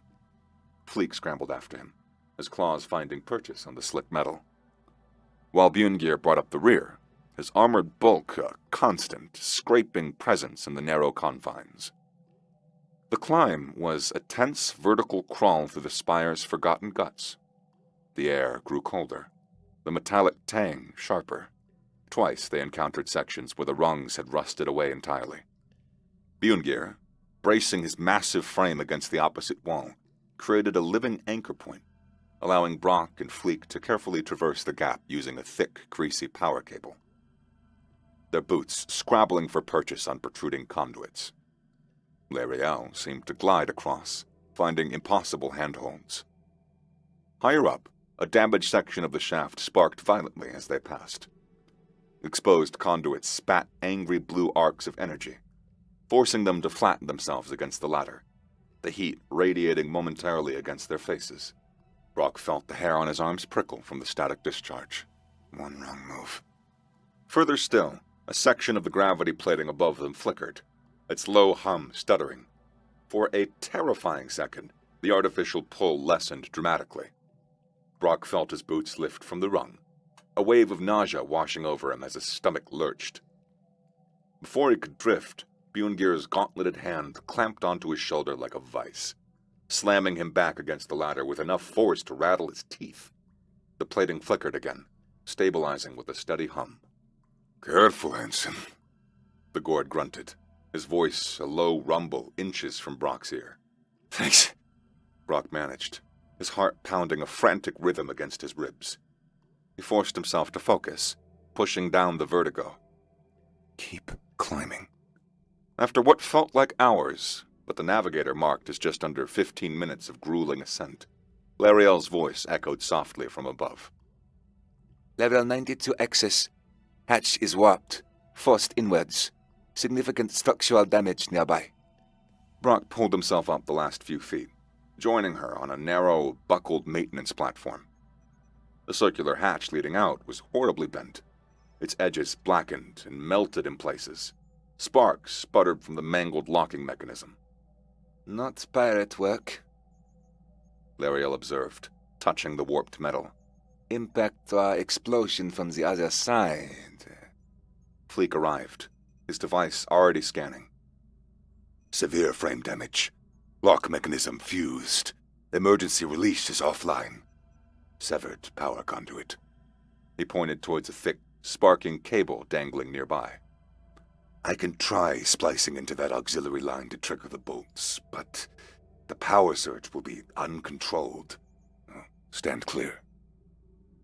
While Fleek carefully worked on the sparking cable, manipulating frayed wires with delicate tools, Brock and Bungear braced themselves. Lariel flattened herself against the shaft walls. With a final twist from Fleek, the severed cable touched the emergency release contacts. A blinding flash followed a deafening clang, and the warped hatch blew outwards violently, torn from its hinges by the raw power surge. It spun away into the space beyond like a giant metal frisbee. So much for a silent entrance. Cautiously, Brock peered out, sidearm ready. They had emerged into a scene of impossible, breathtaking destruction. The Zero-G Arboretum, once a multi-storied testament to xenobotanical wonders, it was now a slow-motion vortex of wreckage. Huge transparisteel shards from shattered biodomes tumbled end over end, reflecting the erratic flashes of dying emergency lights mounted on spinning chunks of catwalk. Entire mammoth trees, ripped free from their containment units, drifted silently, their exotic foliage trailing like ghostly shrouds. Tangled with sparking wires and twisted structural beams, islands of rock and soil, some as large as shuttles, clumped and floated serenely, leaving behind them craters marking where the other plants had been torn away. The air, thin and cold, tasted of burnt plastic and the cloying, sweet rot smell of countless species of decaying alien plants. A profound, vacuum-like silence dominated, emphasizing the sheer scale of the devastation. Fleek sharply drew in a breath through his teeth, adjusting his glasses as he floated out beside Brock, taking in the panorama. Catastrophic failure. Hostiles, Lariel whispered, pointing towards a large, drifting island of rock and soil. Figures in charcoal and red armor used it as cover. Before Brock could give an order, an energy bolt lanced from behind a cluster of floating crystalline flowers, sizzling past his head. Contact! Bungear roared, unleashing a torrent of cover fire from his heavy rifle back towards the flowers. The force of the blast kicking up glittering crystal dust that drifted lazily in the void. The Arboretum erupted into a three-dimensional firefight. Brock shoved off the platform edge, G-ball instincts taking over as he angled towards a spinning chunk of shattered biodome. He fired the sidearm, suppressing a pirate emerging from behind a floating tree root, the energy bolts kicking up puffs of alien soil. Another pirate, maneuvering with suit thrusters around a piece of twisted catwalk, lined up a shot on Fleek as the Porthan propelled himself towards an active console fragment. Brock snapped off a shot, catching the pirate's thruster pack, sending him tumbling helplessly into a dense cloud of shimmering spores released from a ruptured fungal pod nearby. Bungear anchored himself to a massive girder jutting from a wall fragment, laying down heavy covering fire. Energy bolts slammed into his makeshift cover, showering sparks. Flankers, right side! He bellowed, spotting two pirates using a drifting rock garden for an approach vector. Before he could pivot his heavy rifle, Lariel materialized from the shadow of the rock garden itself. Her knife flashed twice. One pirate recoiled, clutching a severed coolant line spewing freezing mist. The other simply went limp as she struck a precise point at the base of its helmet. She kicked off the second body, vanishing behind a curtain of floating, ribbon-like kelp before the first pirate finished his pained roar. She moves like water, even here, Brock thought. Another pirate fired from above, bolts raining down near Fleek. Bungear roared in frustration, unable to bring his rifle to bear quickly enough. Instead, he ripped a refrigerator-sized chunk of artificial rock free from the garden wreckage and, with a G-ball-trained heave, hurled it upwards, the improvised missile smashing into the upper pirate's perch, sending rock fragments and the surprised pirate careening away. The recoil sent Bjorngir drifting backwards, but he expertly fired a short burst from his rifle in the opposite direction, using the weapon's kick as makeshift propulsion to stabilize himself. "Found something!" Fleek's voice, amplified slightly by the thin atmosphere, but still strained, carried from the spinning console fragment he'd reached. He gestured frantically towards the outer walls. "Local atmospheric controls. Minimal power, but I can trigger a localized defense screen purge. Uses high-pressure gas. It should create obscuration." "Do it!" Brock yelled back, the sounds muffled slightly by distance and debris, hoping Fleek heard him over the weapon fire. He ducked behind a drifting bench as energy bolts impacted nearby. With a deep whoomph, vents blasted jets of pressurized gas outwards. Dense white vapor clouds instantly billowed through the zero-G environment, drastically reducing visibility. Shouts of surprise and guttural Gordic echoed through the swirling chaos. "Nice one, Fleek!" Brock shouted into the whiteout, pushing off his cover towards the service tunnel entrance marked on the navigator. Through a thinning patch of the swirling vapor, he saw them. The faculty hostages, herded near the upper exit by 5 whale-tree pirates. The pirates seemed momentarily confused by the sudden obscuration, shielded somewhat by a large dome fragment. Bjorngir saw them too. "Hansen! The hostages now! While they're blind!" He roared, voice resonating powerfully through the vapor, already angling himself for another attack run across the debris field. "No, it's a trap." Brock desperately scanned the swirling white for L'Oreal, needing her caution, her tactical eye. He couldn't see her. He saw Bjorngir preparing to charge into the potential kill zone. "God damn it!" "Bjorngir, no!" Brock yelled, his voice sharp with command. "It's a trap! Diversion! We draw them north!" He saw L'Oreal materialize then, a flicker of blue against the white vapor near him. Her expression was cold, pragmatic.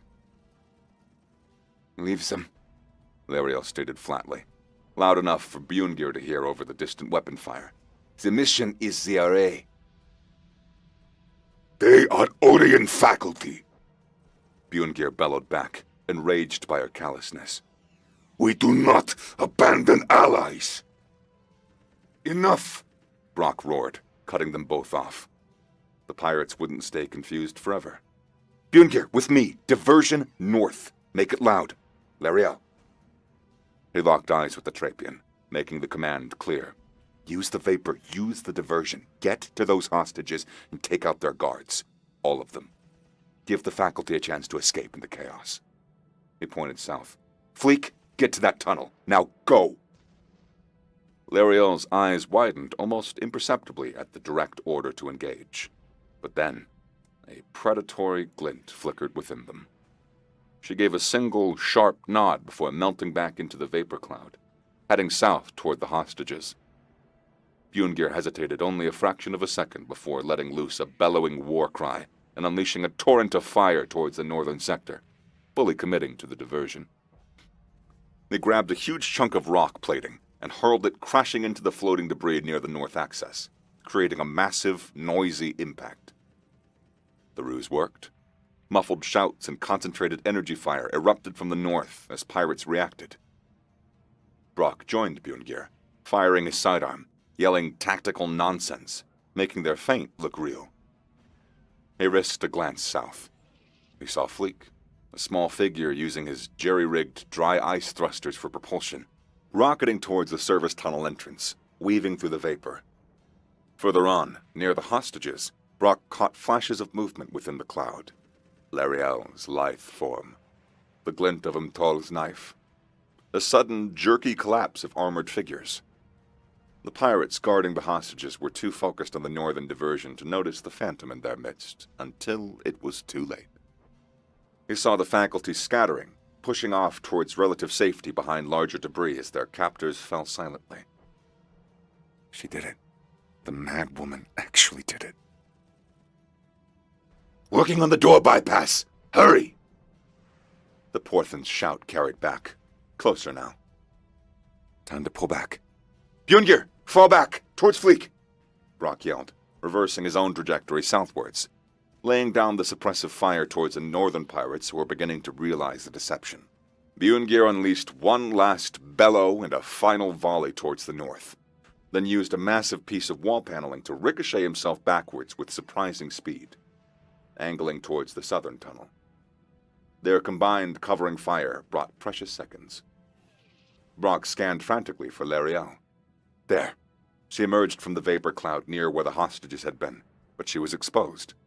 Pirates, recovering from the northern diversion and likely alerted by stray shots or falling bodies near the hostages, were turning towards her.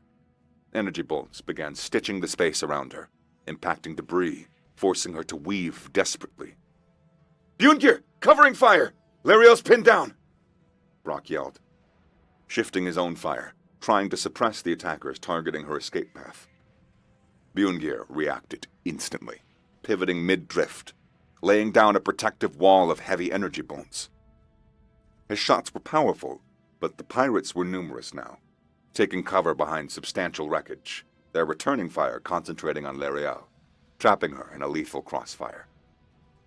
She was fast, using small debris fragments for momentary cover, but she couldn't advance. Door almost open! Fleek shouted from the relative safety of the tunnel entrance, frantically working the panel. He looked back, saw Lariel trapped under heavy fire, saw Brock and Bjorngir struggling to suppress the attackers. They're regrouping! Cover fire isn't enough! We need a bigger distraction! Fleek's eyes darted around the chaotic debris field, calculating trajectories. He spotted a large, jagged chunk of cryo-ice, easily the size of a small shuttle engine, drifting near the main cluster of pirates suppressing Lariel. An idea sparked. He scrambled, pulling the small, dry ice thruster unit from his own back harness. Working with frantic speed, he slapped magnetic clamps from his kit onto the ice block, securing the thruster unit firmly. He aimed it carefully, overriding the safeties. Lariel, move! Brock, Bjorngir, heads up! Fleek roared, pouring power into the thruster. With a violent hiss, the repurposed thruster ignited, sending the massive chunk of cryo-ice spinning and accelerating directly towards the pirates pinning Lariel down. It wasn't fast, but it was huge and unexpected, and that was enough. The pirates yelled in alarm, forced to break off their attack and scramble to evade the incoming projectile. Lariel seized the moment. As the pirates scattered, she put a final burst of speed, pushing off a smaller rock, dodging tumbling debris and a final wild energy shot, diving headfirst through the shimmering curtain of artificial kelp near the tunnel entrance just as the ice block crashed into the pirates' former position, sending shards of ice and startled yells echoing through the arboretum. Bjorngir arrived a second later, rifles still spitting suppressive fire towards the chaos. Seal it!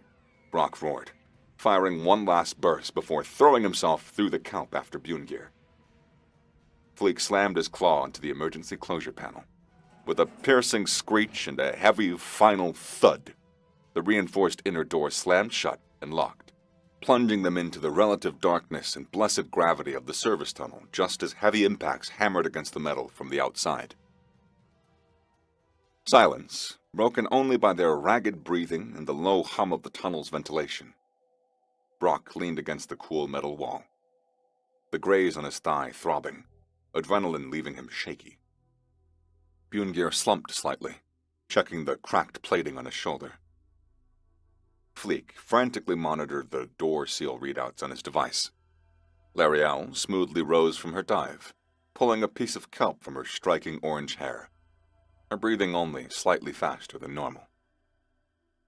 Report? Brock managed, pushing himself upright, looking from the shuddering door to Lariel. Door sealed. Heavy impacts detected externally. Structural integrity holding. Fleek confirmed, adjusting his glasses. Lariel met Brock's gaze, a single curt nod.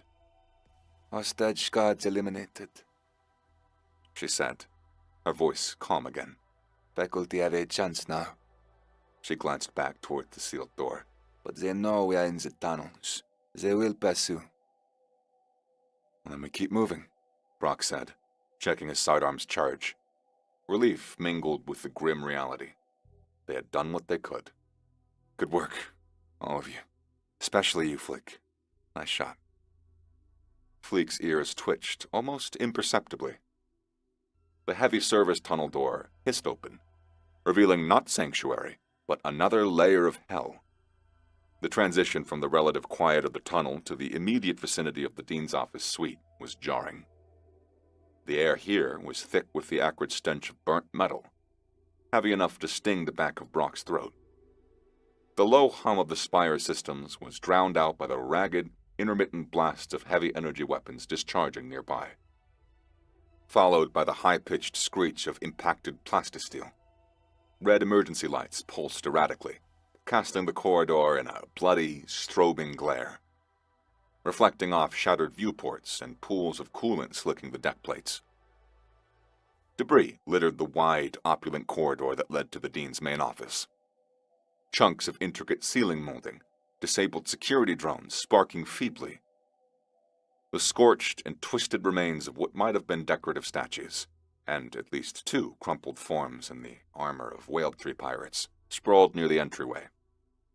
The ornate double doors leading into the suite itself were gone, ripped from their hinges and lying buckled on the floor like discarded metal shells.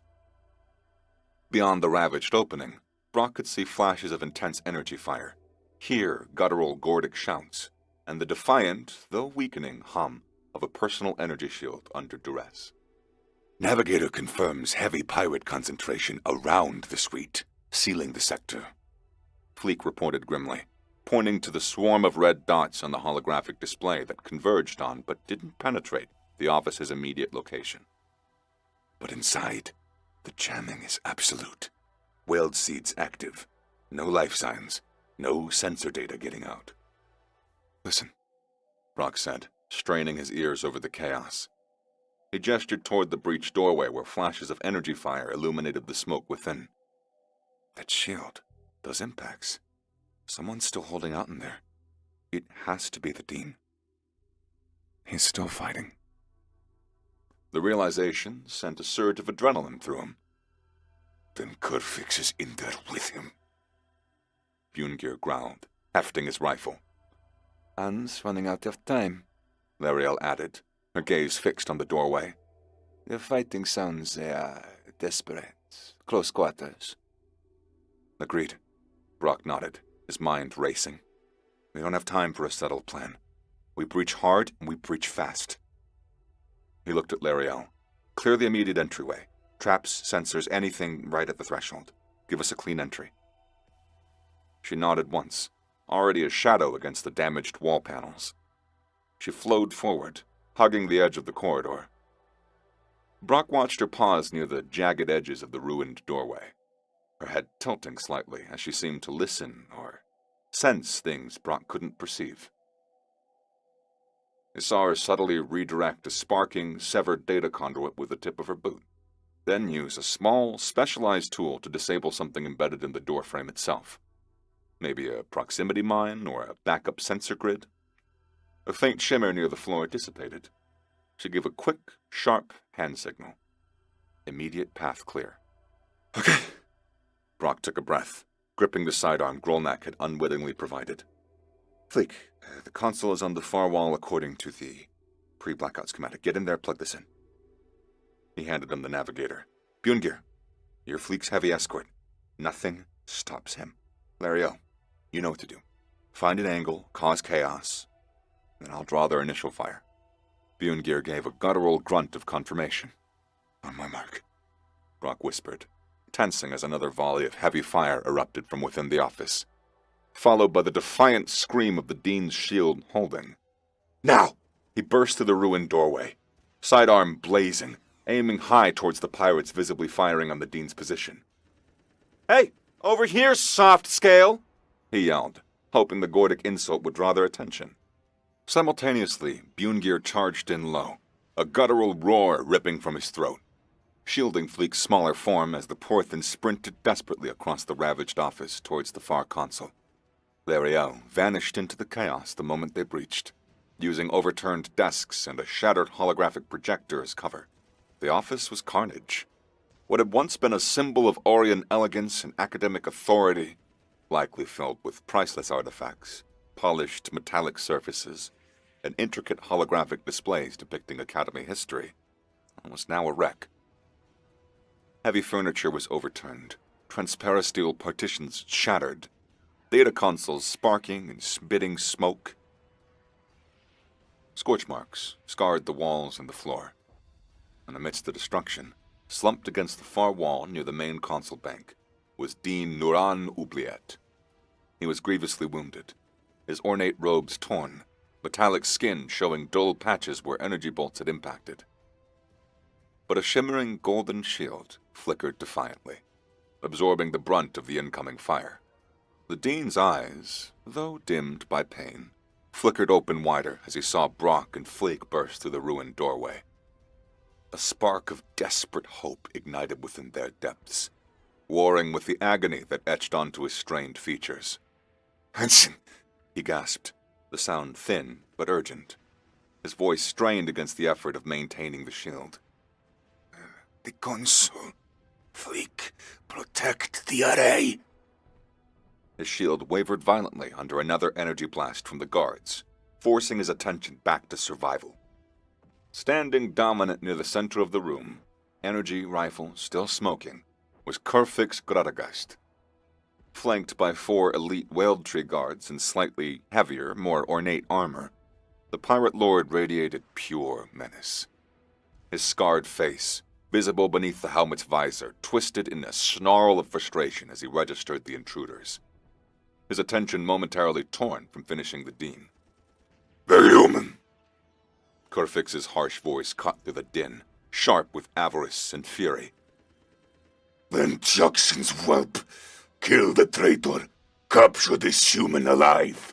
The rest are expendable." The 2 guards immediately pivoted, unleashing a hail of energy fire towards Brock and Bungear. Brock dove behind a massive overturned desk made of some dark, exotic wood, shots searing the air above him, splintering the fine material. Bungear roared again, absorbing several hits on his already cracked armor plating, and returned fire, his heavier rifle forcing the guards to momentarily seek cover behind shattered statues. Fleek, spurred by the Dean's desperate plea, reached the QCOM console. A wide, sleek bank of interfaces integrated into the far wall. He slammed his palm onto its surface, anchoring himself, and fumbled for the schematic navigator. The console lights flared, recognizing the root authentication protocols, data streams scrolling across its main display at blinding speed. The 2 remaining elite guards flanking Kerfik's moved to intercept Fleek. Bungear bellowed, launching himself forward with the explosive force of a G-ball charge, intercepting one guard with a bone-jarring shoulder tackle that sent the pirate crashing into a flickering holographic map of the galaxy. The map display shattered, showering the area in harmless light particles. The other guard raised his rifle towards Fleek. Brock scanned the chaotic office desperately for an advantage. His eyes caught on the ornate ceiling high above the second guard. The room was already battered. Blaster fire had scorched the walls, and debris rained down intermittently. He noticed a section of heavy decorative molding directly above the guard, and that looked precarious. Perhaps loosened by a previous stray shot of the initial breach.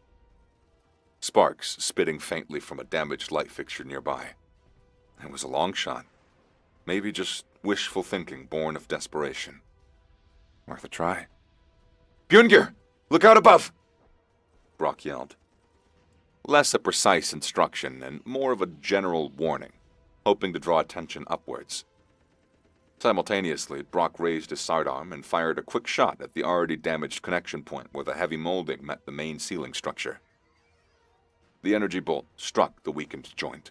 With a sharp crack and a groan of stressed material, the gamble paid off. The heavy, decorative beam tore loose from its moorings, showering sparks from the damaged fixture. It crashed down directly onto the unsuspecting guard just as he lined up his shot on Fleek, burying him under a cascade of ornate plaster and metal. Damn, Brock thought, relief flooding him after he scrambled for better cover. That actually worked. Kerfix snarled, finally turning his full attention from the battered Dean's shield, which sputtered erratically under the previous guard's assault. He raised his own heavy rifle, a customized weapon crackling with unstable energy. He fired a vicious burst directly at the Dean's chair. The golden shield flared brilliantly, absorbing the impacts, but buckled visibly, flickering wildly and threatening to collapse entirely. Seeing the shield falter and Fleek still exposed at the console, Kerfix adjusted his aim with predatory speed. Insolent pests! You cannot stop what has already begun! He leveled the rifle, no longer at the Dean, but at the frantically working Porthin. Brock saw it all in a split second. The Dean's shield nearly gone, the rifle swinging towards Fleek, the raw power crackling around Kerfix's weapon. No! There was no time to intercept, no time to warn. Pure instinct took over. He shoved himself off the floor, launching his body directly into the path of the incoming blast, shielding Fleek with his own frame. Agony, blinding, searing agony exploded through his left side. A horrific tearing sensation, followed instantly by the smell of burnt flesh, overwhelming his senses. He looked down, numb shock battling the rising tide of pain. His left arm was gone, severed cleanly just below the shoulder. The edges of the wound glowed cherry red, cauterized instantly by the sheer energy of Kerfix's weapon. Stars exploded behind his eyes. The world tilted, sounds fading into a roaring static. He crumpled to the floor, clutching the searing stump, a choked gasp tearing from his lungs. My arm! My arm! Brock! Fleek's terrified cry barely registered above the roaring in Brock's ears. Hansen! Bjorngir roared, fury incandescent. Seeing Brock fall, he abandoned suppressing the last guard and charged Kerfix like an avalanche. The fight became a desperate close-quarters brawl.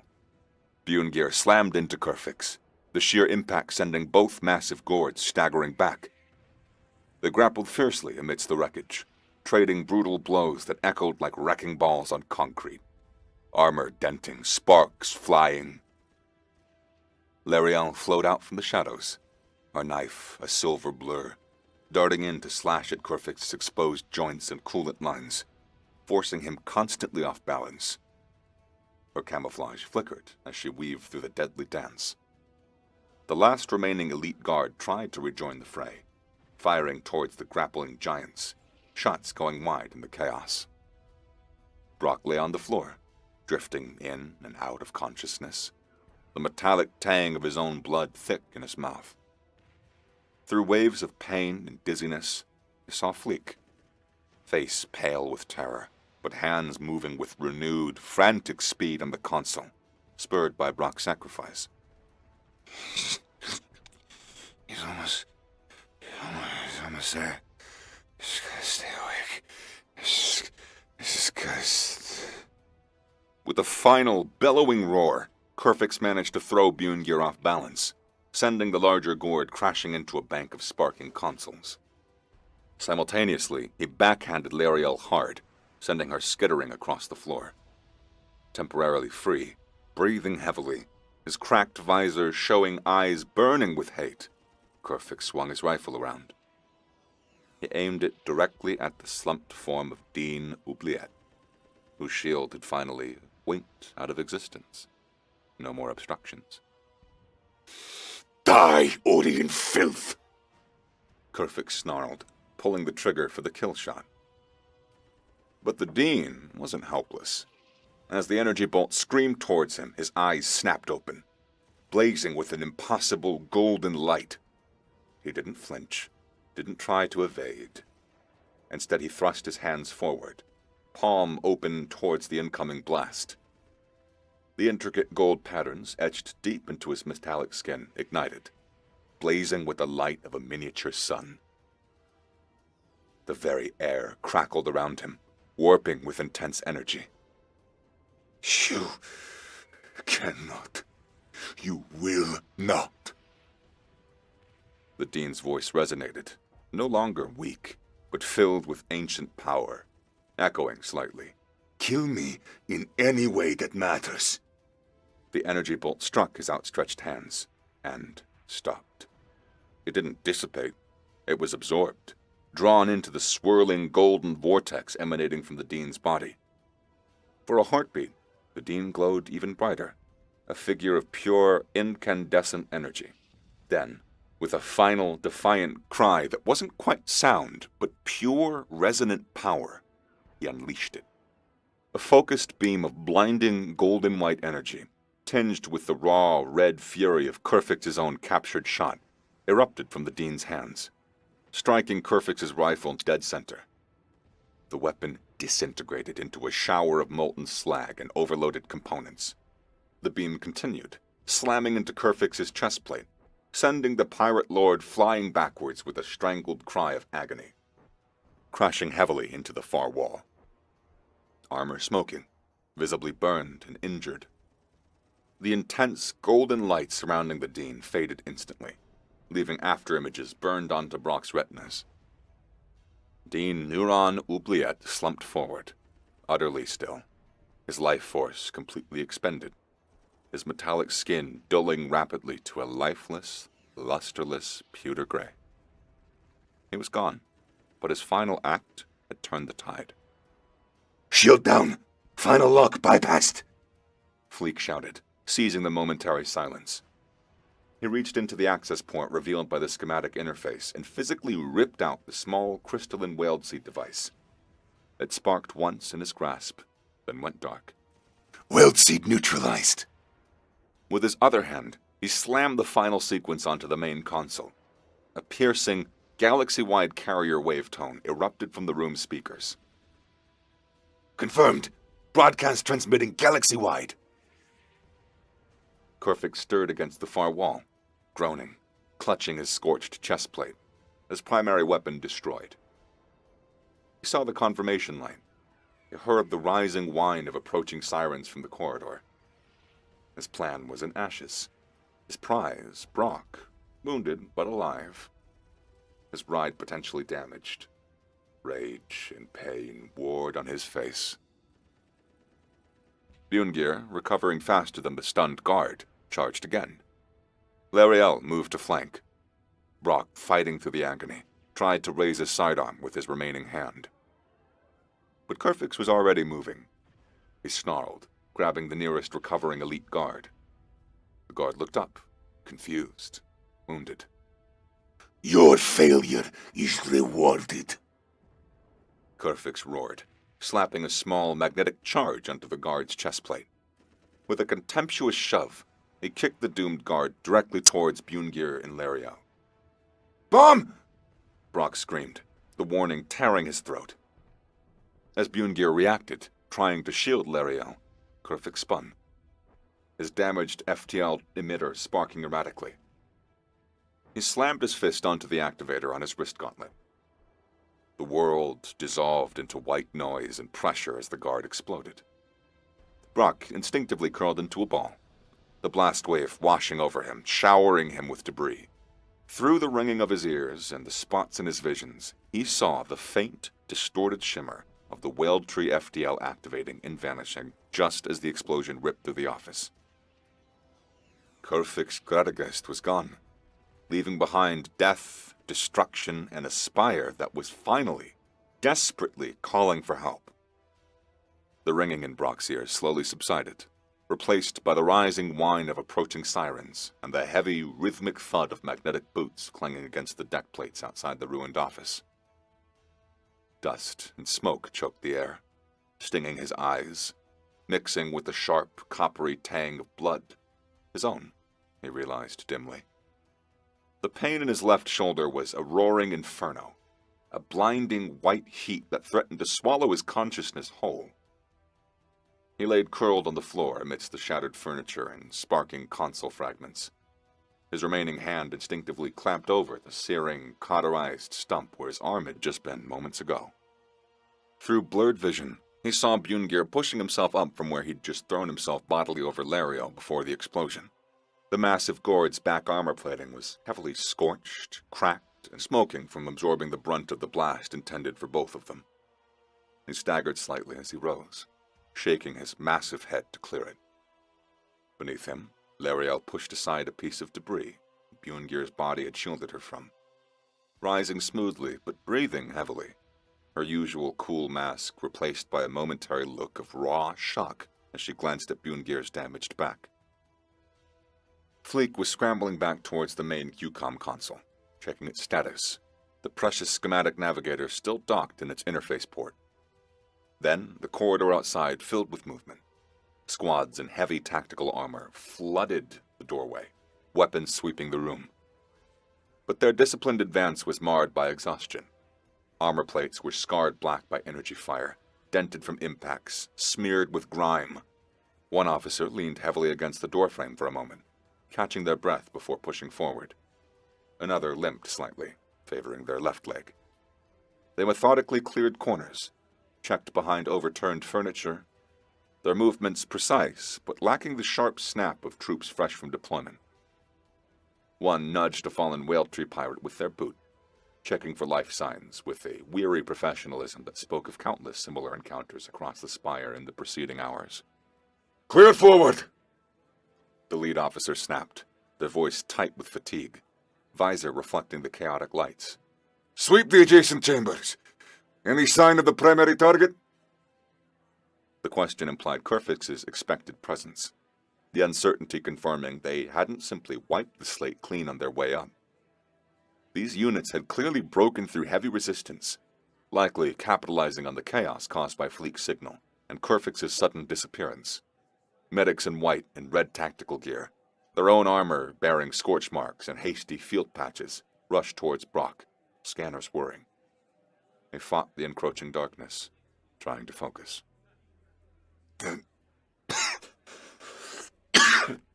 The schematic. Yes. He forced out, his voice thick. Fleek, give it. Oubliette. More figures entered. Professor Oubliette, flanked by 2 security officers. His academy robes dust-stained, but his bearing radiating command. He strode directly to the dean's empty chair, knelt beside his brother's lifeless form, gently closing the dean's unseeing eyes. A single, shuddering breath. He placed a hand briefly on the dull metallic shoulder, a silent farewell. Rising, his expression etched with grief, but hardened by resolve, Oubliette surveyed the carnage. He saw the dead pirates, the disabled whaled seed, the battered Bjorngir and Lariel, the critically injured Brock. He saw Fleek carefully extracting the schematic navigator. Professor. Fleek began, holding the device out, his hand trembling. Oubliette took the navigator, his gaze meeting Brock's across the room just as the medics prepared to move him. Secured, Mr. Hansen. Oubliette said, his voice clear and steady, acknowledging the state of the arriving troops. Your signal turned the tide, broke their coordination. Sector Command is pushing them back, level by level. He looked at the whole team. You 4 held the heart when no one else could. You did well. He turned to the security commander. Establish a command post. Get casualty assessments. Get Mr. Hansen and the others to Med-Level Alpha, Priority 1. Brock felt hands lifting him onto an anti-grav stretcher. The pain surged. He saw Bjorngir being checked, Lariel reporting quietly to Oubliette, Fleek pointing out console damage. The last thing he saw was Oubliette holding the schematic navigator, its blue light, a single source of comfort through their trek through the spire, glinting. Signal is how it The keys. Safe. I'll just take a little nap now. Darkness took him. Days melted into a haze of pain management, bioscans, and nutrient drips in the sterile quiet of Med-Level Alpha, the Spire's most advanced medical facility. When Brock finally emerged from the fog, the sharp, phantom ache in his missing limb was a constant, unwelcome companion. He spent hours staring at the sleek, metallic plating where his left arm used to be, the biofoam sealant smooth and cold against his remaining shoulder. They told him the preliminary prosthetic fitting would begin soon, a marvel of Academy bioengineering, but the thought brought little comfort. The cost felt too real, etched into his very being. He received updates intermittently. The Spire was secure. The pirate fleet, caught off guard by the sudden galaxy-wide distress signal and the rapid mobilization of Alliance sector fleets, had scattered, suffering heavy losses during their chaotic retreat. Cleanup and repair operations were underway throughout the Spire, a monumental task. He heard snippets about his teammates. Fleek hailed as a tactical genius, Lariel vanishing back into enigmatic normalcy, Bjorngir under formal inquiry but cooperative, Feckerden recovering from his injuries back in the xenobotany labs, now secured. Professor Oubliette, now acting Dean Oubliette, visited once, briefly. His expression was weary but resolute. He thanked Brock quietly, assuring him that the schematic was secure under the highest protocols, and mentioned the Academy Council was processing the situation. Then he was gone, swept up in the immense task of leading the wounded institution. It was nearly a week later when Oubliette summoned Brock, Fleek, Lariel, and Bjorngir back into the scene of the climax, the Dean's office suite. The gaping hole where the door had been was sealed by temporary force fields. Repair drones hummed quietly, patching scorch marks and replacing shattered transparasteel panels, but the scars remained. Overturned furniture had been righted, debris cleared, but the ghost of the battle lingered in the air. The Dean's chair remained empty, silent testament to the sacrifice made there. Oubliette stood behind the massive desk, the schematic navigator resting on its surface beside a stack of data slates. He looked older, the intricate patterns on his face seemingly etched deeper by grief and responsibility. "Thank you for coming," he began, his voice formal but carrying the weight of recent events. "There is much to discuss, much to process." He gestured through the data slates. "The distress signal was received. Alliance Sector Command responded with overwhelming force once they bypassed the localized confusion Kerfix had sown. The Whale 3 fleet is broken, scattered. Most have been apprehended or destroyed. A significant victory, secured by your actions here." He paused, his gaze sweeping over the 4 survivors standing before him. "However, the primary target, Kerfix Gradagast himself, remains unaccounted for." He brought up a holographic star chart, highlighting a distant, unremarkable sector. "Our long-range tracking arrays picked up his Whale Tree FTL signature, initiating an emergency jump from Spire orbit. The energy readings were erratic, unstable." He zoomed in on sector K78. His trajectory vector terminated prematurely here, deep in unclaimed space. But subsequent deep scan probes show nothing. The display flickered, showing sensor static. No ship signature, just lingering FTL interference, with the poorly turned engine sputtering out. He vanished. Oubliette met their eyes. "We don't know where he went or how. He could be dead, lost in subspace. Or he could have utilized some unknown aspect of Whale Tree technology to mask his true destination. Kerfix remains a dangerous loose end." He turned his attention first to Bjorngir. The massive gourd stood rigidly, awaiting judgment. "Bjorngir Tjokson," Oubliette said, his tone measured. "Your initial actions, under duress, place the Spire in grave danger. A formal inquiry by the Gordic Consulate and the Academy Council is unavoidable. Bjorngir's spine ridges stiffened, but he said nothing.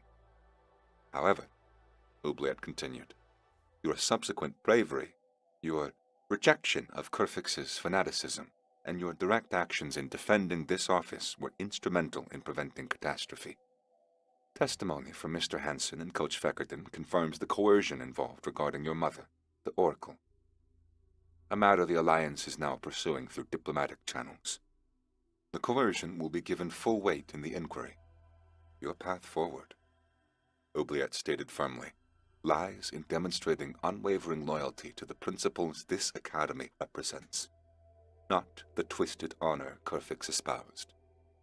Your father chose this path. You chose yours in that control room. The Spire remembers that choice. Bjorngir gave a single, almost imperceptible nod, a flicker of relief warring with stoic pride in his eyes. Oubliette then looked at Lariel, who stood poised and watchful, revealing nothing. Miss Trinidad, your file lists extensive extracurricular activities in performance arts and social dynamics. A faint, knowing glint appeared in Oubliette's eyes. Yet reports detail unexpected talents in infiltration and close-quarters defense. He didn't press, didn't ask for explanation. These talents proved exceptionally useful.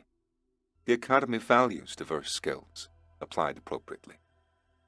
Lariel inclined her head slightly, a subtle acknowledgement, her expression unreadable. Finally, it turned to Fleek. Mr. Ivakadu, your technical expertise, your quick thinking under extreme pressure, and your ability to interface with both ancient and modern systems were nothing short of extraordinary. You successfully bypassed layers of unknown pirate security, disabled a sophisticated sabotage device, and initiated the signal that saved countless lives. The Academy's Applied Sciences Division already considers you a, as they put it, certified legend. Fleek shifted uncomfortably, adjusting his glasses, his ears flickering slightly. The closest he came to showing pleasure. Finally, Acting Dean Oubliette turned his gaze, softened slightly by a mixture of concern and profound respect, towards Brock. The human stood amongst them, looking paler than usual, the fatigue evident in his posture, his left arm ending in rather heavy medical wrapping or the dull gleam of a preliminary prosthetic. Mr. Hansen, Oubliette began, his voice lowering slightly, acknowledging the immense cost Brock has paid. Medical reports indicate that you are stable, though your recovery will be significant. He gestured almost imperceptibly towards Brock's missing arm. You paid a heavy price protecting Mr. Fleek, protecting the mission. He paused, letting the weight of the sacrifice settle in the quiet office. You arrived at this academy under circumstances not of your own choosing, burdened by a name that precedes you. Yet, when the Spire faced its darkest hour, you did not hesitate. You protected the schematic, the very key to our core systems. You led this unlikely team through impossible odds. You demonstrated resilience far beyond what we believed possible for your species, and tactical thinking that saved countless lives. Oubliette met Brock's eyes directly. My brother. His voice caught for a fraction of a second. Dean Oubliette. He saw potential in your ability beyond your family name, beyond your reputation. He believed you could be more. A faint, sad smile touched the acting dean's features. In this office, you honored the faith that he had more than words can express. Your actions, the actions of this entire team, he included Fleek, Lariel, and Bjorngir with a sweep of his gaze, have resonated far beyond these walls. The Spire, and perhaps the wider Alliance, owes you all a profound debt. Weeks later, the Sunspire cafe hummed with a nervous energy quite unlike its usual bustling confidence. Repairs were evident. Patched walls, replaced panels, sections still cordoned off. Security drones drifted more visibly between tables. The crowds were thinner, the conversations more subdued. But it was open. Life, scarred but resilient, continued. At a corner table, near Chef Umtol's usually bustling station, sat an unlikely quartet. Fleek sipped cautiously at a steaming mug of something vaguely resembling tea. Bungir sat stiffly, consuming a plate of nutrient paste. L'Ariel, surprisingly, was also present, observing the surroundings with her usual analytical gaze, though perhaps with a fraction less detachment than before. And Brock? He raised his own mug of coffee to his lips, the movement fluid, almost natural. Almost. He flexed the fingers of his left hand, watching the complex interplay of synth muscle fibers and a polished metallic joints under the sleek, dark gray casing of his new prosthetic arm. It was a state-of-the-art preliminary model, responsive, strong, far, far stronger than flesh, but undeniably other. A constant reminder of the cost etched onto his body for as long as he lives. Umtol caught his eye from the kitchen doorway, giving a solemn, respectful nod before turning back to his work. The shared experience, the survival, he had forged a quiet understanding. The silence at the table wasn't awkward, it was just heavy, filled with unspoken memories of the chaos, the desperate fight in the dean's office, the golden flash of sacrifice. They were survivors, bound by trauma and unlikely cooperation. Brock's personal device chimed softly on the table. A message notification. He glanced down, his eyes widening almost imperceptibly at the sender ID. Gabriel Hansen, his father. He stared at the notification for a long while, his jaw tightening slightly. He made no move to open it. The simple name conjuring a whirlwind of complex emotions. Resentment, duty, suspicion, and a grudging curiosity.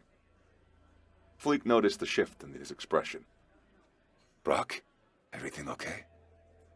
Brock looked up from the device, meeting Fleek's concerned gaze, then glancing at Bungir's stoic profile and L'Ariel's watchful eyes. His team, his unlikely, damaged, but real team. He forced a slight smile, pocketing the device without reading the message. "Yeah," he said, the word feeling both true and false. "It's just dad stuff." He pushed the complex thoughts aside, focusing on the present, on the survivors, maybe even friends around him.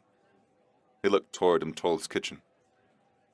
"So, anyone up for seeing if Umtol has perfected that sourdough yet?" The question hung in the air.